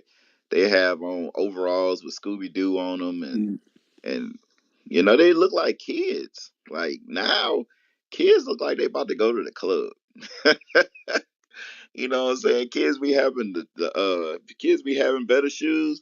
They be having all the new brand new J's come out. I'm like, don't kids' feet like grow like real fast? Like y'all spending all that money on shoes, like they ain't gonna wear them. They ain't gonna be able to wear them for like a month or two, and then you gotta get them some different ones, like you know, uh, yeah, dinosaurs and Rugrats shirts and I don't know what's the cartoons now. What's the I know Emmanuel know. What's some of the kids cartoons they got now? Hell no, I have no idea. Dang, I know somebody. I be hearing all these crazy cartoons where you be hearing stuff in the background. I went to my brother in law house and I was sitting down with my little nieces, my niece and nephew, and I'm watching these cartoons about to go crazy because Baby Shark. Yeah, yeah, you'll think kids be have on Baby Shark shirts or Pokemon. That's new. I thought Pokemon was old, but I don't know. You think kids nowadays will be wearing they look like kids, man. Kids be having gold chains on. They be having gold chains on. They be having on jeans with the cuts in them. They got on the Jordans, the Air Force Ones. They a lot of these women be dressing up their sons like really like the men that left them. You're right, like the niggas they want. And it's like, that's let the kids be kids. Can the kids be kids? Whatever. So I don't know. We just sometimes we gotta think about that. So read that in Proverbs 31 real quick. Proverbs chapter 31, verse 1. The words of King Lemuel, the prophecy that his mother taught him. That his who taught him? Mother taught him. So when all you sisters be like, when you see the bumper stickers, Proverbs 31 woman, Proverbs 31 in training, I done seen all kinds of Proverbs 31 um, shirts and stuff like that. You know what I'm saying? So you realize that the woman, right? The mother gave him that man. Wait, man, who smoke detector going off, man? What's going on here? Where's Kevin Samuels? Kevin Samuels, what we need you, man. We miss you. But no, let me stop playing. But before my smoke detector start going off. But we got to realize that it was a righteous mother, a righteous sister that gave the Proverbs 31 instructions to her son. She taught her son how to look for a woman, right? She wasn't out there saying like, "Oh yeah, he gonna be a heartbreaker." Like y'all ever heard a woman say that about a kid? He gonna be a heartbreaker. He gonna be killing them. Oh yeah, the girl's gonna be going crazy over him. Like I done heard that so many times, right? So, but in the Bible, you see a woman. Um, why don't y'all mention the Proverbs 31 man? The Proverbs 31 man, he took the wise instruction of his mother that followed after the what she learned from her husband. So that's the Proverbs 31 man. But I don't know. I don't know what's up with Black First. Black First, come on stage, man. What's up, man? Come on stage. I sent you the invite. Finally, Black First. Why you mad at us, man? What's going on, Black First? All I said was I can't find the scripture, brother. Okay, but I think we pointed out it was in the book of Sirach, Ecclesiasticus, and the Apocrypha. I pulled up both of them. I couldn't find it. Oh, okay. Couldn't find what scripture. He couldn't find Ecclesiasticus 3. I couldn't find anything that said a curse of the mother. I could not find those specific words. I don't know if y'all have a different version from me, but I Read just verse couldn't 8, find those. read verse 8 and 9. You know, go It's there. it's the 1611 King James version, bro. Yeah, if you see the book of Ecclesiasticus, chapter 3 and verse 9, it says, but at the end It says, "For the blessing of the father established the houses of children, but the curse of the mother rooteth out foundations." You can go to the King James Bible online, and I think it gives you. You can look at the 1611 version with the apocrypha and find Ecclesiasticus in there. Hey, all y'all had to do was drop that in the chat. Y'all didn't say apocrypha. Y'all didn't say it was from that version. Well, you did say you acknowledged that because you said the Catholic Bible. So I thought you knew what it was. You did say the Catholic Bible, right? Yeah, but I didn't even look into it though. I didn't even check that one. Okay, well, when you said that, that made me realize that you kind of knew that was in that Bible, so that's why I didn't post it. So yeah, that's where it's at, brother. All right, cool. And what I was talking about with the Proverbs 31 man, the Proverbs 31 man, he sits with the wise elders. His name rings bells, and his name is well regarded in the city and the town. He's a powerful brother. So I always hear brothers talk about the Proverbs 31 woman, but I never hear anybody put that in contrast to the man. So it's a lot of low life brothers that want this Proverbs 31 woman, but they not big men. Yeah, but at the end of the day, it's no such thing as a Proverbs 31 man. No, it's in the book, brother. Read you reading the scripture. Read the If, scripture in its yeah, entirety. if you read Proverbs 31, it says the words of King Lemuel, the prophecy that his He talking about verse 23 when it talk about her husband. oh, okay. But it's yeah. I It, mean, it, it speaks directly to the type of man that has that type of woman. Does it not? oh yeah, 100%. So But that's the Proverbs 31 man. I got you. So Well, put it in can I ask contrast. can I ask a question? Just one question. Out Go of ahead, out, brother. out of all 31 verses in that chapter, how many verses is talking about the man? Does it matter? I'm just asking the question. No, I'm saying does it matter? Because to Yeah, me, yeah. I'm making a point. every time I've ever read because the Proverbs because it's I'm 31 just of them, I'm just I I'm read the just Proverbs asking. pretty much every day. Yeah, yeah. I'm I think just it's a proverb for every day of the month. And so brother when I Black. Look, I'm not trying to argue with you, brother. You're my I'm brother. not trying to argue either, brother. I'm just I'm making just asking. I'm just asking a simple question. In Proverbs 31, how many scriptures are written about a man out of the 31 scriptures? the important ones.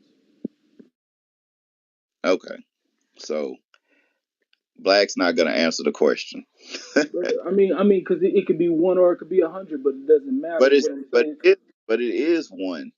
That's brother. the thing. But if you remove those verses, then you don't have any person that matches the criteria for this woman. Well, That it's many. woman is not. She's not for every man. She's We for the. understand that, Black. We're not saying that. We don't teach that righteous women are for niggas. We don't teach that at all. We just did a whole room was yesterday getting on going off about the men, about the brothers. So that's not something that we teach. We teach men that they supposed to do what men supposed to do in the scriptures. They supposed to have that example in the scriptures. We don't teach that a Proverbs 31 woman should be with like Hey, Judge. Well, how about you say that the Proverbs 31 woman should be with the Proverbs 31 man? How about you say that? Brother. well, we can say that, but at the same time, this the thing, Black. We could say that, but that's not what we talking about right now. Well, I'm Judge. just saying you just mentioned it. Hold up. I mean, Somebody just yeah, mentioned because Proverbs 31 woman. that's what Hey, I'm saying. I'm answering the question that you came up with to break down that scripture.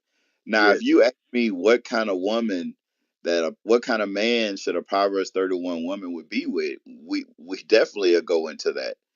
But that's what we was talking about. Like, you want me to talk about everything at the same time? I can't do that. No, brother, but I mean, you specifically, you just quoted what I said in the Hey, chat. hey, Judge. Brother man, listen, this good, cause you said something. right? About a Proverbs 31 woman, what criteria, what type of man she's supposed to be with, what type of man fit the Proverbs 31 woman. That's what he said. Yeah, I said, what about the All right, Proverbs 31 man? all right. Watch this. Give me one scripture real quick. Give me that Sirach 26 verse 1, and when you finish, read verse 1. You jump down to 14. Watch it. Read it for me. Ecclesiasticus chapter 26, verse 1. No, Blessed is the man, you go on, sir. Thank you. blessed is the man that hath a virtuous wife. You see that? So For it the said, all up. It said, blessed is the man that have a virtuous wife. Come on. for the number of his days shall be double. Oh, so the Bible said, yes, there's men on earth who are fit that woman. You know what I'm saying? For real, I said, blessed is the man that have a virtuous woman, because our days, you understand, will be double. Read on.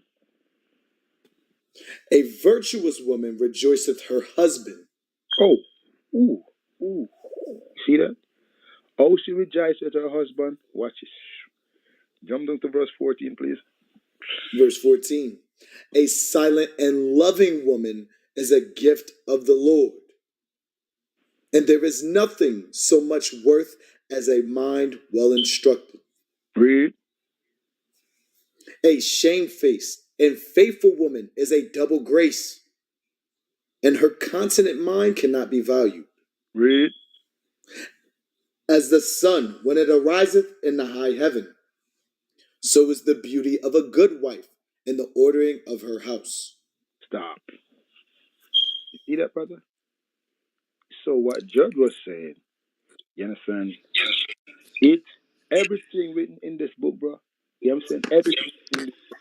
There is uh there is cure what a man would look for, you understand, to find out if this woman is virtuous. You understand? The scripture tells she would be quiet, you understand, she would not be loud speaking, you understand, for real. And the Bible said, when you find a woman like that, it is a gift. You see what I'm saying? From the Lord. All right, back to your judge. But what about the man though? You're talking The- about hold on, wait. You're talking about the woman, but you're not talking about the man that gets that type of woman, because if she's a blessing, that means it's a certain type of man that earns that blessing, because all men are not created equal, my brother. Okay, all right, stop. What type of man? Give me that. Give me that real quick. Give me that in Timothy real quick. What type of man fit that woman? First Timothy chapter 2 and verse 2. Chapter 3 and verse 2. A bishop then must be blameless, the husband of one wife. See that? So that's the type of man, brother. Yeah, I'm saying for real. These That men. doesn't characterize the man. It says that's very limited. You go very in depth on what type of woman it is, but you're not going in depth on the type of man, and Okay. you're misguiding, you're misleading the men. Keep read for yourself. Keep read. Come on. The husband of one wife. The husband of one what? Vigilant. The husband of one what? One wife. And he must be what? Vigilant. Can I chime in after him? Hold up, stop, sister. I'm going over the scripture. Can you wait? All right, thank you. Yes, I'm saying for real. That man, what type of criteria he supposed to add? Read it again. A bishop then must be blameless, the husband of one wife. The husband of one wife, come on. Vigilant. He must be what? Vigilant. Take out your phone, brothers, and pull the definition for vigilant. Come on. Sober. He must be sober. Take out your phone and find the definition for that too. Come on. Of good behavior. And what? Of good behavior. Of good behavior. Standard have to be up. Come on. Given to hospitality.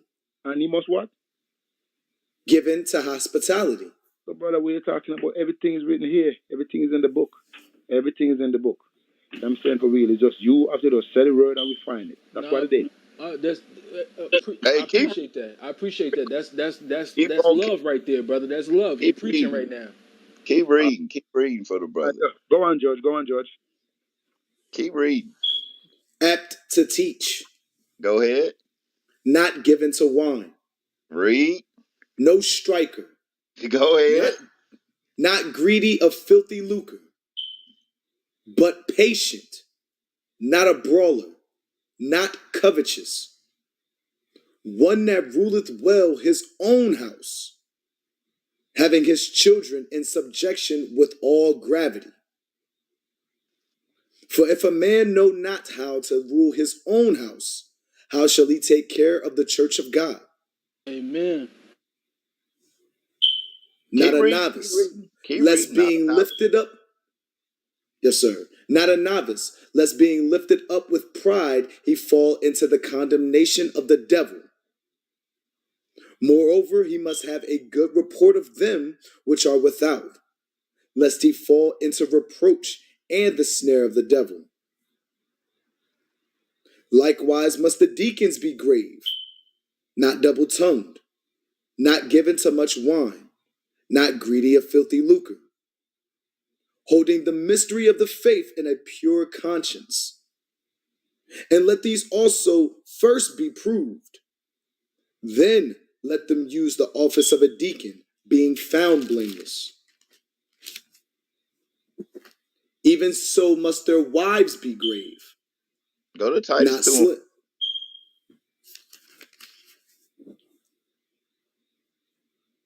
Titus chapter 2 and verse 1. But speak thou the things which become sound doctrine, that the aged men be sober, grave, temperate, sound in faith, in charity, in patience. The aged women likewise, that they So, be in so, behavior. so when we talking about this, we definitely speak how men's supposed to be. We just didn't do it at this point. Maybe this may be your first time listening to us, but I don't know. I don't know the contention. But read Sirach chapter 26, verse 23 real quick. Ecclesiasticus chapter 26 and verse 23. A wicked woman is given as a portion to a wicked man. So the Bible lets us know also that these women that I guess some kind of way we think that they just perfect women, but they fine niggas. No, the Bible don't say that.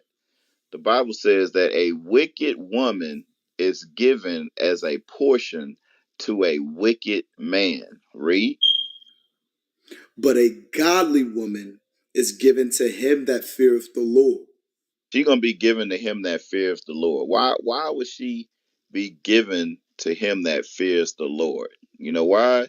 Because she's gonna know what kind of man she should be trying to deal with. Matter of fact, give me that. See, brother, but that right there, you just said, "Where's Kevin Samuels?" Did you not? You was like, "Where's Kevin Samuels at?" Kevin Samuels Why was, why did I say Kevin Samuels? What reason did I say Kevin Samuels, brother? Come on, brother. bro. What I'm was I? just, I'm just I was talking about the beeping that was going on. He used to always make fun of people who they yeah, fire alarms beep. got you, That's why I got said you. Kevin Okay, Samuels. okay, Come okay, on, you okay, trying to be okay, okay. contentious, bro? We ain't trying. I'm not trying to fight you, right?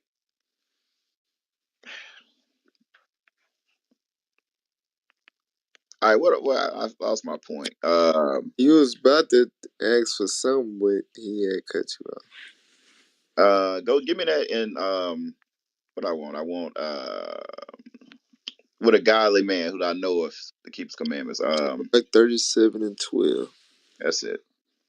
Ecclesiasticus chapter 37 verse 12.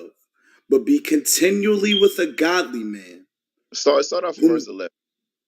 yes, sir. Verse 11. Neither consult with a woman touching her of whom she is jealous, neither with a coward in matters of war, nor with a merchant concerning exchange, nor with a buyer of selling, nor with an envious man of thankfulness.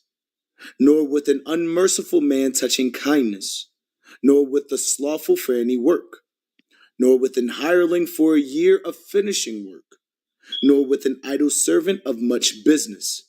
Hearken not unto these in any matter of counsel. So the Bible's letting you know who not to deal. So if a woman is a godly woman, she's gonna know not to deal with these type of people, right? Read. But be continually with a godly man, whom thou knowest to keep the commandments of the Lord, whose mind is according to thy mind, and will sorrow with thee if thou shalt miscarry. So it's given the criteria of what a woman should be with, where she should be with, what kind of man she should be with, right? She should know what kind of man to choose because she should be choosing a man that's godly. She should see his actions. She should see the people he's around, right? She shouldn't just meet him at the club. If sisters, y'all still meeting brothers at the club and laying down with him on the first night, then guess what? You get what you get. Like, at the end of the day, it is what it is. You get what you get. So I don't know, Black First. I hope that cleared it up for you. Yeah, I hope we gave enough scriptures on how men should be. Yeah, brother, y'all cleared up everything. I appreciate it. Much love. And I apologize. Hey, look, man. Hey, look. You good with me then, bro? All praise to the Most High. And that should be a lesson for the chat. Y'all gotta stop cussing people out. Stop cursing people out, chat. The chat, y'all wild, man. But who we got next? I think a woman wanted to say something. They had a sister, not woman. They had a sister that wanted to chime in. Yeah, DM. Shalom, leadership. Can you hear me?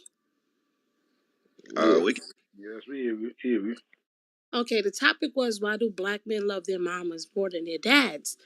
And the purpose is because it's more single women in our community than it is dads in a home. And number two, more men love their moms because a lot of men don't, and a lot of women don't want to be honest that their mothers were bed warmers and they're evil.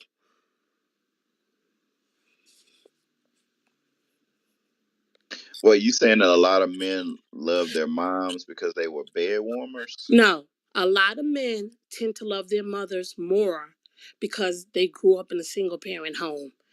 And the thing with women are they're not telling the truth. Most women are evil, they're mean spirited, and the way they met their father, why they never talk about it, why their father isn't present, because a lot of women were bed warmers.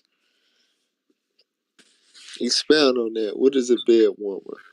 Well, Yeah. rather than just saying that they slept around or that they was a whore, I just said bed warmers. Okay, okay. Okay. Yeah, because I know, a bed warmer in the slavery days was a woman that just laid in the bed while people just came and had sex with her. I didn't know if you. I was trying to put No, it. no, I wasn't going back that far to slavery. Just like my dad, I met my dad at 36. And when I met him, he called. He said, "You got any questions?" I said, "Absolutely not." He said, "Why?" I said, "I wouldn't stay with her either." Damn. Damn. Hey, look, I'm telling y'all, look, I mean, look, not being able to ask questions both ways is what's really messing up a lot of things. Like not being, like I said, not being able to ask Rihanna what she did.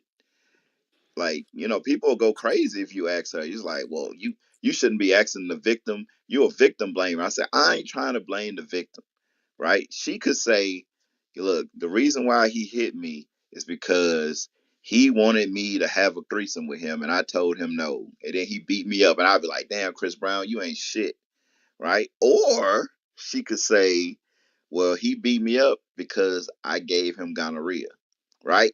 And then you'd be like, I don't think he should have beat you up like that, but I mean, you gave the man gonorrhea. Like, sometimes, why can't we go to John 8:32, please? Let's hear the words of Christ.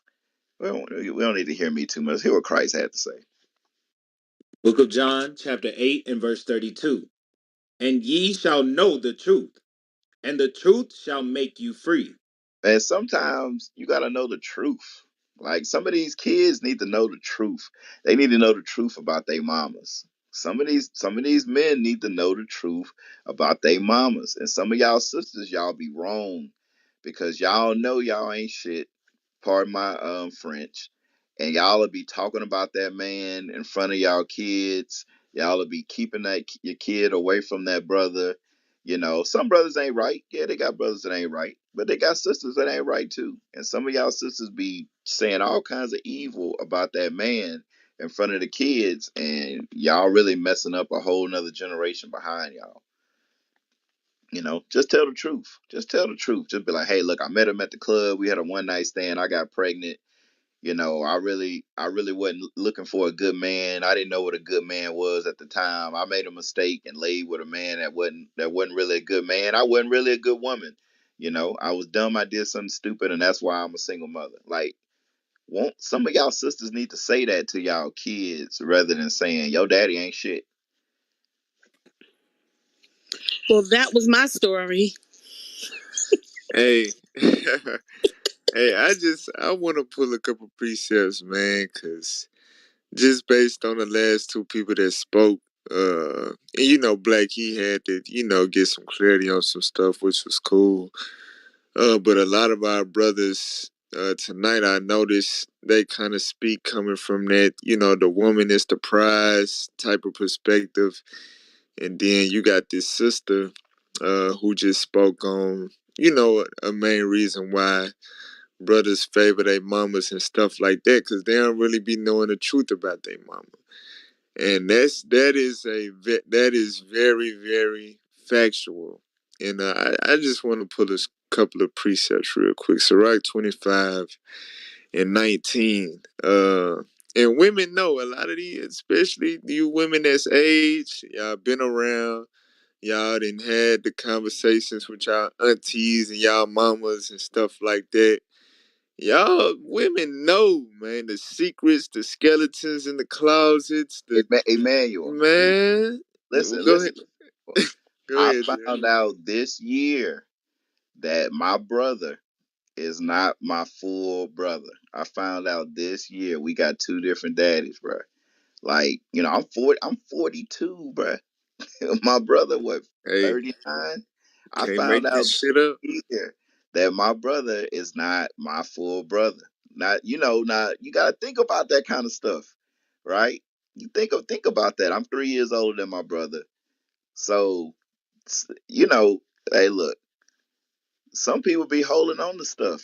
Some people be holding on to stuff. Hey, Nisha say I look 60. Hey, that's wisdom, sis. that wisdom make you look old. I'll pray. But and dealing with crazy people, when you counsel people, you deal with all kinds of craziness. So it may make you look old. So maybe I look 60. I'll praise. Maybe when I get 60, I'll look 100. You know what I'm saying? Keep people guessing.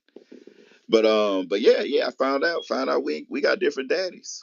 Now, my mom had to know that she had sex with somebody else. And me and my brother, we don't look alike. So at the end of the day, we look a lot different.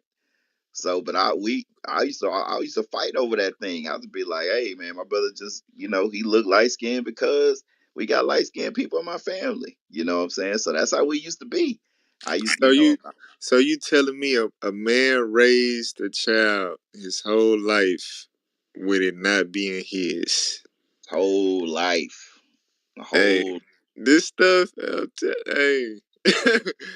Ooh, hey, I, read I, that, hey, please. my dad worked. My dad worked his fingers to the bone. Like my dad was a hard worker. Like I'm telling you, my dad used to come home. His boots used to be dirty. He couldn't bring his boots in the house. You know what I'm saying? His boots couldn't come in the house. They were so dirty. My dad at work, he'd be on that barge working offshore 2, 3, 4 days at a time. Come back, go right back to work. Hey, look. So so when I be thinking about stuff like this, when we really think about it, uh, you know what I'm saying? When we really start thinking about it, who is this back first? See, Kevin Adams. Yeah, you gotta go, bro. Let me get this brother out the room. Brothers be bringing all kinds of negativity into the room. Yeah, you gotta go.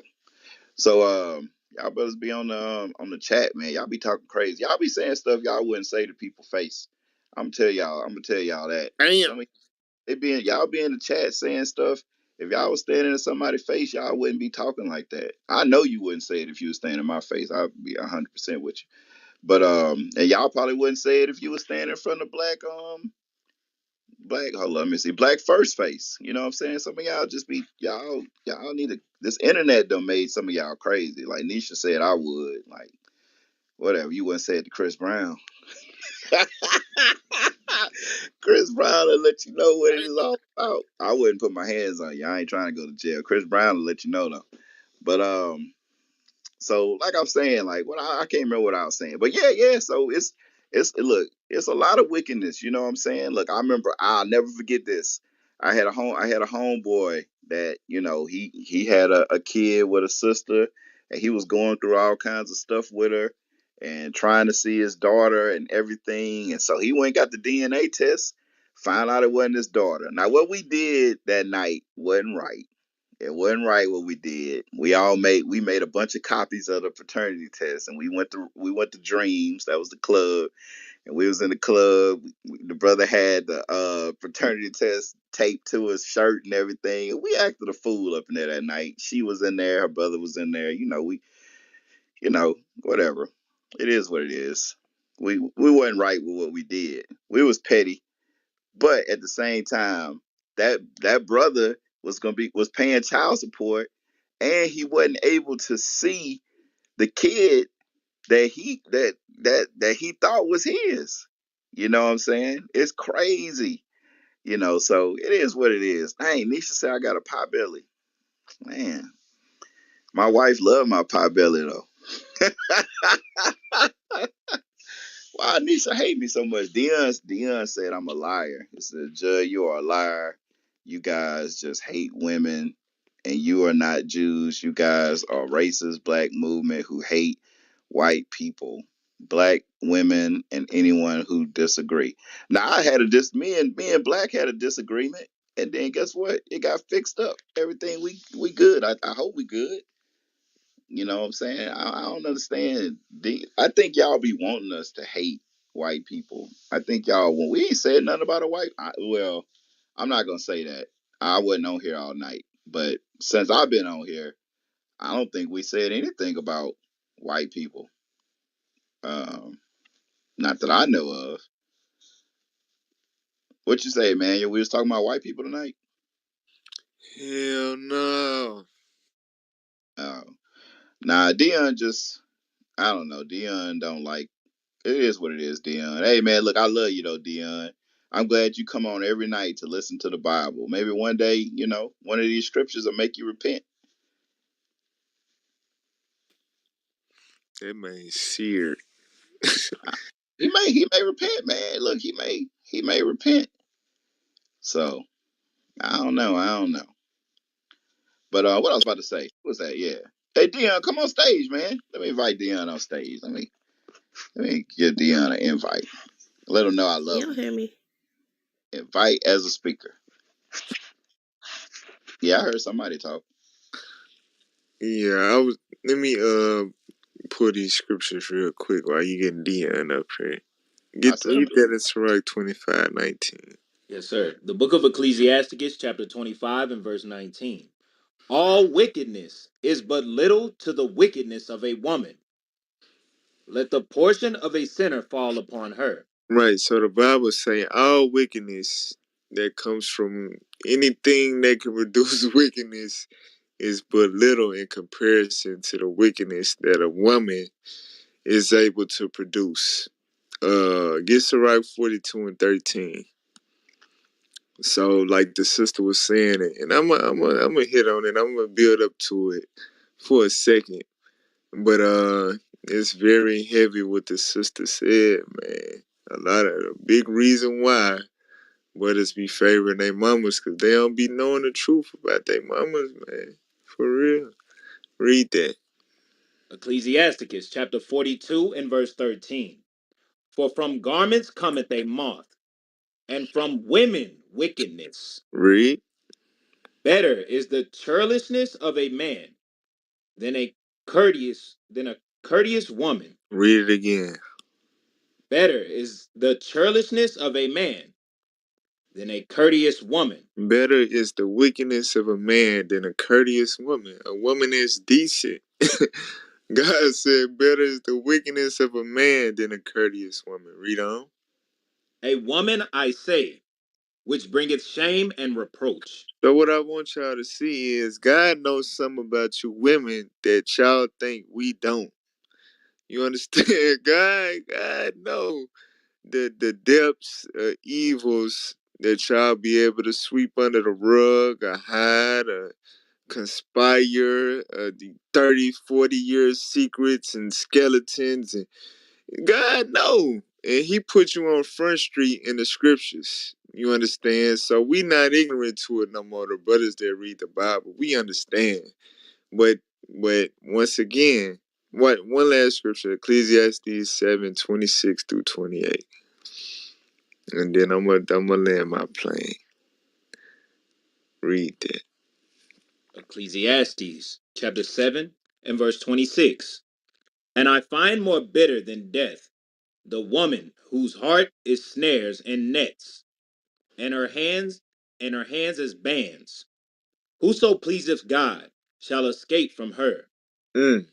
So if you please God, if you keep the commandments, that ain't gonna be your portion. You ain't gonna get caught up with no woman like that. So all praise to the Most High, and that's what a lot of people be missing too. When we speak out on the evil of our sisters, y'all make it seem like we hate women and we anti-women and not. Nah, hell no. We got wives that we love and that we cherish.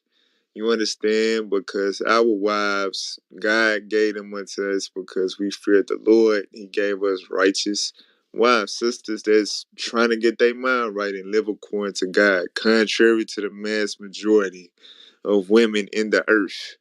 You understand? And we got daughters that we love and we grooming up to be different from what you see on social media, TV, in the world, at the store, all of that. You understand? But read on. Read on. But the sinner shall be taken by her. The sinner, the evil man, gonna be taken by an evil woman. Come on. Behold, this have I found, saith the preacher, counting one by one to find out the account, which yet my soul seeketh, but I find not. One man among 1,000 have I found, but a So so Solomon, he did a census. He searched out the righteousness among men and women. He said one man out of 1,000 men I found to be all right. That's not much. That's not many. That's still rare, but it's one out of 1,000 when it comes to men. But watch this. Read. but a woman among all those have I found not.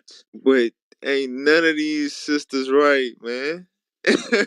So we read all wickedness is but little to the wickedness of a woman. We read that better is the wickedness of a man than a courteous woman. And we read that one among 1,000 men you can find one that's right, but of the women, man, it's hard. It's damn near impossible. So, like I said, God knows something about y'all sisters that y'all think us men don't. And the thing about that is, a lot of us men do. We read between the lines. We see that y'all got issues. Not all of us is simple, but y'all are able to, when y'all have kids, y'all are able to mold their minds to believe whatever the hell you want them to believe about you. Cause they kids, they impressionable. You understand? You could tell a child fairy tales and he'll believe. You got kids, they mama make them believe in Santa Claus, all that type of stuff. So you able to paint yourself as an angel or a hell of a woman to the child, but the daddy know. You understand? The men, the grown men that's around you know that you ain't no damn good. You understand? But that child, they don't have no idea. You understand? So that's like just going back to the sister point, man. That's when you don't know the truth about your mama. That's a factor in why you grow up favoring your mama because she telling you maybe some truths about your father to an extent, but a whole lot of lies. If she bitter towards him, she don't like him. She gonna tell you all manner of lies and make him seem like the evil villain devil when her herself she able to hide and lie about any evil that she done or continuing to do. That man that you think your daddy might not even be your damn daddy, and she would know that and lie to you your whole life. And how you thinking your whole life that she just your dear, loving mother. You understand? When she been lying to you your whole life. She the damn devil. You understand? That's why these scriptures is in the Bible. A lot of you women was raised by women like that, and unfortunately, you've become that same woman, and it's an ongoing cycle. And we understand that.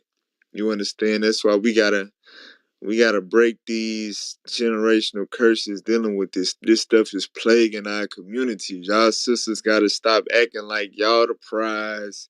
And us men gotta get it. Man, the Bible calling y'all ass out more than anything. Listen, y'all ain't right. For real. Stop letting just because your child think you just holy righteous princess queen, you convince yourself in your mind that's really what it is. No, that's an impressionable child that don't know the real you. And that's a real thing in the black community. So I probably was too long with. I'm sorry, I might have ran it a little bit. So let's move on to the next person on stage. Who we got? Can you hear me? Yeah, go ahead, Zen. What you got? Oh, all praises. Well, to answer the question for the topic for the night, why do black men love their mamas and hate their dads? It's basically because of what you guys have all been saying. Majority of us have been raised by our moms, and dad was never home. Or if he was home, he was not the head of the house. And whatever mama said went or well goes. But a lot of us, men, have grown up to listen to what their mom said, and then started becoming the same man that they grown up not to like, and which is it. The cycle just continued. That's all I got for now. All right, all praise to the Most High. Hey, Jed, what Dion at? I don't know. I sent him an invite. Yeah, I sent him an invite, but I don't know. Hey, it is what it is, though. But it's all good. Like I like when Dion. Look. I like the scoffers, y'all. Cause see, look, you put a scoffer in the spider web. Guess what that do? See, what y'all don't understand is that a lot of these scoffers, even though they scoffing, they ain't the only one that think the way they thinking. It's a lot of people in here that be thinking the same way the scoffers think. They just may not be disrespectful, right? The scoffers be disrespectful with it.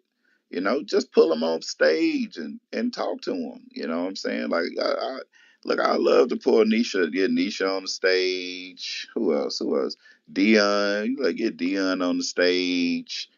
Who else in here that be talking mess?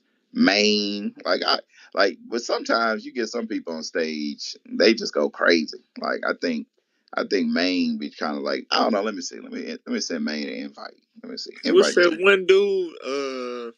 His name started with a T. I think you know him or something. Oh That, yeah, yeah. I know him. Yeah, yeah. yeah, I mean, look, that nigga be talking crazy. I don't say nothing when he get in because I just let him go because I could say some stuff and I just don't. So I leave it alone. So I ain't gonna try and be biased since I kind of know the brother. So, but I really don't understand why he on a Bible, why he be coming in a Bible group anyway. I'd be like, I don't get it. I don't think you really, whatever. But Trentis, that's his name. Trentis. yeah, I'll let y'all deal with him. I'll leave it alone. But I sent Maine an invite. Um, I don't know. I sent him an invite. We got Clay up here. Wait, maybe we skipping somebody. I think we had DM was talking. What, Zahara? Zahara, yeah, Zahara then Clay. Shalom, Most High in Christ bless. Can y'all hear me? Yeah, we hear you blowing up the spot, sis. Okay. So I'm at work, so I might have to whisper in a minute because I just got a positive blood culture. So anyway, I was like saying stuff about like what my son's going through. I wish I would have known then, so I could have taught him about that proverbial woman because now he has two kids with someone of our nation, and he's going through it, and she's like, and he tried to be that good man and tried to have a family, but she don't want that because she wants to live off the system. He didn't want her to work. He wanted to take care of her, and told her to like wait till their kids get into school, and then she can do whatever. But a lot of women don't see that because they want to be that. She's very effeminate, not effeminate, but feminist. She's a feminist that thinks that the woman can do just as good as a man. So now she has my two grandbabies um, out here, and I told her that they were going to be part of statistic, and she's just like pissed off because I told her that, and now she won't let me see them. So I'm like, it is what it is. My grandbabies got to grow up in this society not knowing the truth because of feminist woman that don't know who she is, and it's just aggravating. So yeah, there are some black men out here that are good black men, and I know the scripture that Barnabas, I don't like calling Barnabas, Captain Barnabas, read about what is a good man. But there, even though he is of this world, but he's still trying to do right by her, first girlfriend. So it was like, he wanted that family. She just did. So now she's like saying she's cooperating. If you're cooperating, well, you wouldn't be going to mediation. You'd be able to live co-parent, and she just don't want that. So that's all I got to say about the subject. And my black men love their mamas. Yeah, my baby loves his mama, but however, if he would have listened to his mom, he wouldn't be with that thing. And he loves his daddy too. And she came from a two-parent household. So I just don't know what the deal is with her. It's just this society today. These women want to do their own thing and don't really want a man. They just want to sometimes just use the man to get what they want from the system. That welfare mentality is what I think she has. So it's like, if I don't work, if I work a little bitty job, then I can get more money from the system. So yeah, that's all I got to say about that. So with that saying, shalom. I got to go back to work. And one thing I don't understand is people wanting to live off the system. That's crazy to me. That's that Ecclesiastes 7:7. But she'll tell you that she don't. That she's a strong black woman. Not black woman. She's a strong Hispanic woman. She's strong on the And 15th. so it's like, she don't need a man, but yet it's still you want to keep taking him back to court for what he's always tried to provide for you anyway. So it's like, but you Hey, don't look, need him. all y'all need a man. Y'all need a man. I don't understand that thought process. All That praises. I know I do. don't make no sense. I don't get it. Read that Ecclesiastes 7:7 now, real quick, Zeke. Yes, sir. Ecclesiastes chapter 7, verse 7. Surely oppression maketh a wise man mad, and a gift destroyeth the heart. That's that government assistance right there. It says what? Jesus said, "Love your woman as you love God." I don't think it say that, but you know, these Israelite feminists, boy, that's wild. Yeah, I don't even know what I was saying. Oh yeah, yeah, yeah. So that's that welfare, that assistance. That look, they do that so you can say, so you can stay on the bottom. That's why they do that. They do that so you can stay dependent. That's why they be like, hey, look, if you get the man out the house, we'll give you some extra money. Hey, if you do this, we'll give you some extra money. If you do that, we'll give you some extra money. It's like, yeah, but you're gonna destroy the next generation after you. It's like, yeah, you done made whatever you done made every month, and you done been able to live in a dirty a run. I don't want to say dirty apartment because you can live in a hood and have a clean apartment, but you know what I mean. You live in the hood in food deserts and places like that, but really destroying the next generation of people. So I don't know. I don't Hey, know. hey, let's get that in Proverbs 14:1. Proverbs 14:1. That's what the modern woman, the Willie Lynch 36 generation woman, hey, she'll do that. That's her logic. And the Bible talk about it. Read that. The book of Proverbs, chapter 14 and verse 1. Every wise woman buildeth her house. So a wise woman understand that a unit with the man as the husband and the father and the provider, and you being that support role and God in the church, all that stuff work together and strengthens, you know what I'm saying, the household and builds a foundation for the next generation. And you know what I'm saying? A wise woman to understand that and hold it together and have sense enough to value that. But read on. But the foolish plucketh it down with her hands. But a dumb woman will rather live off the system and will destroy her household, would sacrifice that child having that father in their life in the same house raising them. You know what I'm saying? Having that pillar, having that hedge as a husband and a father, she'll sacrifice that to live off the system. And like Judd was saying, really, you rooting out foundation. That's the damn curse of the mother right there. Rooting out foundations. You know what I'm saying? You creating a generational curse. I'm telling you, bro. That's our women in this day and age. That's their logic. It ain't logic. It don't make no damn sense. The Bible say that's a foolish woman. And hey, a lot of our brothers, when they ain't raised right, they don't got that. Like the sister said, she wasn't able to be that Proverbs 31 mother to her son. When they don't got that guidance, hey, they end up with a foolish ass woman, you know. So all praise to the Most High. Hey man, why y'all arguing in the chat again, man? What the y'all crazy. And you the one that be allowing the chat, man. But the chat good. Dang madness, man. The chat good. But it let you know what people thinking. Like, is Black First still on? Or he Yeah, not? he's still up here. Black First? What you talking about, man? Hey, they're attacking me, brother. I can't say nothing else. You saying that if you light skinned, that mean you mix with white people? That's what it means. Let me ask you a question. Who the first people on Earth, were they black or white? Black, So that means, so where do white people come from? albinos. So white people look like albinos?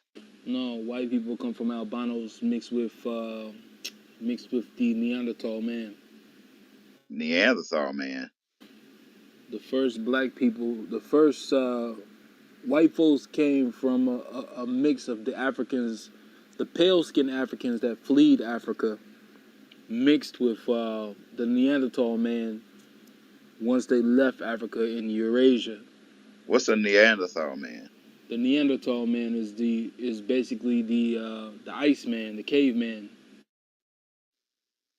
So the first man was black. So where did Neanderthals come from? They evolved. They're a different type of hominid. Geico. You said they're different. What now? They're a different type of hominid, but they do look like the person from the Geico commercial. You're right about that. So you saying that black men left and had sex with I guess cave women, I would guess. Well, albinos. So albinos burn in the sun. So they fleed Africa. Tribes of albinos fleed Africa, and they ran into the Neanderthal men once they made it into Asia. And but there were some lighter skinned black people that also fled. And so like for instance in China, they can directly trace Chinese, the oldest Chinese civilizations trace back to a particular tribe in Africa, and these are light-skinned African people till this day. Every all nations came from the same place. So I'm just trying to figure it out. Like, so black people produced albinos, so they produced another color person, correct? Well, black people, black Africans, we have the most complicated genetic biome. Like we have all genetics are in the black woman. And So black people can produce white people. yes. So if somebody's light skinned, that don't mean they proud of their whiteness, because they get that from the black woman, right? Well, the black people that were brought to America, uh, to the Americas, I the mean, reason just they, the reason from they called us black were because the tribe that we came from, we were a very rich, dark, deep black complexion of people that were conquered by several warring tribes. It wasn't one warring tribe but that fought us. We were point, fought from three different uh, sides. just from your point, you saying that all colors can come from the black woman, right? Yes. So if someone's light skinned, that doesn't necessarily mean that came from a white person, Well, if you're a right? light-skinned Black American, you're probably highly mixed. You said probably Well, most based on, likely you're highly mixed. Even dark-skinned Black people in the United States of America usually have at least 10% like, of what's Caucasian blood. But how but where can we read about that? well, I mean, you can just send off and get your genetics tested. Well, what they testing it against. They're testing it against African tribes. When you give your blood to those lineage things, Yeah, one, they two, run three. your That's stuff directly against Africans, what Africans? the African tribes, the genetics that they have from these pure black African people. So you mean they going into the Congo and getting blood from them, and they using it in 1, 2, 3 and me? Absolutely. Oh, okay. And you trust the white man that's doing that, right? Because they don't lie. Well, everyone lies, I'm just saying you trust their science, like you trust them. and you trust their book, right? Nah, that's the black man book. The So Bible has the black man wrote it. 100%. So what black man? Name him. Well, where you want me to start? I Give me See, a name. Moses was black. Is there proof of Moses? Yeah, sure. We read Where? about it in the Bible, Where in the Bible? Exactly. right? Right. Why wouldn't he be white if it was written by white people? The depictions that you get are all white. But not, yeah, depictions. What the white man said is Exactly, that's the thing. That's the thing. Okay, I'm glad you I'm said. giving you science. I'm giving you Wait. science, and you're giving I'm, me from a no. book that you don't know who wrote. No, hold up. I'm glad you just said that, because you really about to make my point. Okay, all the depictions of the people of the Bible are white people, correct? The Bible describes people Real? No. as Let's go. No, bronze complected no. and black No, complected. hold So on, hold on. so Wait, the descriptions are hold on, different brother. Wait, from brother. the Wait. depictions. Black. Wait. When we watch movies about the Bible, what color are the people? White. When we see pictures of Jesus, what color is Jesus? White. When we read the Bible, what color are the people? Some of the people are given color, some of the people are not. But What color are the people? When we but read the Bible, what color are the people? but God is a Sir, deep sir, copper sir, tone, a sir, deep listen to me, bronze. sir. These are the tones that are Listen, given to listen us. to me, brother. When we read the Bible, what color are the people? Black. Exactly. So if So the white what did I man, say? What now, so wait, if wait, I'm saying wait, that people brother, are light wait. skinned, Hold they're on, wait, mixed, what does brother. that Wait. mean if the people in the Bible are black? Think about what you're saying. You just bust What? yourself up. I didn't bust myself up, right? Because You light just skinned bust black everything else up. people, Am I wrong? you gonna let me talk? Are light skinned black people called black? We all black, brother. Light So skin, okay, dark thank skin, you. So we all light black. skinned black people are called black, dark skinned black people are called black, even Mexicans call black sometimes. So look, light skinned, dark skinned, we all call black. Now let me show you that in the Bible, in the first book of the Bible. Go to Genesis 2 and 7. Genesis chapter 2 and verse 7. And the Lord God formed man of the dust of the ground. The first man was formed from the dust of the ground.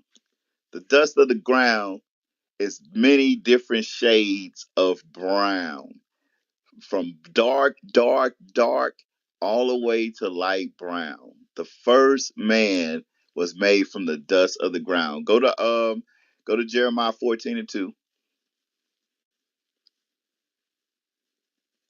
The book of Jeremiah chapter 14 and verse 2. Judah mourneth, and the gates thereof languish. Judah mourneth. That's Judah. That's going into Judah is going into the real Jews. Jew is short from Judah. The real Jews are from the tribe of Judah. Read. They are black unto the ground. Unto what? The ground. Unto the ground. They are different shades of brown. The Bible It is said they are letting you black know. unto the ground, brother. Hold on, Where you wait, get different shades of brown from? hold on, man. Like you gotta let me finish. You can't you cut me off. You cut me off, man. When you look at the ground, what color is the ground? Depends on where you at. Okay. Where's the black ground? Where you can go where the ground is all black. The black ground is rich soil. Okay, where can I go? Where can I go and see that soil that's I'm from all Alabama. black? We have black ground. We have black ground in Alabama. Where at? We have red clay in Alabama, but we have black. It's called the black belt for a reason. Okay, so you got different shades of what? Of ground, different shades of soil. The ground is different shades from a dark But the to Bible literally said black well, for a reason. yeah, they are black unto the ground. Right? It said black. It didn't say different shades. It didn't say brown. It didn't say blue. It didn't say green. It said black. Unto the ground. Right? Black. Okay. In Genesis 2 and 7, what it just said. Black unto the ground.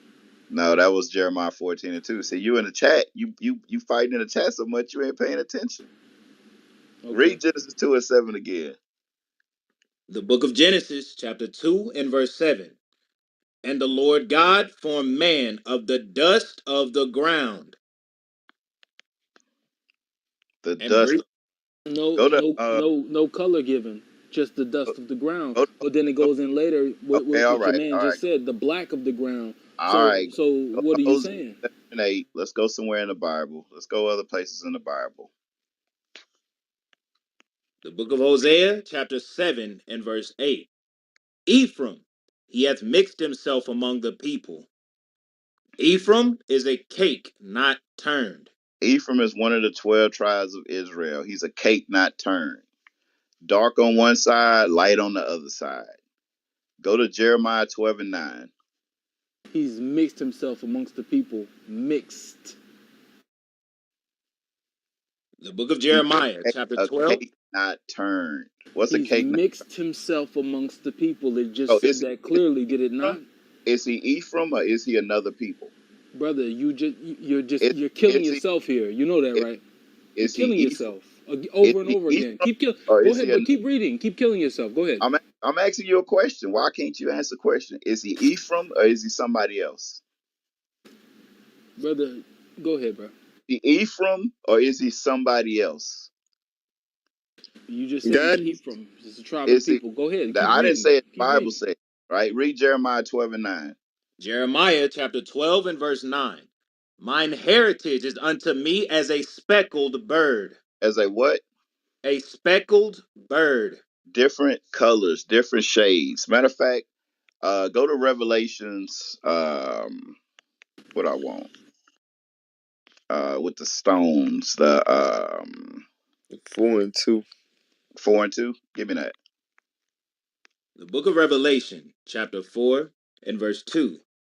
And immediately I was in the spirit, and behold, a throne was set in heaven, and one sat on the throne.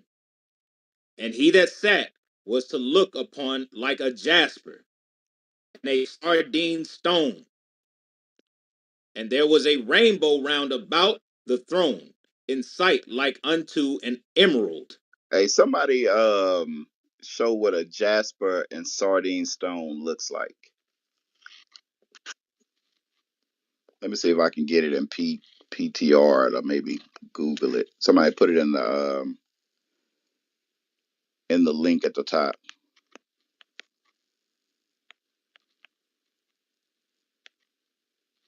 Let me see. Let me see.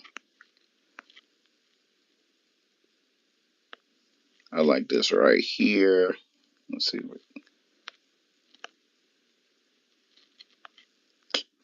Uh,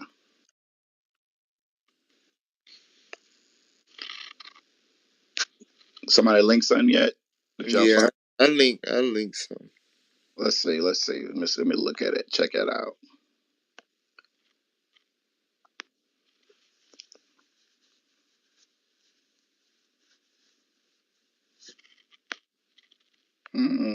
It ain't coming up for me.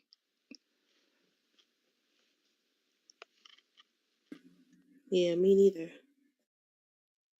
Yeah, you put one of them hyperlinks in there.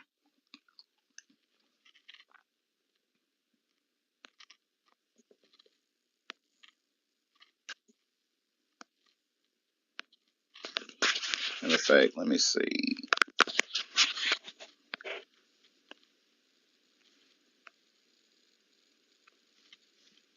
Hey, Zeke got it as his profile picture.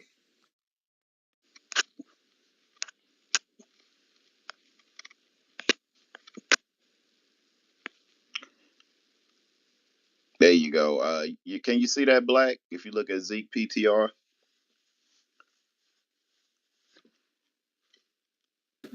I just see a brother sitting with glasses. you gotta pull down your screen to refresh. So that's Jasper. Yeah, yeah. It's like a dark brown. I mean, It from got what I heard about Jasper, it ranges in many colors. It's like all colors. That's how I took that when I heard that scripture. It's like God is a mix of all colors. But then later on, it says he's a deep burnt bronze. And a deep burnt bronze Exactly. It's or deep exactly. burnt exactly, copper is black. Exactly. exactly, So exactly. Like it's like you kind of proving our point. Well, no, I said what a deep burnt bronze, a deep burnt copper is black, right? If it's deep burnt, it's not just copper tone. Copper tone is a red brown, a dark red brown, but a dark burnt copper is a black red. okay. Hey, look at my PTR, bro. They got the Jasper and the sardine. Okay, that's fine, but that's not light. That's not a light skinned black person, is it? It's Nobody showing. said nothing about no light skin, bro. Well, I mean, that's where we got here from. That's where we got to this whole conversation from. Because what we showing that is, well, first of all, with the light skin, you said yourself that all colors can come from the black woman. So my whole point was that if all colors can come from the black woman, then some people that's light skinned, it don't mean that it came from a white person. But an albino mixing with a jet black person can produce more jet black people or an albino person. That's the thing. I have albino friends. I have an albino family that's very close to me, and they came from I mean, that blue I understand what you're blue saying about black people. albino. I'm But just my taking your point of what you said about the black woman being able to produce everything. she has all So, genetics in her womb. so if she can produce everything, then you can't say that light skinned people come from white people. Well, the debate that we were having in the chat was somebody kept saying, "Why do you call yourself black?" And I said, "Because the original people that were brought here from Africa were black people. That was where that came from. And we were. The reason why they called us black was because we were jet black. You We saying were everybody that came over on the slave ship was jet black? we were we were black people. We were black complected. That's why they That's Hey, called us that's, answer black. that. Answer that's that. what I'm saying. You said everybody that came over on the slave ships was jet black. That's what you're telling me. The majority, yes. So yes or no? I mean, they wouldn't. Why would they call us black They if that's call us not the black right case? now, brother. Well, because it's an old term. Same way they call us the N word. It's an old term, right? Same way we So call them white, and a lot of them are not white anymore because they have a little bit of black in their blood, or a little Indian or Hispanic or whatever. They have a little cut on their blood, so right? you saying white people used to be white like a piece of paper? Well, yeah. When you see real true Europeans out of Ireland and England, and the real true Europeans are very pale skinned white people. The same way So if you go are, into the are deepest they parts of white the like Congo, paper? you'll see blue black Africans. So are they white like a piece of paper? Yeah, I ain't never seen that for my life. that's a cap. Can you Google it? Google a picture. These white Irish women with red hair and blonde, these Vikings with blonde hair. Are you Can you serious? can you These are Google me? pale skinned white people. Can you Google me a picture? Cause I ain't never seen it.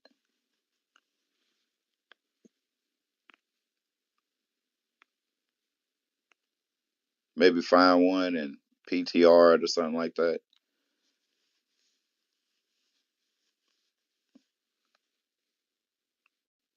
Anybody ever seen that before? Like a white person, like the color of like the background of our screen.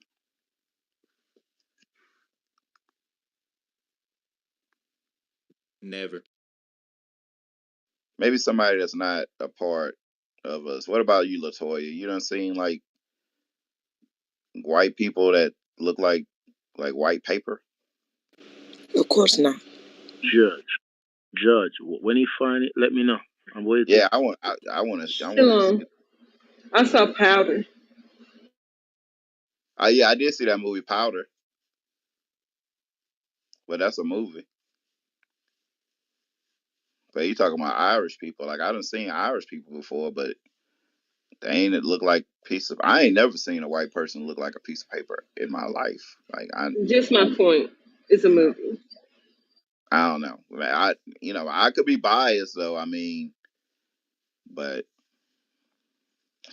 I don't know. I White don't even know how we got here. white But people got the name white in contrast to black yeah, but because they because the don't have to definition. be. No, it's because the definition of pure and all that stuff to the opposite of that. But still, find a picture. Like, don't argue with me. Find that picture because I want to see it. I did some googling. I haven't seen anything, but find me some white people, like white people I shared something in the chat. in the Just chat. just copy that and go look at it. Let me see. Uh, I can't copy it. Wait. Copy. Let me take a look at it.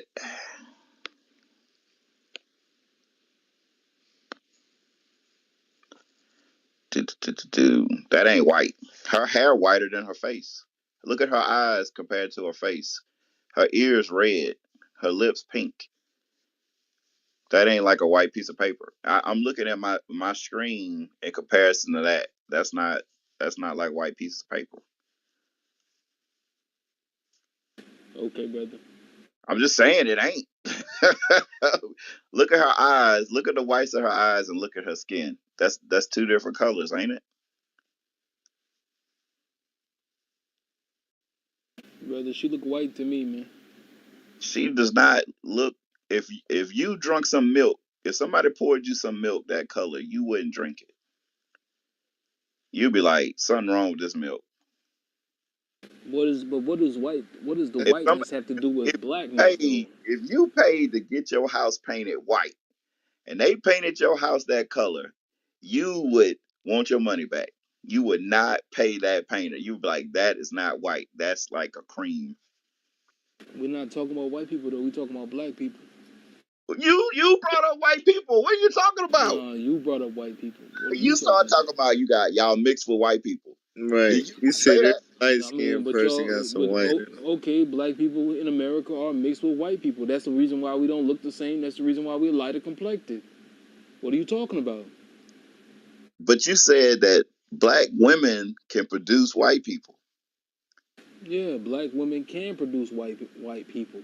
So if We black produce women, albinos. so if a black woman has sex with a black man, and she and that gene that she can produce, and they have a lighter skinned baby, that's still a that's I don't I'm trying to understand where you come from. Like I'm just going off what you just Black, said. black, you gotta tell me that you didn't seen like two fairly dark complected, a darkly complected couple make a light skinned child. I've never seen two black people Oh that no, they got have. that. No, I've They never no, got. seen two I, no, jet no, black no, people no, don't produce do that. a we light like, skinned hey, child. I've Come never on, seen. man. we can Google that. We can Google two black Bruh, people made a white baby. We can pull that up. I'm saying albino, yeah, an albino. You you said yourself out of your own mouth that black women can produce everything. Brother, I know a sister that's purple. I know a sister that's got green and blue in her complexion. I know a family of jet black people that have produced an albino and have I've seen these. I've seen it come. You know what I'm saying? But I know black people that look Asian. If you look in their features, they look like Chinese people, but they're black people. But my thing is this: in the United States of America, the reason why we are light skinned, the reason why we have a bunch of different complexions of varying black people is because of our mixing with massa. We did not come naturally with these complexions. We came here as black people. So that's what I'm saying. So you saying that the people that was on the slave ship, they was all jet black, All the depictions have us as black people, brother. I jet mean, black, like jet black. all Because I'm looking at pictures. just pull up the depictions. I mean, they I'm had us as looking at them. I'm bruh. like, they had us as black, brother. Black or very dark complected. You black know, or very dark. You saying two different things. I'm just saying.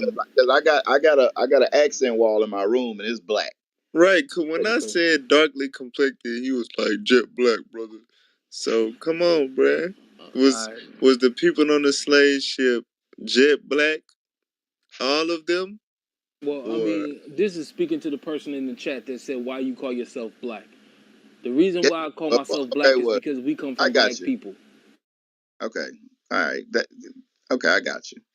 So you're not saying that everybody on the slave ship was jet black. No, but enough of us were black. We were enough of us were black for these people to call us black. Okay. Am I wrong with that? Yeah, yeah. I'm wrong with that. So Yeah, but so so when you these people just cause made up the term black. They made up the no, term Negro and Negro and black. They made that up. They looked at black people and said, "Oh, we're just gonna call them that just to slight them. We're not gonna call them that because they actually black." okay, I'm gonna ask you a question. What's the history of when white people started calling us black? Where did that The come the, from? the What Spanish created the what people? term Negro because and Negro means black. because the Spanish were the first people to actually encounter us. The Catholics were the first people to actually encounter and take captive black people. So You saying that? they took Wait, you saying 14 black that? people You saying to the Catholic Spanish Church. Hmm? people were the first people, first white nation to come in contact with black people? The Spanish, yeah, to take us as captives. They took us as captives back to the Catholic Church. But the Moors, the Moors had already dealt with the Portuguese and the Spanish as well. But the thing is that the Moors had a culture of heavily mixing with others already. So Moors would be black, but then you would get lighter skinned black Moors too. Oh, okay, brother. Now, if you're talking about the Greeks and the Romans and all that, if you're talking about Mansa Musa, the war between Mansa Musa the Greco-Romans, that's another story. But I'm not. But they didn't call us blacks; they called us Africans. When the term black came from Spanish people encountering black people, because it comes from Negro. Okay. All right, let's go to Kevin. Welcome to the stage. Hey, Emmanuel, bro. I don't know what to say sometimes. What's going on, fella? What you got on the topic tonight, man? Um, yeah. I would agree. That black men do love their mothers more than their fathers, and it ties into the show me and my wife was watching the other night, 50 show, Raising Canaan, and like on the show you see that like in the beginning he looked up to his mother almost like she was his father, but he's finding out that this cop is really his father and not who he thought it was, and his mother is just still lying to him that that's not his father, and he knows that that's his father, and that just ties into real life, like how the brother was saying he just found out that his brother's not his whole brother, and it just carried on for years, and we don't see our mothers, our parents, and not just the mothers but fathers too for who they are. We just look at them as mother and father, but you have to realize that they are people too, and they also made bad decisions and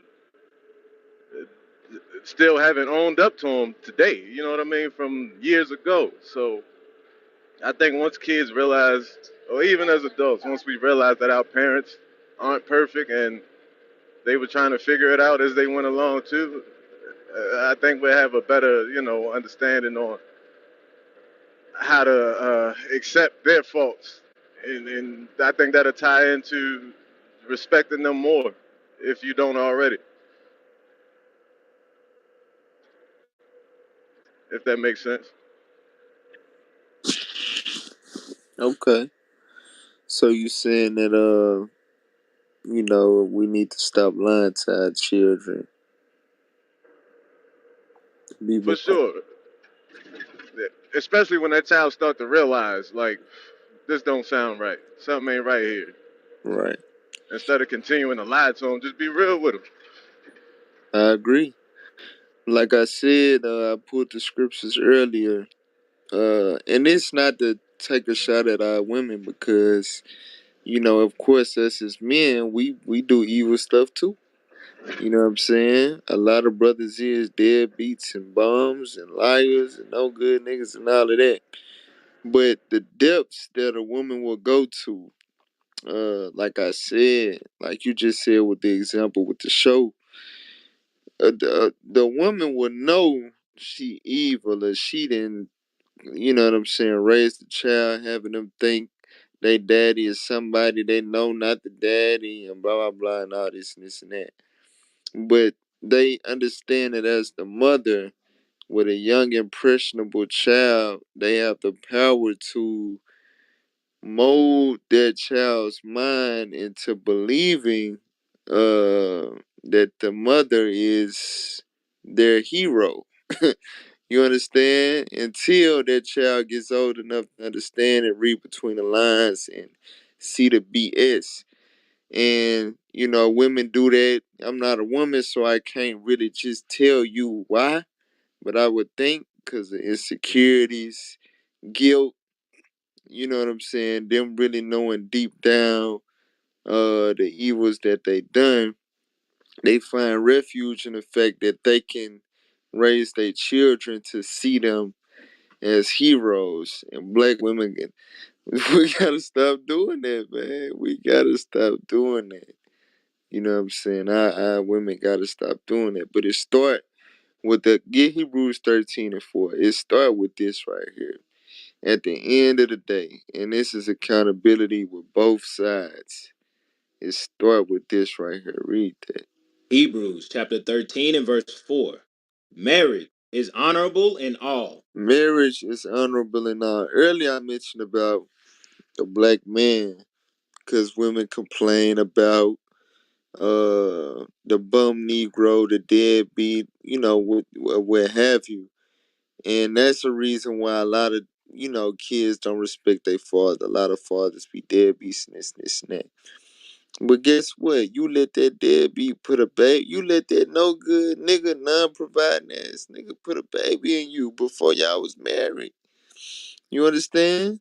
And as a man, when you ain't ready for that, because a lot of dudes, they knock a woman up and they not ready to take on their responsibility. They're not ready to raise a child. They're not ready to deal with a woman according to knowledge and things of that nature. They ain't got their ducks in a row, but they skeet out, they just shoot the club up. Man, we gotta stop doing that. We gotta stop doing that. We gotta get back to the old paths, man. We gotta get back to where you ain't finna touch my daughter. She gonna be a virgin until I know you a stand-up man. Until I know you a man that's gonna handle business and stand on business. And your father can vouch for you.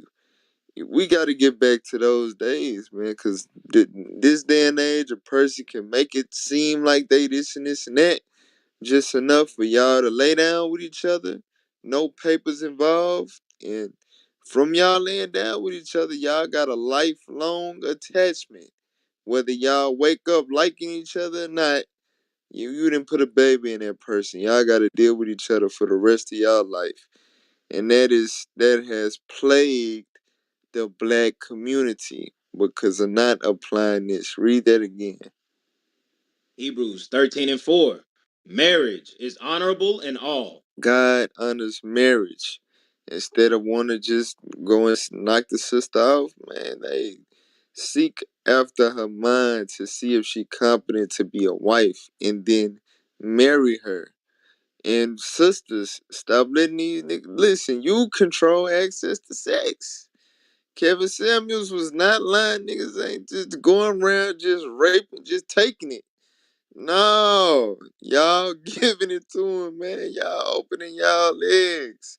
Y'all control access to sex and want to complain about your baby daddy. No, you did not have to let him inside of you.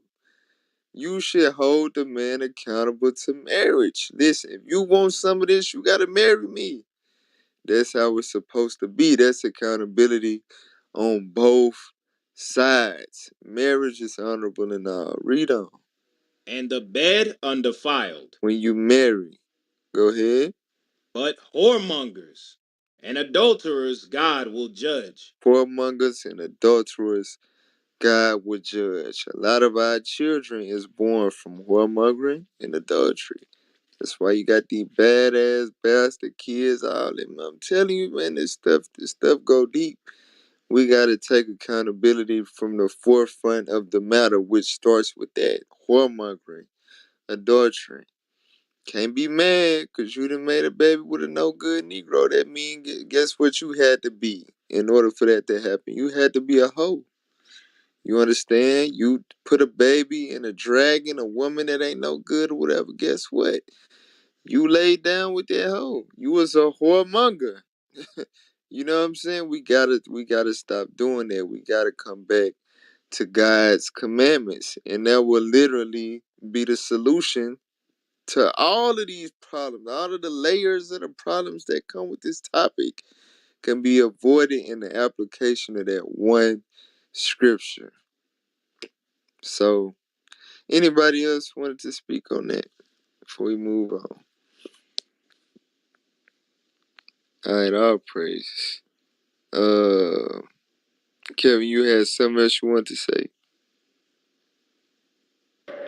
Nah, that was pretty much it. You covered it. Oh yeah, like prior to me, coming into the truth and really getting to know God and His Word, like in the past, sleeping with women that I dealt with, like right before we get to that finishing point where we're about to ejaculate. I always thought to myself, like, is this a woman I want to be with or have to deal with for the rest of my life, because pregnancy is a possibility if you're having sex. Every time, any woman I was sleeping with in the past, I always thought that. Do you want to deal with her and her family for 18 years or the rest of your life, all just for a fat ass? No, I don't. So I would get out of there. So, I was back then. I would say that was God talking to me, but I know now that was just the common sense that God gave me to tell myself this is not what you want, to get out of there. And gratefully, so I did, and I'm married for 12 years now to the same woman. So I just want to thank God for that. Yeah, all praise to the Most High. You got lucky. Cause it be hoes and condoms and all type of pre-cum and turkey basters and it's all type of stuff that you could pull out and it'll still happen to you. So For yeah. sure. You got to put the hot sauce in the condom. Hey. Man. Hey man, look, that's crazy because I got a buddy of mine that he played for a high level Division I college, and he said that they would bring in people to talk to them about, hey, don't what when having sex, like where not to ejaculate at, because women would be waiting and trying to find ways to get pregnant from you. They they'll keep it. I ain't gonna go too far into it, but they'll insert it into themselves. Like it's crazy right there. Yeah. Oh praises. Alright, next in the queue we got Ain't Real no Life. that. Now go ahead, Jed. You crazy. No. You said all praises. I was like, all praises are wicked. Real Life, welcome to the stage. Yeah, how you doing, brothers? You all right? Yes, sir. What you got for the topic? Yes, Jody is here yesterday still. And now I was just gonna say on the topic, basically, and why most guys love their mom more. Majority is gonna be if they come from a single home as well, and most of us have got a soft heart for our mothers. So every man's definitely gonna love his mom differently. But reality is, most men we know, like, nobody cares about men that much. So when we reach a certain level, we don't worry about our father when we become a man. We don't really worry as much about our father, but we care about our mum because we have to protect her, kind of thing.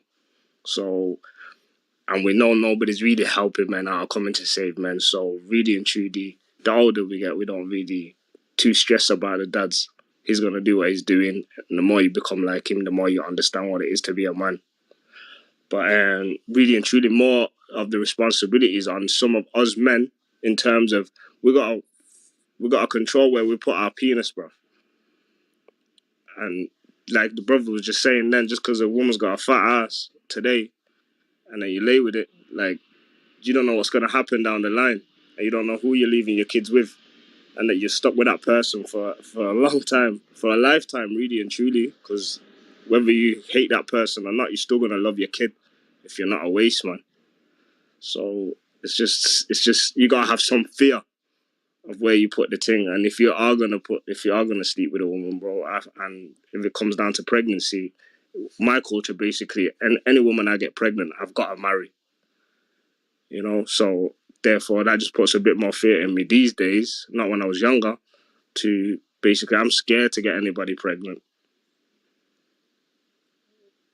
Yeah, unless I'm, should probably you get know. married. So therefore, I just stay away now from Yeah, sleeping around with women and you should stuff like probably that. get married first, and then Exactly. That's obviously that's the logical plan. But realistically speaking, when I was younger, I was a bit more stupid, you know. So we all stupid when we're young. But realistically now, I just stay the fuck away, bro, until I'm ready to get married. And I'm not afraid to obviously be realistic with women. Sometimes it comes down to just hearing some shit that you don't want to hear back. But sometimes you just gotta be harsh. And that harshness, even though the women might take it sideways at sometimes, you're probably saving them some headache as well. So later on they don't complain or this or that if if it doesn't work out. So sometimes when the guys have been harsh, like for the women, it's not always like cussing you out. Sometimes it's probably gonna do you a favor. You're better off running into a man that's gonna tell you straight fuck off. You know. So rather hey, yeah, but I'll right. leave you to that, bro. But make sure when you're telling that message to the women, make sure you're telling the young men, hey, tell the young men to save themselves until they find them a righteous woman. That we got to make sure we spreading that message to our young men For to make real. them understand that, hey, it's okay to be a virgin until you get married. Like, that's a good thing. This is the thing nowadays. It's a bit more difficult with the younger guys because obviously, and everything that's open to them, I could tell them that, but the girls that they're running into, they're doing shit. They seeing shit that we would never see when we was in school. They got the same technology me and you as grown men have got right now. They seeing things in schools that we would have never saw. When my friend used to leave and go home, and I used to go home, I didn't know what anybody's house looked like, how the next person's living, what somebody's wearing. You go to school, you come back when you come back and see your friends, that's the next time you see your friends. You don't know how everybody's living that week. They seen everything. They see everything we see. No matter how good of a parent you are, your children are seeing everything we see. So till the day like internet collapses, which I look forward to, then that's the only way normality is gonna come back. Yeah, I hear what you're saying, but at the end of the day, we still gotta put it out there. Like 9 people may not listen, but that one may listen. Yeah. Got to make sure we putting that out there Oh, because definitely. I just tell them the truth. Sometimes you gotta be harsh, and this is the problem. Every time men be harsh these days and tell it as it is, like it gets diagnosed in a different type of way, and people just be, you know, and that's the one thing I tell them is like, don't give a damn. Like, say what you're saying. Tell somebody to get lost if you need to tell them to get lost. Like all of this PC shit and being scared like somebody's gonna shut you down, and there's no one's that powerful. They're not gonna shut you down. No one's gonna kick your door off and take you away to a prison because you told some women you're moving like slags, or you told some guy he's moving like a dickhead. Like it's just too much scaredness. People are scared of everything on the net, but in their real life they ain't scared. They know every celebrity's name, they know every footballer's history, but they don't even know their whole family members' names. They know everybody who died. They know what Beyonce got yesterday, what Jay-Z ate for breakfast. They don't know their household. They don't know which family member died last week. So hey man, you're right about that. Like, hey, people know people know the first pair of Jordans Jordan ever wore. In the NBA, people know that kind of stuff. You know, yeah, it's crazy. It's crazy to they me don't when I even know see they people. whole. Yeah, brother, man. When I see everybody crying over like celebrities, and I don't really follow sports that much. Like boxing, I'm cool with, but I still don't know the boxer I like, his whole family and lineage, and what he likes and what he doesn't. I say everybody I find doing that, I say name me. I could tell somebody name me 20 celebrities right now. Fast, everybody can do it. I tell somebody name me 20 of your family members, and they'll start like. So it's crazy to me. So. Yeah, so like you said, when it comes down to starting off with the young ones and at home and stuff like that, that's what people forget. Like, start with the basics, handle your household, and then go outside. And then you won't feel like a fool as much. But even in your household is the real battle. If you win that battle, you'll win every other battle. And like you guys, like I spoke to you yesterday, brother, I get along with you guys. I think it's surprising to me. Most of the American sisters need to listen more to you guys. And if you get a pushback, then them women are trash. Because that don't make no sense to me. Like, most of the Americans I've heard of, like, even like I heard you guys talking to a couple of church brothers, like, and putting them in their place, and some things that they were saying when they was looking after pedophiles and shit, like, that didn't make no sense. But you was like, how you gonna feed that person? Because you said a scripture anyway, and you said like somebody that I don't know if he was here yesterday, but basically the preacher guy that was saying that he feeds the homeless and he feeds the pedophile. One of the brother gave him a scripture and he said something about if you shouldn't feed the person that's not good, kind of thing, because you're giving him nourishment to be able to have power to go and do his badness still. Right. When thou doest good, know to whom thou doest it. Yeah, Help. yeah, because the guy was saying he's a preacher, but he was going out and he said he loved everybody and he was feeding people, and then Right. the guy saying, Pedophiles included. yeah, and he was like, and he was saying he was feeding like child molesters as well, because the brother asked him that, and then I think it was either the guy, I don't know which brother it was, but he was here with you, Judd. So, but the guy explained it to him, and then it didn't make no sense. Yeah. But I'll leave you guys to it, and I said I'll fall back, bro. That's my input. Oh, praise. I just like listening, man. I'm gonna keep listening, bro. Hey, you made some good points, though. I want to hit on just one real quick. Go ahead. Proverbs 23 and 27.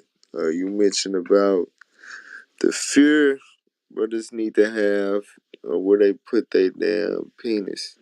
Yeah, man. Like Judge said, man, I mean, we got to get back to pursuing wives instead of, you know what I'm saying, our next nut. Anyway, you know what I mean? Nothing wrong with being a virgin till you land, you know what I'm saying, a virtuous woman as a wife. We got to normalize that. But, you know what I'm saying? It's the thing, though, bro. My young man do need the fear factors and things of that nature. So here's a scripture to put some fear in your young horny heart. Read that. Proverbs chapter 23 and verse 27. For an whore is a deep ditch, and a strange woman is a narrow pit. So a whore is a deep ditch. I remember when I was 16 and it was on New Year's. I was, wicked celebrate New Year's. And I had my mama and her husband, they was at a party or somewhere, and I had the car and I had to work that night. I got off work and went to a party. I was supposed to go home. But everybody was leaving the party because there was some fights, so the police came or something, and it was raining, and I sped off, and I hydroplaned into a deep ditch, and I could not get out there. But I was stuck. I was stuck, man. I had to call them and get it towed out or whatever. Hey, that was one of the worst nights of my life. So I know how it feel to be in a deep ditch. You know what I'm saying? It was one of the worst nights of my life. You stuck. You understand? God said that's what happened when you end up with a hoe. You lay down with a hoe, and you put a baby in her, you can be stuck with dealing with that hoe for the rest of your life. You ain't gonna be able to get away from her. You understand? She gonna always be there to bother you, irk you, get on your nerves, weaponize your child against you. All that, you might catch something. You know what I'm saying? I'm telling you, a hoe is a deep that you do not want to get stuck dealing with no hoe. That's what God said that happened. You lay down with a hoe, that's what happened. You'll end up in a predicament like being stuck in a deep ditch, a narrow pit. You ain't got no type of leverage to pull yourself out of that thing. You stuck. Yeah, I'm telling you, you do not want to end up in that predicament, brothers. It's not worth it. That nut is not worth it, man, at all. Facts. Can I say one more thing on top of that, brother? Go ahead. Basically, that's basically the facts. But also, most women know this. That's why most women will be happy for you to be stepfather. But and this is one of the topics that was on, like you guys was on yesterday as well. I think basically, like women are happy for the man to be a stepfather, right? But women, if I tell a girl now and I've got some kids, and if I've got a kid, like, would you be a stepmother to my kids? Most women don't want a man that's already got kids by another woman. And then I asked the woman, I said, why is that? And the woman said, it's like, oh, because men are scumbags. But I said, what do you mean men are scumbags? I said, if I got a good relationship with my kid, if I got a kid, and I'm with a woman, and and bear in mind, the woman I had this conversation with had 2 kids, right? And then I said, you've already got kids. I have to live with you and the kids, because most as men, everybody we know, men and women, most kids primarily live with the mother, right? Even if the man leaves the home, or even if they separate, unless they got that 50-50, and that's just a fairy tale world. Like, it just doesn't happen like 50-50, right? So she's saying that to me because she knows that she doesn't want it in her brain, even if she's got a loyal man that's never gonna sleep with his ex baby mama or ex-wife. She knows that that woman's gonna try something on him, or she knows how women think. She knows how women are better than she knows how men are. Just like how us men know men better than women, no matter how much women think they know us, right? So they know this as well. Women know this. So she's like, no, I could never be with a man that's got, and then they hide it by saying, I don't want baby mama drama. But you don't have to look after my baby because my baby's gonna live with his mother. If anything, the man that's coming in to be a stepfather has to live with that woman, has to spend the time with them children, and them children are going to live with him from day one, as soon as you're married to that woman. So you have to give the 100% from day one kind of thing. Most women don't have to do that. Women got that luxury, and they also have the other luxury we was just saying before about when you have babies, basically. Like, most men, you don't know 100% if it's your child. I'm not saying everybody, don't bite my head off, but every woman knows that's a child, right? Every woman knows what child came out of her. So they got a lot of advantages, and then they say, oh, I don't want a baby mama drama. But okay, but you women are happy to get a man after and leave that man, then get another man and get another man, but still not understand the pressure that you're putting men under by doing these things. So like you said, everything should be marriage. Women should be seeking marriage before they lay with men, and men should be doing the same thing. But in the long run, it benefits women better than men. So when brothers preach that to them, like, they shouldn't bite their heads off. They should actually just go speak to the brothers that are speaking like how you man are speaking, to be honest. And it's not coming from a hateful place to the women and that. Just sometimes people just gotta be told straight, innit? These days, everybody just takes everything too personal. And I think everyone knows the truth. When you go to sleep at night, everybody knows their reality. But most people lie to themselves. When we go to sleep, when we're laying down, we know our reality. We're paying some shit to the world, but we know the truth. If you're miserable, you know you're miserable. If you're fucked up in life, you know why you fucked up in life. You can tell the world whatever, but you know your truth. Mm. Get me? Yep. And get Amos 5 and 10. Hey, yeah, we've been doing this on Clubhouse for about 2 years and some change now. But I mean, we've been doing this for years. And like you said, I mean, you would think brothers and sisters would, you know, want to listen and learn, and it would, cause it would help them. It's helpful information. But unfortunately, this is how the world is set up, especially dealing with our people. Read that. The book of Amos, chapter 5 and verse 10. They hate him that rebuketh in the gate. Right. It says they hate them that rebuketh in the gate. Read on. And they abhor him that speaketh uprightly. Right. The word abhor means hate. They hate them that speak uprightly, saying the right thing. But What I find interesting about this scripture is the first part, where it say they hate them that rebuke in the gate. When you read Leviticus 19 and 17, it shows you that to love somebody is to rebuke them. Or if you hated somebody, you wouldn't rebuke them, right? So to rebuke somebody, meaning to correct them, show them their error, and show them the right way to go instead, that's love. That's just like somebody, you see somebody walking into the direction of a building that you got knowledge of is about to blow up. If you love them, you're going to let them know, no, don't go that way. That building about to blow up. You go in there, you're going to die. You understand? That's love. You don't want to see that person die. That's what we do night in and night out on Biblical Smoke, because we love our people. And you would think they would have sense enough to understand that. But God said they hate them that love them.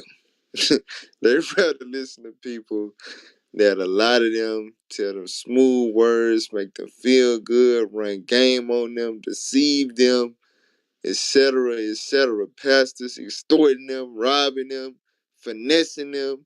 People rather be robbed, finessed, deceived, lied to, than to be loved. That's what the Bible say. They hate them that love them. So all the love that we show, all these nights we take time from our families, our wives, stuff we could be making money. You know what I'm saying? We could be doing all type of stuff, but we take time out of our night hours to sit down on the app and read the Bible, because we know this is how we can reach our people, and in hopes that they will listen and change their ways and break these cycles of destruction within the black community.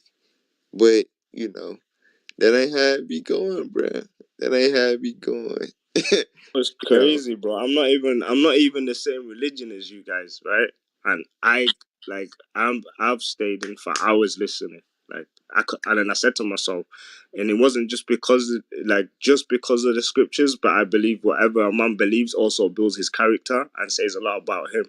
So it's not just even the conversations and the way you guys can dialect and have a conversation and not get to you, and just if somebody needs to be told to shut up. So it's even just the general conversations is just kind of like stimulating, right?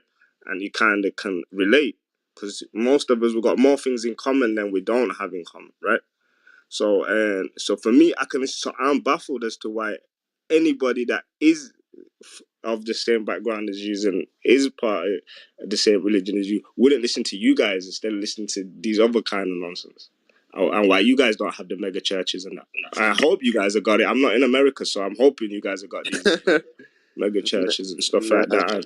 And nah, but I can tell you, brothers that been through shit and been there, done it. So yeah. I can tell. So that's why I'm probably listening a bit more, because I can relate to a lot more stuff that you guys are saying. And I'm all the way over this way, and I'm not even from the same religion as you guys. So Nah, we got a lot of brothers that you on the continent of Africa. that's crazy. Are you on the continent of Africa? I don't know. I'm in the UK. You in the UK? Yeah, Yeah, bro. We I'm got from we got Africa originally as well. yeah, we got brothers in the UK, man. Yeah, I We got know. Some of the sanctuaries in brothers the told UK. me to come and listen still. So Yeah, listen. yeah, bro. We got sanctuaries all over the globe, because there's prophecy. Ezekiel 11:16. The Lord said that He would be unto us as little sanctuaries in the lands that we were scattered to. So we got sanctuaries in Europe, Africa, the islands, South America, North America, all over the place, bro. For real. So the word, it ain't going out void. Don't get me wrong.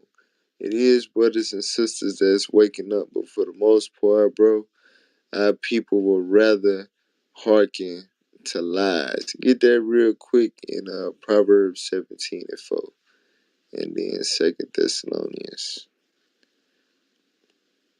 The book of Proverbs, chapter 17 and verse 4. A wicked doer giveth heed to false lips, Right. So if they in the midst of wickedness and that's how they prefer to live, they want to keep smashing hoes. They want to keep letting niggas run through them. They want to get high as much as they want. You know, they don't want to be held accountable for the things that they do. They gonna give heed to false lips. That's what they like to. They rather hear niggas, people, period, lie to them. That's what they prefer. That's what the Bible say. Read on. And a liar giveth ear to a naughty tongue. A liar will give ear to a naughty tongue. They're not gonna hear the righteous, bro. They're not gonna hear the people speaking the truth. They gonna give ear to a naughty tongue. Get 2 Thessalonians 2:11, and then I'm through. The book of Second Thessalonians, chapter 2, and verse 11. Mm-hmm. And for this cause, God shall send them strong delusion. Right. You know what it means to be delusional? It means that you believe something that's not there, that's not real. God said that he would send forth a strong delusion on the people. That what? That they should believe a lie. That they should believe a lie. And I don't know what religion you is, and I don't want you to feel attacked, but the biggest religion on the planet Earth is Christianity, and that is a strong delusion. That strong. You got this Bible. I'm okay, bro. I'm Muslim, but Okay, okay. I get along with That's a strong any delusion too. pious But man. I'm I'm down with, bro. yeah, Muslim. That's a delusion on our people too. But I'm gonna just say this: dealing with Christianity, uh, it's it teaches you now. This Bible is full of laws, statutes, commandments, right? Advice. You what to do, what not to do. That's what the Bible is full of from front to back. But Christianity, which is supposed to subscribe to the Bible, the belief of Christianity has put it in people's minds that they can live however they want. They can do whatever the hell they want to do. They don't have to do what's right. They believe Jesus died so they don't have to do what's right. Matter of fact, a lot of Christians believe that if you try to do what's right, you falling from grace. You going in the opposite direction of Jesus Christ. You understand? You running away from salvation by trying to do right, by trying to keep God's commandments. God said that he was send there forth, and he gonna explain why. Verse Read on. 12. That they all might be damned who believed not the truth. Who did what? Who believed not the truth. That's why God allowed them to be blinded and believe a lie. Because they didn't want to believe the truth. They believed not the truth. Go ahead. But had pleasure in unrighteousness. But had pleasure in unrighteousness. They gained the knowledge. They obtained the knowledge of the fact that what they doing is not right. But they have pleasure in that. So they say to him, yeah, I know it's true that it's wrong, but guess what? That's what I want to do. So God sent a strong delusion to convince them further that, you know what, it's not even wrong. I know it's wrong, but it's really not wrong. It's right in the name of Jesus. I'm telling you, bro, that's just the mind state of our people. That's why a lot of our people, they don't be receptive. They don't get it. You understand? They don't take heed and change and things of that nature. And I'm gonna tell you something else. The reason why you listening for hours and it's resonating with your spirit, believe it or not, the Lord is trying to take you out of that religion that you in. No, brother. I, I hey, think I you'll know. be surprised. Oh, No, listen, I'm. listen, listen, listen, listen, I listen. got you though, but you'll be surprised I how know much you're of the gonna stuff we defend your agree on that faith. you I guys know said. you're gonna defend your faith, Yeah. but we got to deal with history. Get Deuteronomy 28:64 real quick. We got to deal with history and historical facts. It is what it is. We develop a zeal and a love and a passion for the things that we've been taught, the things that we'll come across. A lot of our brothers, when they go to jail, you know, when you go to jail, it's dangerous. If you not grouped up with somebody and you ain't got nobody to look out for you, you a target. People take advantage of you and stuff like that. So the Muslim nation in jail, brothers see that as, what I'm saying, a segue for protection. And they get around these brothers and they get taught and they start to learn about Allah and all this and this and that. And Oh, it's them interesting to brothers. them. No, No, it's like listen, I hear get me the out. ones. I don't follow Nah, the nation because obviously like hear me out. Hear of me out. Hear different me out. Hear me teachings. out. Hear me out. Hear me out. What I'm saying is this stuff, it's all God allowed this stuff because of our disobedience to him. So once we end up in these situations where, like, most of us, even the brothers that you see with the green beams, most of us was raised as Christians. You know what I'm saying? We was raised believing the same thing that the people that don't listen to us believe, right? It's all a part of this right here. Read that scripture. The book of Deuteronomy, chapter 28 and verse 64. hmm And the Lord shall scatter thee among all people. And this started way back in 70 AD when the Romans besieged Jerusalem. You had millions of our people, believe it or not, black people, like the black was named black first, whatever.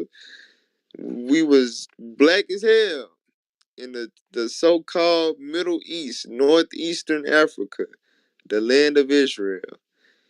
Millions of us fled from there when we was about to be besieged by the Romans, right? And we fled for refuge in Africa.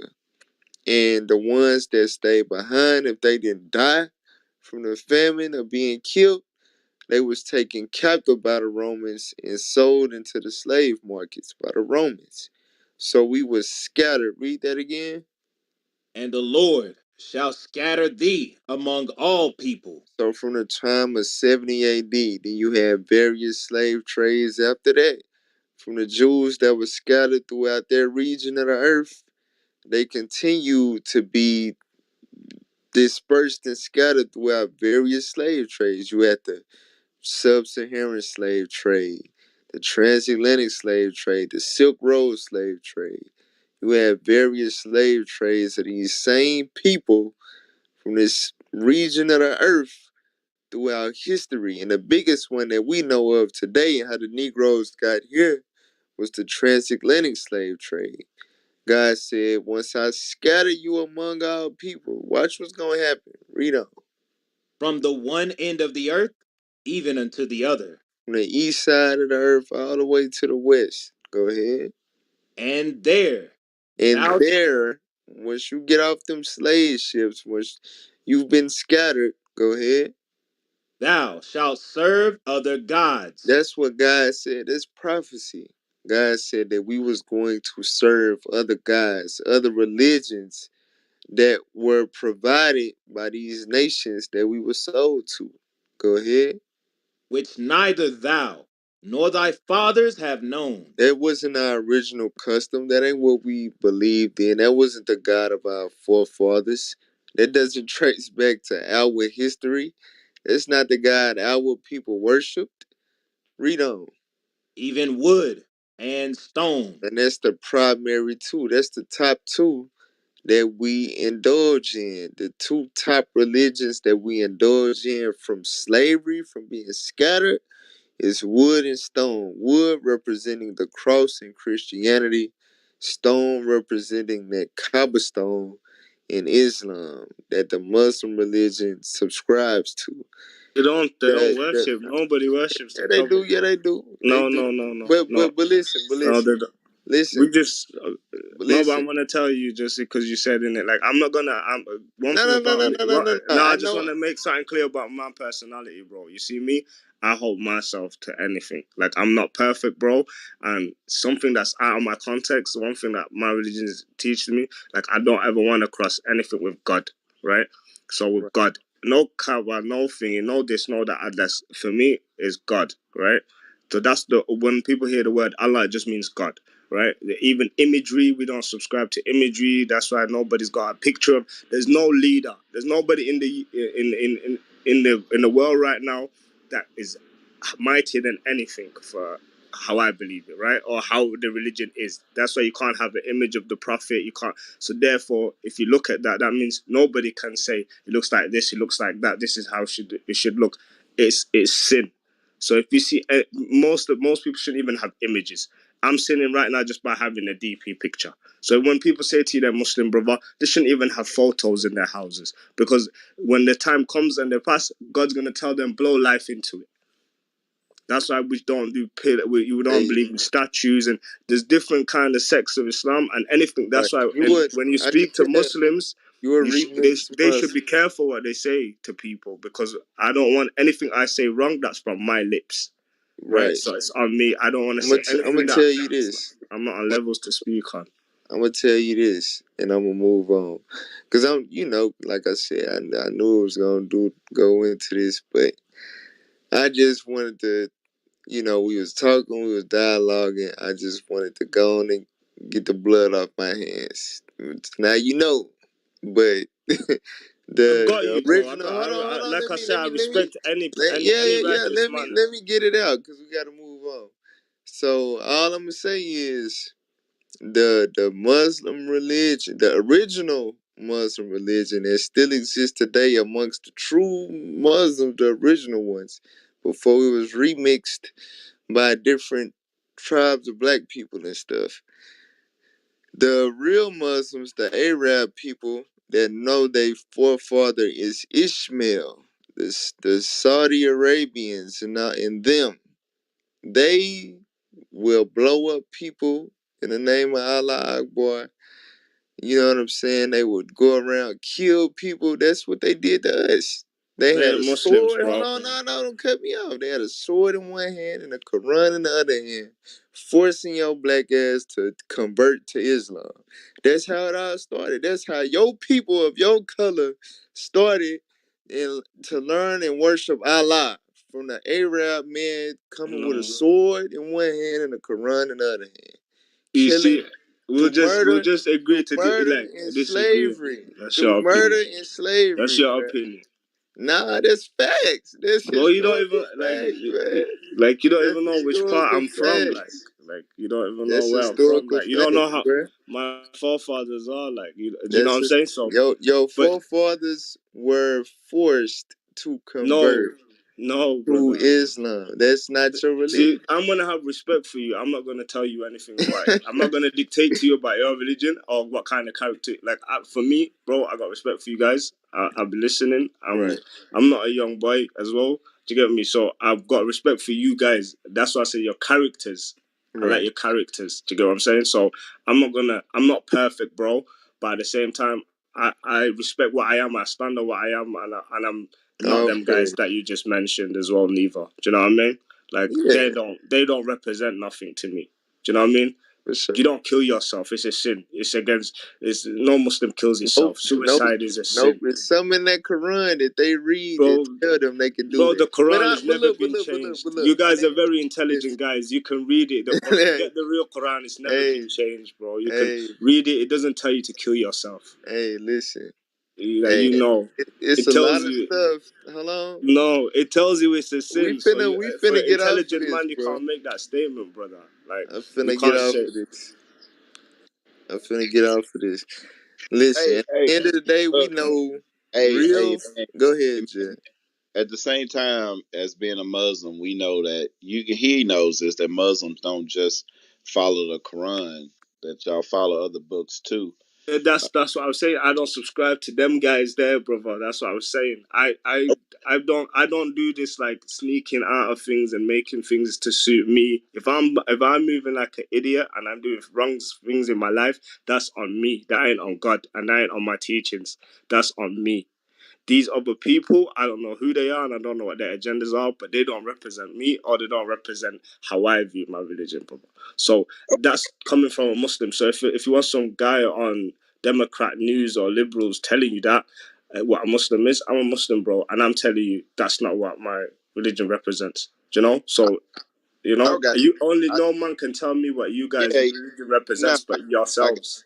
what we like to point out is just that when we look at the Bible and then we look at our people, we see ourselves in the Bible. So that's why um when we look at the Quran, we can't find ourselves in there. But when you see the Bible, you see them talking about a people who were taken from one land to another land. You see a people whose names was changed, people that was oppressed, people that were made Colonized. slaves, yeah, colonized, forced to speak another language. Their heritage was destroyed. When we read the Bible, we read us. So that's the angle we coming from. I But respect that. That's your. Do you get what I'm saying? That's your views, and I wouldn't contest no man how he lives his life. I will obviously have opinions on the society that I'm in, and I don't mind you having opinions on it. But I'm just telling you, like I wouldn't tell you guys, like if some guy tomorrow read you guys books and then everybody started saying, oh, everyone that's them does this. I just listen to you, and if you say, oh, no, that's not what we're about, bro. Who am I to tell you what your religion is? Do you know what I mean? Like. I'm nobody because I'm going to die my own way. If I don't listen to you, you think you're right and I'm going to go hell, then I'm going to go hell, right? So, thou sayest, hey, who we and got? if I'm right, then you get what I'm saying? But I'm not going to tell no human how to live their life, bro. But I know obviously wrong from right and them guys But don't remember, represent real, nobody that. remember though, you supposed to be telling the young men, how No, to live. no. Listen, you see, for me, brother, I'm Damn. gonna tell people wrong from right in terms of Uh, okay, the people that are in my life, like, don't do this. I would not tell nobody in my whole life that it's right to kill yourself and kill people, and then say it's on the pretense of a religion, like on my religion or what I believe in, because that's not what it tells us. Like, it tells us suicide is a sin. You're going to hell. Like, so how can a person claim to be Muslim and then do that? That ain't a Muslim, brother. That's just plain black and white, simple. I don't follow the Nation of Islam, but I love Farrakhan. Do you know what I mean? I love everything that man says. I don't I care got what anybody got issue with that. I love everything the guy says. But I yeah, don't that's not the yeah. scripture of the that's not how that's not the kind of Quran I follow. And I these got you. some people are I shit. got You understand? you. But I'll Yeah, go yeah, down yeah, because I'm yeah. taking up your time, brother. I got I you. just want to listen and that. All praises. Yeah, man. But I respect you guys though, regardless. Yeah, we got My bad. respect for you, too, bro. We don't. Yeah. Yeah, well, my bad anyway. If I went on, I'll just put me in audience and I'll just listen, bro. Nah, man, we're gonna leave you on the stage, but you can still I listen. I say no more. I appreciate that, though, man. All right. All Hey, right, all right. I'm sorry to it just didn't feel right going talking about Christianity, and he mentioned he was a Muslim, and I just gonna spare him. I just kind I of respect that, though. I respect that, had son. to, Nah. yeah. You did just what we talked about. The scriptures say, rebuke at the gate. We see our brothers, we gotta correct them. That's why. Right. That's what this whole group about. This Yeah, whole. all praise. All right, well, that's it for the. Hold on, let me see. Let me take the cue again. Judge Emmanuel, can we address the elephant in the room? Go. Yeah, what is it? No, somehow I'm being addressed. I consider I'm being passed upon because I pick up that the fact is, I guess y'all picked me up as a scoffer because I noticed Nah, I last didn't. night. I didn't. I didn't. I Mm, don't know you. I thought you No, spoke.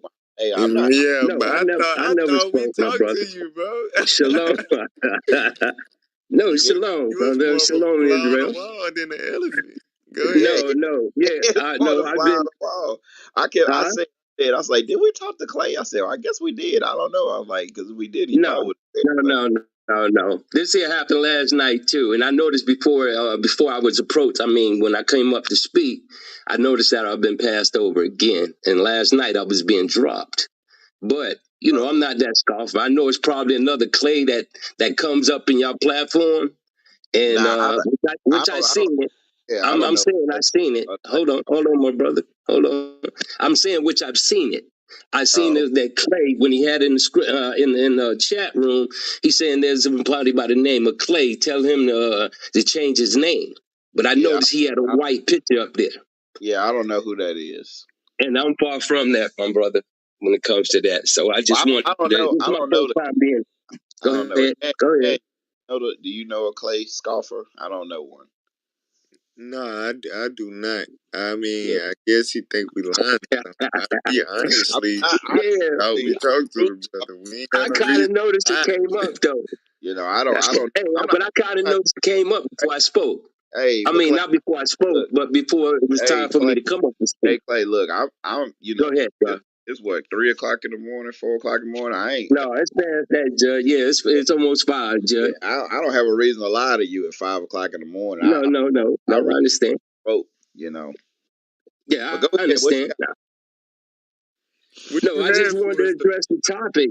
That's about it. Well, go But for I'm it. glad I see A1 is on the platform too, Did and you I want to was speak on. or did you not want to speak? What was that again? Did you want to speak or did you not want to speak? Yeah, I wanted to speak when it Go ahead. comes to the. That's the topic, brother.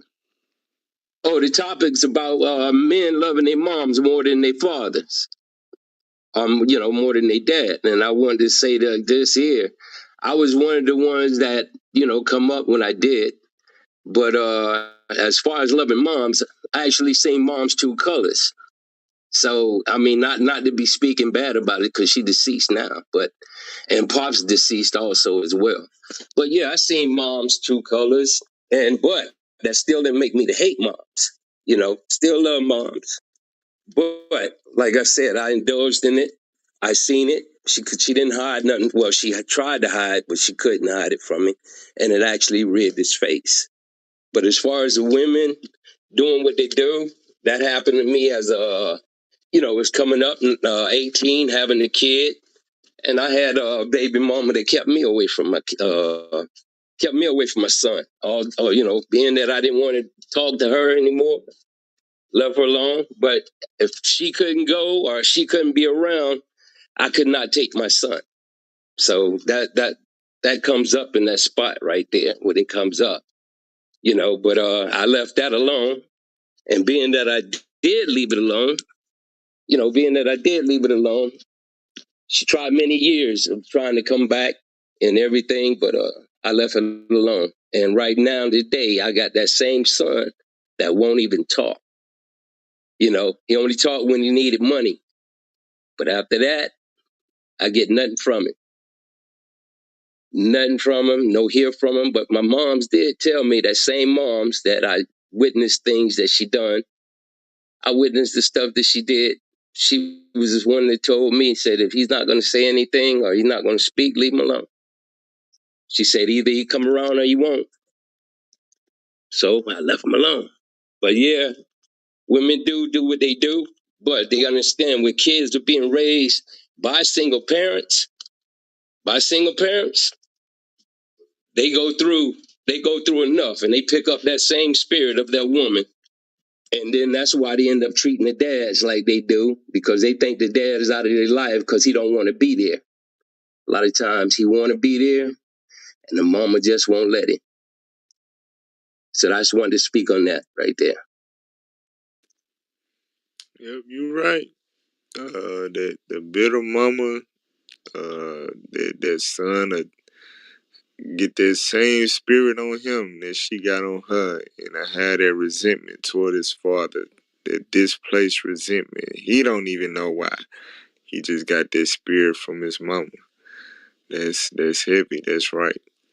But I do want to speak on some real quick. Go to Job 11 and 15. Go Uh, ahead. a lot of us have come from these type of predicaments you know what I'm saying, these households where we went through this type of trauma.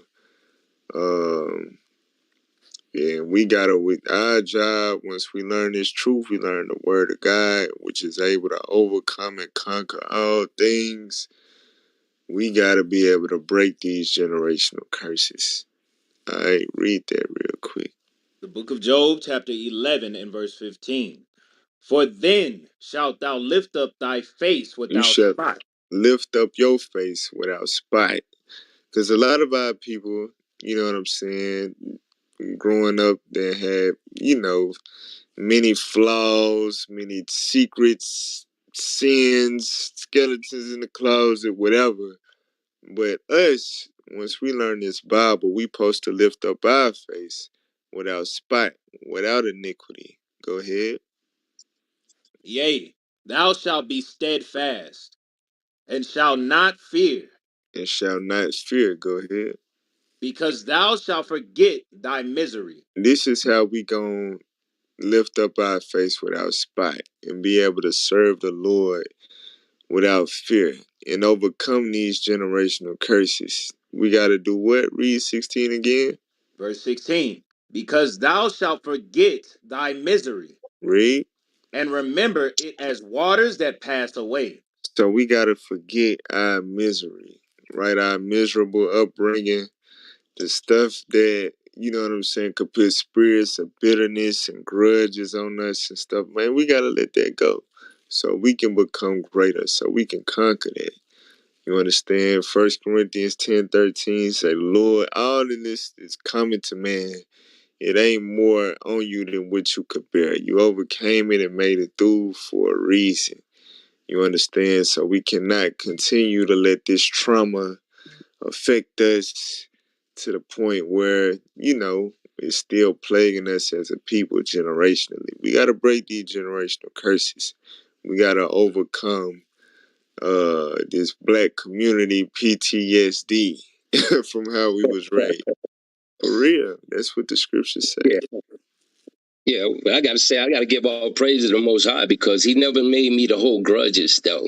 I mean, that's the thing about it. I could never hold them. So anybody that I've went through something with, I still never kept nothing against them, and I didn't approach them that way. My thing is, I never approach anybody like that because I don't want to be treated that way. I was always one that I'm not going to treat you a way that I don't want to be treated. And I watched the guys in the group, the one that used to like to crack jokes on people and stuff like that. But then the moment somebody crack a joke back on them and they got all of their boys laughing at them and stuff like that right there, then they get mad. And my thing is, how you get mad? You cracked the joke on this cat, and then all of a sudden he never spoke on you before. He cracked the joke back on you. Now you upset. You want to fight him.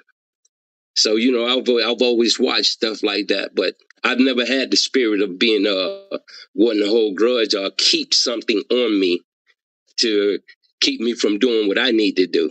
And besides that, I always had a father that took me away from that situation, that took me away from that situation, that poison situation, which she always wanted to fight him and right there. And he decided to walk away from the situation. And when he walked away from the situation, he said, "Hey, I'm gonna holler at you in a couple of months. You get to come down. I'm gonna take you with me." He did exactly what he said he was gonna do, and I'm all praise to him. Like he said, with the Most High, also, like I said, the Most High also. All praises to it that he took me down there. And from 8 years old, I was structured on everything that I've done. Everything that he taught me to do. He taught me I worked from 8 years old. And see, all the way up now, I'll be 62, coming up shortly. All praise to the Most High. And like I said, all praise to that right there, that he gave me the opportunity to be structured in life, to do things that I need to do and find out the correct way of doing it. And all of these words that I found out that he was doing that he was speaking upon me, all the wise sayings and stuff. Now that I've come into the truth, I noticed that they come out of the Bible. I noticed that they all come out of the Bible. So me reading it and getting an understanding of it as upon my repentance, because that's how I come to the understanding of this right here. And I want to say all praises to Jan, because that was the first person I heard actually speak and Hey, actually edify a couple of hey, scoffers. Clay, who, Yeah, who do you congregate with? I haven't been with anybody as of yet. I do watch, listen, learn. As a matter of fact, the first time that I ended up repenting, like I said, I never seen you guys, and well, never seen what's the name on TV, never seen anything that had anything to do with you like that. But I turned around and was kind of skeptical about turning on TV, and I said, "What am I to turn the TV on to listen to TD Jakes or listen to Creflo Dollar?" I said, "They're not telling the truth." So this is me speaking upon the Most High. I said, "They're not telling the truth. So how can I learn from them?" I said, "Other than learning from you like that," I said, who do I approach, or who do I, you know, go to get the truth?" I said, "I want to hear the truth. I don't want to hear nothing else." And I said, being that this stuff keep happening to us, give me some understanding of it. And lo and behold, man, I was somehow walked straight to the TV, turned it on, and guess what pops up? Purple and gold popped up. I never seen them before. Never even come across a video or anything of them. All of a sudden, they came to fruition. I couldn't turn away from the TV. I couldn't turn away from the TV then. From that day on, it just stayed on me right there because I heard nothing but truth come out. And like I said, it wasn't as far as people speaking what they want to or whatever was on their mind. You came straight from the Bible. And that's what I was drawn to. All the words coming straight to all the answers that we have in life. Hey, so Clay, the real elephant in the room is what you waiting on? What I'm waiting on? Oh, actually, I'm going to tell you, I just got rid of my last dog, so I can have free up that time to try to find one of the spots that I would like to go to, as far as that.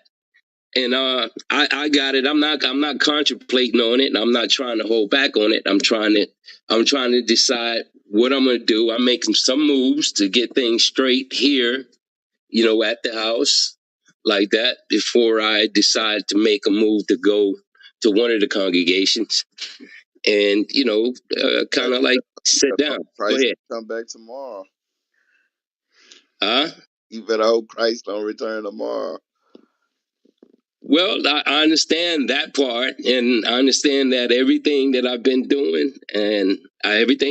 doing, is to keep everything that's said in that Bible, because I'm like this. I'm like this. If we can listen to our parents, tell us our do's and don'ts. And if we don't do it, or if we do it, or what our judgment becomes with them when they chastise us. My thing is, the Most High have gave us all the answers that we need, all the rules and instructions, you know, all the rules and instructions that he wants us to do, how he wants us to do, and what way he wants us to live. And he got a judgment. Like I said, he's got judgments in there for you if you don't. My thing is, if he's asking you to do something, how come you can't follow it? But you say you love him. You say you love him, like John 14:15. Hey, You I say know, you love Christ. But right? how you going to sit up here and say that you love him? You say that you love him, and you not do what he told you to do. I know, like read Sirach 5 and 7. Read Sirach 5 and 7, Zeke. The book of Ecclesiasticus, chapter 5 and verse 7. Make no tarrying to turn to the Lord, and put not off from day to day. So you gotta make no tarry in the turn. Like when you find out you supposed to been congregating and keeping the Sabbath, hey, the scriptures say don't tarry, don't wait. It said don't do what? And put not off from day to day. And you can't put off from day to day. You can't be like, I'm trying to get this right, get this right, get this right. Now you gotta go for the gusto. You can't tarry. You can't put off day to day. Read. Yeah. That's For true. Go ahead. suddenly, for suddenly shall the wrath of the Lord come forth. Cause man, people die every single day. People die. That's true. Somebody probably just died just right now. We just said that. Like, Mm-hmm. read. And in thy security thou shalt be destroyed.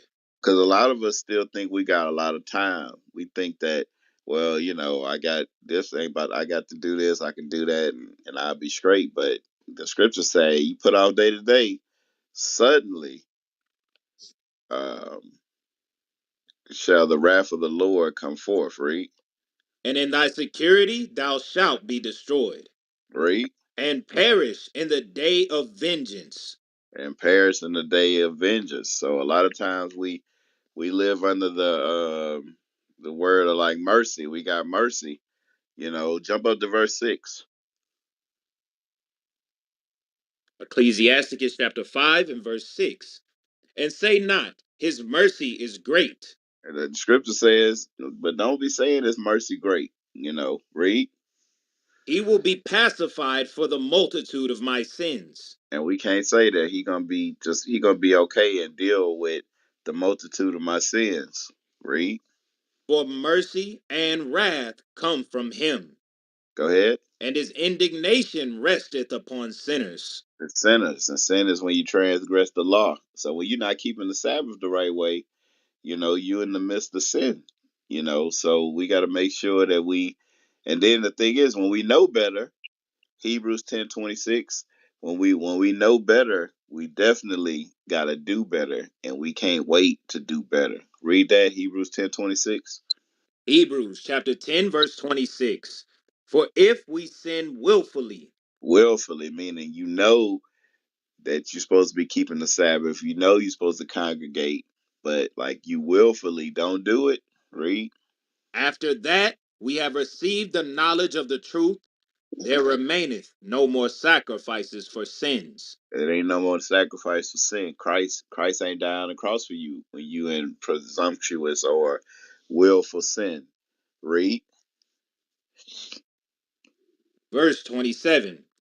But a certain fearful looking for of judgment and fiery indignation, It which said you just gonna have a fiery look for judgment come. Kind of like when you done did something wrong and your mom be like, wait till your dad come home. Like, cause my dad had a Camaro and that thing, them pipes was loud. And man, I knew when my dad hit the corner and was pulling up in the driveway, all I hear is woo, woo. I had that fearful look of judgment. Like that's what the scriptures say. It's like when you in that willful sin, you ain't got nothing to look forward to but judgment. Read. shall devour the adversaries. Which gonna kill the adversaries of God. The people that's not keeping the commandments, you are adversary to God. So, I hope that help you make your decision. Maybe next Sabbath, you'll be in the place you're supposed to be at. That's true. I need to be around there to congregate, but I've been keeping the Sabbath. You can't I've keep the been Sabbath. also. Uh, You don't. you You had to don't say, congregate. but You're not keeping the Sabbath. Well, no. What was that again? If you don't congregate, you're not keeping the Sabbath. Well, I've been doing what I can here at the house, I got. as far as keeping it. I, As far as keeping it, I, I hear what you're saying, right? but the Bible tells us how to keep the Sabbath. Judd, Yes, sir. shalom, shalom. Oh, Most what's High up? and Christ Hey, bless. yo. Mighty man of God. I got a question for Clay. Yes, sir. Clay, what is this Monday? What is Monday coming up? What Day of Yes. Atonement? Have you done that yet? I do fast weekly. As a matter of Have you fact. ever have you ever done the Day of Atonement yet? Yes, I have. The last one I have. Okay. You know the scriptures say 3 times in a year you must appear with the men before God. Yes, it does. It does Have say you that. have you appeared with have you congregated with the men of God 3 times in a year? No, I haven't. I Okay, haven't so done that as of yet. watch this. Go to Luke chapter 12, verse 42. This is not just for you. This is for everybody listening. because I I got don't think y'all. that's Pray. how serious this is.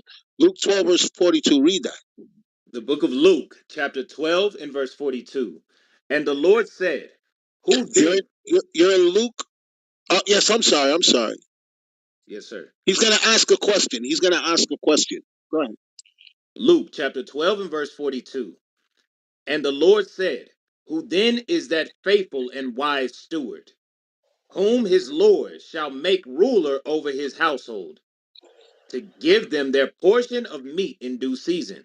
So that's a question. Who has been faithful and a wise steward, whom the Lord will make ruler over his household to give them his portion and in meat in due season? Because the reason why God is calling people into the ministry and allowing them to hear this word is because he's about to destroy this place. So whoever hears the word of God and keeps it is to deliver their soul from destruction. It's not because a lot of people come here because they like to hear, but this is not for free. God is going to make you pay with your life. He's going to say it. Read on. Go ahead. Verse 43. Blessed is that servant, whom his Lord, when he cometh, shall find so doing. Because people think I'm just going to listen, and I'm not going to do. The blessing comes when Christ returns here. That's why he says he's coming like a thief in the night. He's not going to let us know when he's coming. You'll be blessed if when Christ comes here, he finds you doing what you're supposed to do since you've been called, since you've heard the ministry. Read on. Of a truth, I say unto you, that he will make him ruler over all that he hath. Because that's what God is setting up. The people who's hearing this gospel and receiving it are the people who are not in rulership. So God is setting them up to hear the gospel, change their life, and be put in a position to rule in the new heavens and the new earth that God is going to create. Read on. Verse 45. But and if that servant say in his heart, My Lord delayeth his coming, Which is a lot of you people are listening doing. That's not coming right now.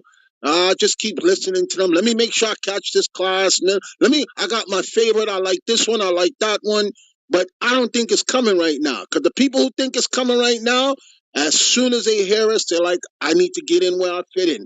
Brothers, where can I meet you? I want to do this. They're asking all questions. They're trying to track us down and they're getting in real quick because they see something and they move in haste. Read on. and shall begin to beat the men servants, You know and what it make means to beat them? If you're not there to help them, you're assisting with the beating that Satan is creating. Okay, that's why everybody helps to a certain degree with moving God's message out. Nobody just hears and sits back in the cut.